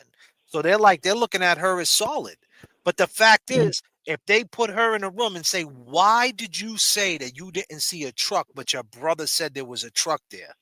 Everybody in the truck that you went out to see is saying, you're acting like this is a football field. I was there. Right. There's no way you didn't see that. If all three of them in the truck are saying, nope, she was right in front of me. Keep in mind, they followed her down the street.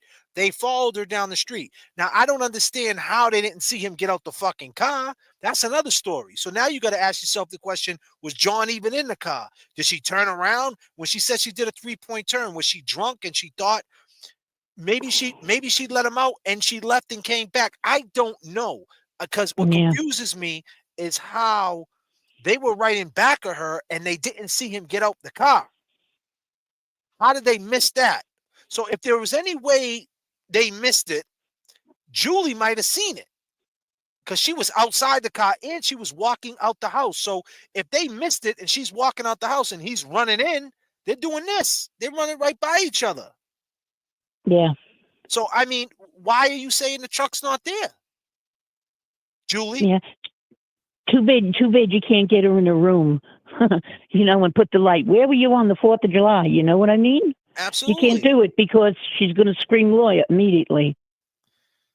Well, when she gets fought, and that's the fun part about it, is as soon as Karen walks out of this courthouse not guilty, that's when You can scream lawyer all you want, but now it's all eyes on you because Karen's not guilty. They can't try her again, and someone got to go down. And Julie, all eyes are on you. So this ain't going away. So Hank, the guy with the harmonica, you bet it's not happening. Even Vinny went against him. When you got Vinny from Court TV saying this is wrong, you got issues. Yeah. And we haven't seen anything from Hank yet. Wait till this trial comes up and Vinny starts going over this trial and Hank's shit. Because Hank's too overboard. He's going too crazy. He needs to calm the F down. You know what I mean? Right, because you know what the thing is, he's coming from a defense lawyer's view by trying to block everybody from testifying. You're never going to block these people from testifying. If they were available and verified to testify in the first trial, they are going to be there for the second trial. So you can write all the motions you want to try to exclude them, but they're not going to get excluded. No.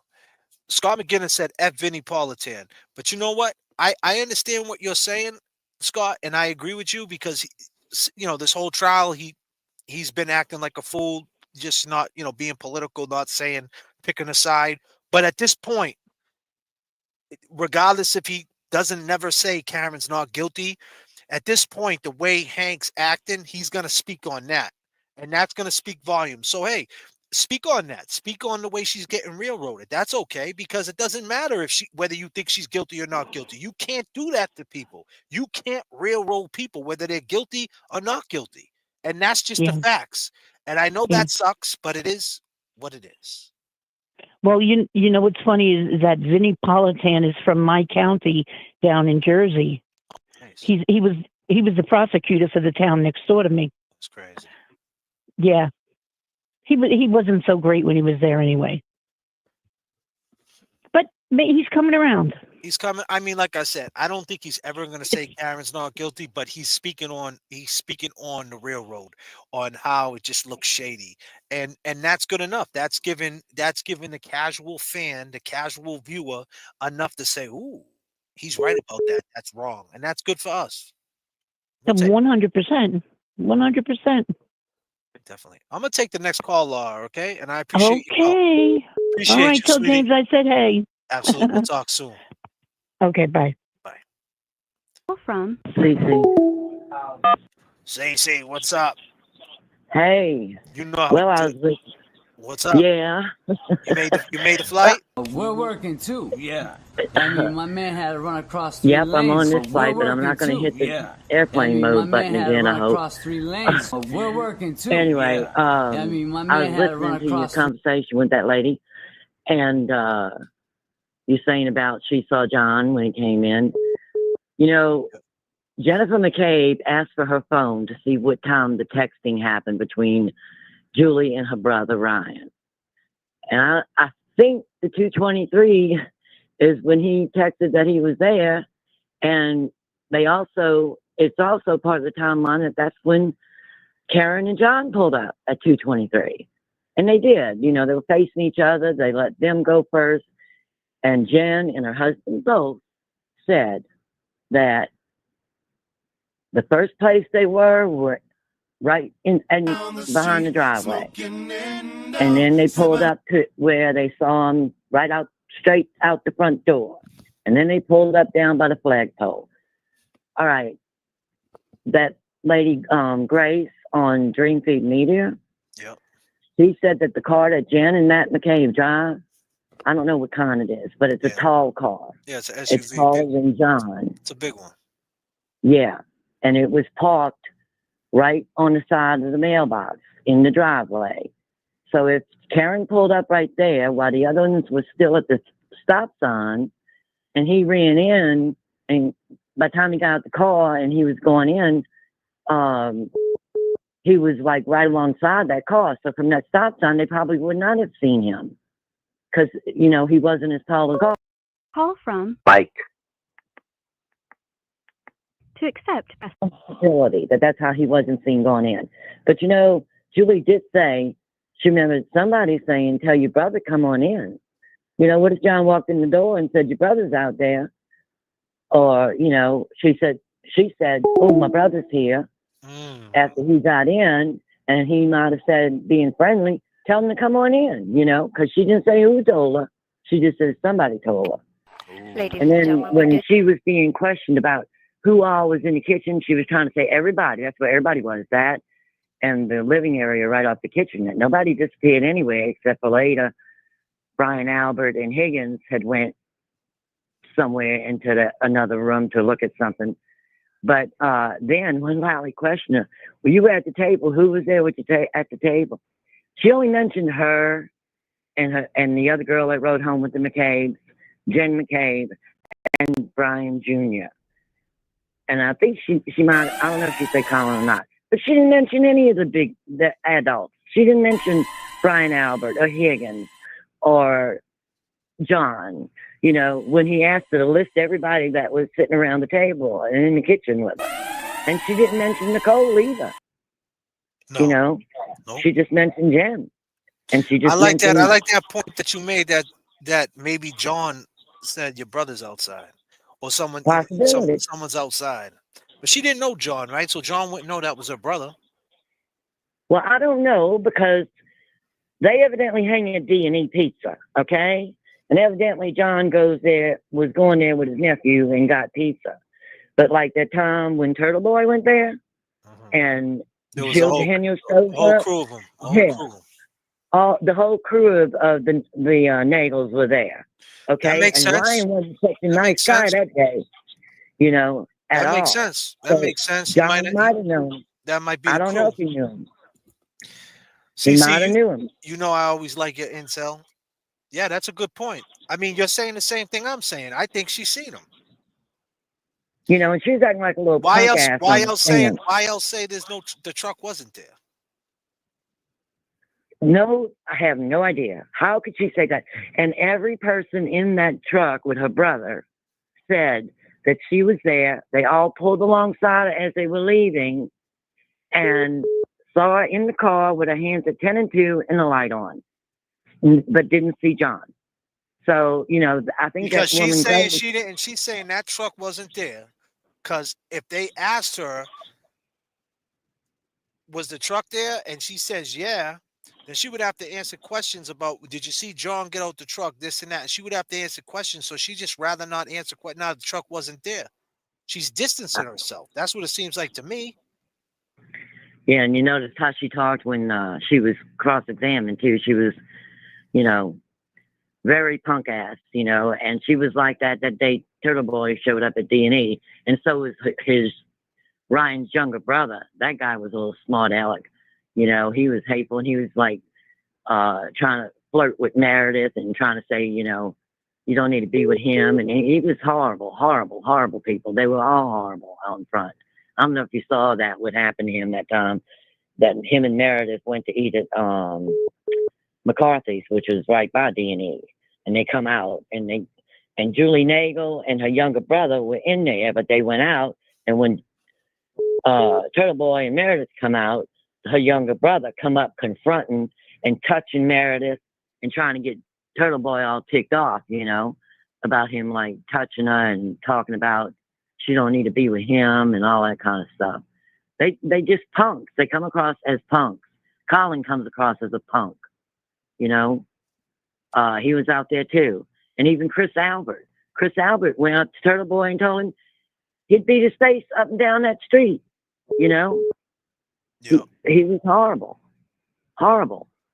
These people are acting terrible. And if they had nothing to do with it, you know, like everybody keeps saying, Jen McCabe saying, there's a guy on the lawn, you know. Yeah, she couldn't say a cop because Brian Albert already told her, don't say that. They were too worried about they were too worried about another cop pulling up and asking questions. They needed to keep it as low as possible. They just unofficial business. That's what they did. It's unofficial business. That's how they played it. That's what it looks like to me. That's what it's looked like all along. You know, ever since Cece, I heard your phone call on the Glare last night. I appreciate you giving me props. Yeah, I saw you in the chat. Yeah, I appreciate you giving me props. Of course, I wasn't seeing the chat while I was talking to Glare, but I did see you in the chat after a while. And that, for some reason, that stream didn't come back up. I don't know why. Sometimes that happens. Sometimes that happens when you got to edit something. So he had to edit something maybe, and then it kills the live stream. So we get caught up in this. Like after you're done with this, you have to upload the live. So sometimes it gets wacky. Yeah, I know YouTube can. They can block some Yeah, they videos strike you. because Yeah, of certain they'll strike words, you. they'll They'll strike you you. for this, strike you for that. So if you got to edit something out, and then it takes away from the live replay. Well, that R word he kept saying in the beginning of his show, you know, that could have been about it. somebody's mentality or something. YouTube, I don't think likes that word. No, they don't like none of that. They could strike you. But I don't think the Glare cares, to tell you the truth. Like about No, because he I did a show before, and he told me I could say whatever I wanted. But I don't know. Yeah, I mean, he don't. He might have just had that option turned off when he uploaded Yeah. it. I don't know. Well, I know a lot of the attorneys on LawTube, they care very much and they worry about what they say because they have experience being struck, you know, their videos being struck for this, that, or the other. Call from.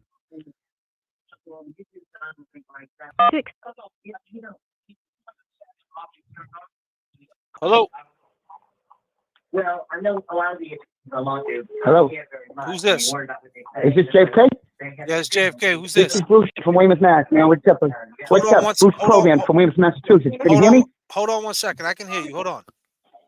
CC.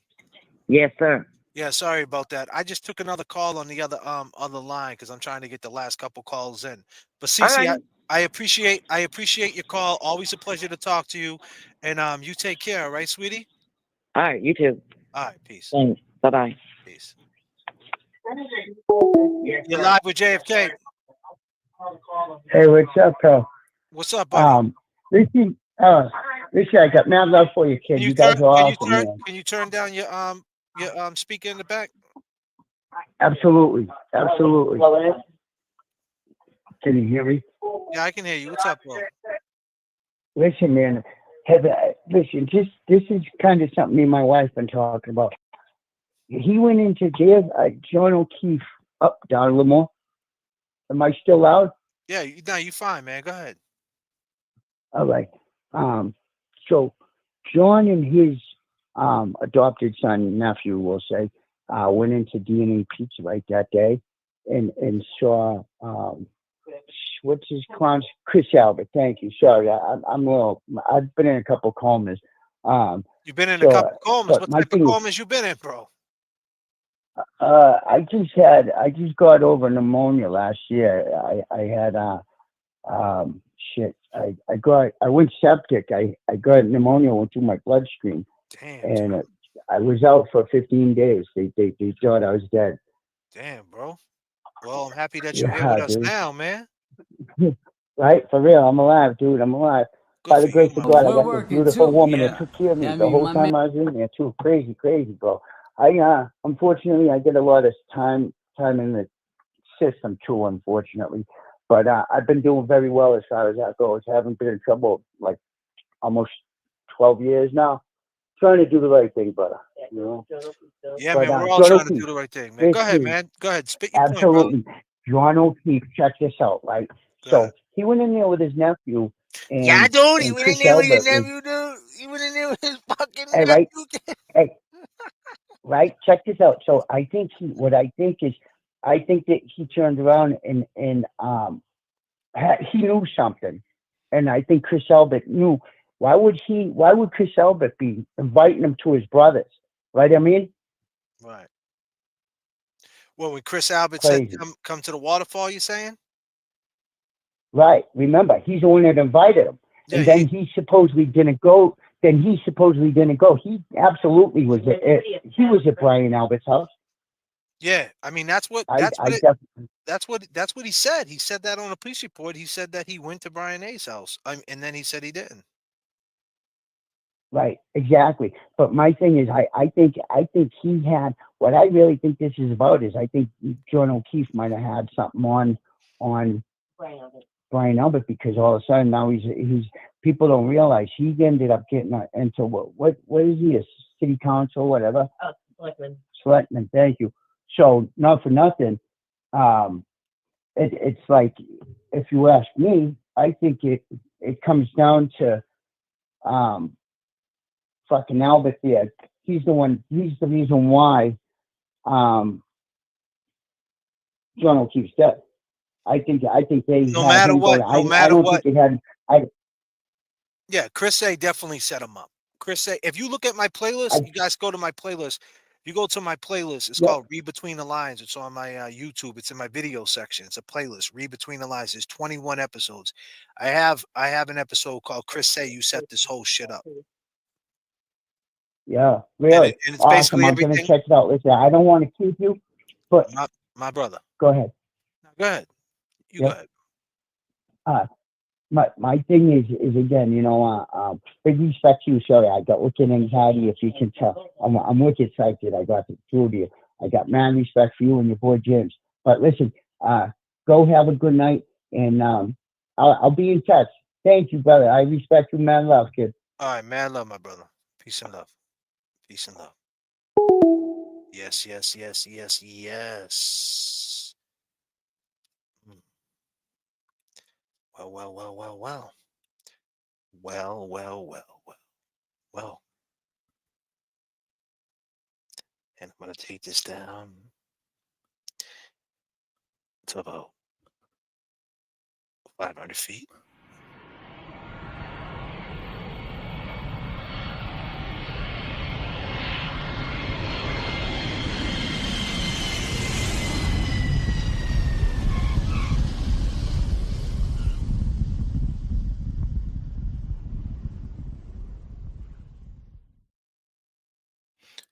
Welcome to your destination.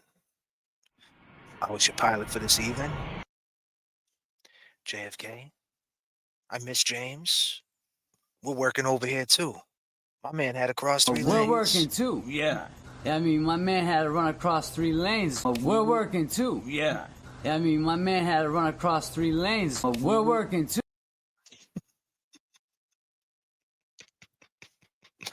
Oh shit. Welcome to your destination. And the truth about Roni. To all my ladies out there, to all my fellas, all my B-boys, to all my sexy people. It's Sunday. Boston's getting hit with a snowstorm. Free Karen Reed, R.I.P. John O'Keefe.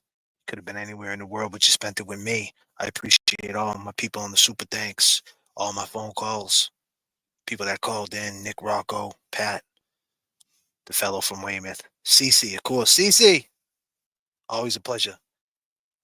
She's great. And nothing but boom of love. I love every one of y'all. J.F.K. featuring Wade Barber, Truth About Roni 2025. Let's go.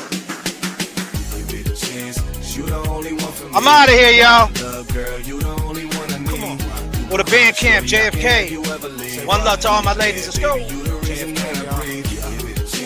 You the only one for me. Say what? Love, girl, you the only one. Mama, what up? Come on, my heart, shorty, I can have you. It's summertime, y'all. You my hand, baby, you the reason that I breathe. Just waking up, and it feels so good, right? Trying to live it up, yeah, live that good life. If you alive right now, you living good, right? She's all that, but she don't like the hood type. We had no remorse when we sat on the stoop. Vision was clear, could tell a Crown Vic from a coupe. Some would pull guns, and others would shoot. We listen to Tupac and Bump, give me the loot. I mean, I'm just trying to shake the culture. Trying to pick you up, baby girl, not insult you. Too many vultures that stay on their Snapchat. I wanna know you, wanna know what you laugh at. Taking you back to them days, right? Sitting on the porch, yeah, we used to play fight. Day and night, you know where you can find me. This is for all my people, trapped up in the 90s. For real. You the only one for me. Give me your love, girl, you the only one I need. You my heart, shorty, I can't have you ever leave. You my air, baby, you the reason that I breathe. Give it a chance, cause you the only one for me. Give me your love, girl, you the only one I need. You my heart, shorty, I can't have you ever leave. You my air, baby, you the reason that I breathe. Summertime, dime, hot like June and July. Super fly, the only woman that had drew my eyes. Cupid hit me in the spine, gotta make her mine. Thinking I'ma drop the bomb, yeah, in due time. Flew kangaroo in the coop just to swoop you. You ain't never met one like me, not what you used to. I keep a smile on that face, no boo-hoo. And I ain't just doing it for that boom-boom, it's what I do, boo. Sliding the DMs like we can be friends. I ain't the one for the creeping, cheating and keeping secrets, no. I get up in the deep end, leave it leaking. You gon' give me every reason to keep believing, yeah. You got everything you wanna have in your bag. Popping tags, you got the tab and you got that ass to make them stop and stare, but I ain't getting mad. Cause that thing fat and try and see it bounce back. Give it a chance, cause you the only one for me. Give me your love, girl, you the only one I need. You my heart, shorty, I can't have you ever leave. You my air, baby, you the reason that I breathe. Give it a chance, cause you the only one for me. Give me your love, girl, you the only one I need. You my heart, shorty, I can't have you ever leave. Yeah, baby, you the reason that I breathe. The truth about Roni, she's a sweet old girl. About the sweetest little girl in the whole wide world. She make the toughest homeboy fall deep in love. And once you've had a Roni, you never give her up. She's a special kind of girl that makes daddy feel proud. You know the kind of girl that stands out in the crowd. Find a tenderoni and a Roni so right. I think I'm gonna love her for the rest of my life. Give it a chance, you the only one for me. Give me your love, girl, you the only one I need. You my heart, shorty, I can't have you ever leave. You my air, baby, you the reason that I breathe. Give it a chance, cause you the only one for me. Give me your love, girl, you the only one I need. You my heart, shorty, I can't have you ever leave. You my air, baby, you the reason that I breathe. Yeah, on and on. Back in the days when I was younger. Yeah. Turn me up in the headphones. Summertime vibes, you know what I mean? He put it on my mama. Where's my ladies at, on my mother's at? You know what I mean? Yeah, state to state, worldwide. Listen. We pilot through the struggle, above and beyond. It's a long fall from pride. What you standing on? Goals in plain sight. Get your landing strong. He fucked up the play because he ran it wrong. Underbelly of Boston, filled with racist rats. The sneak gets away, but it often traces back. They digging up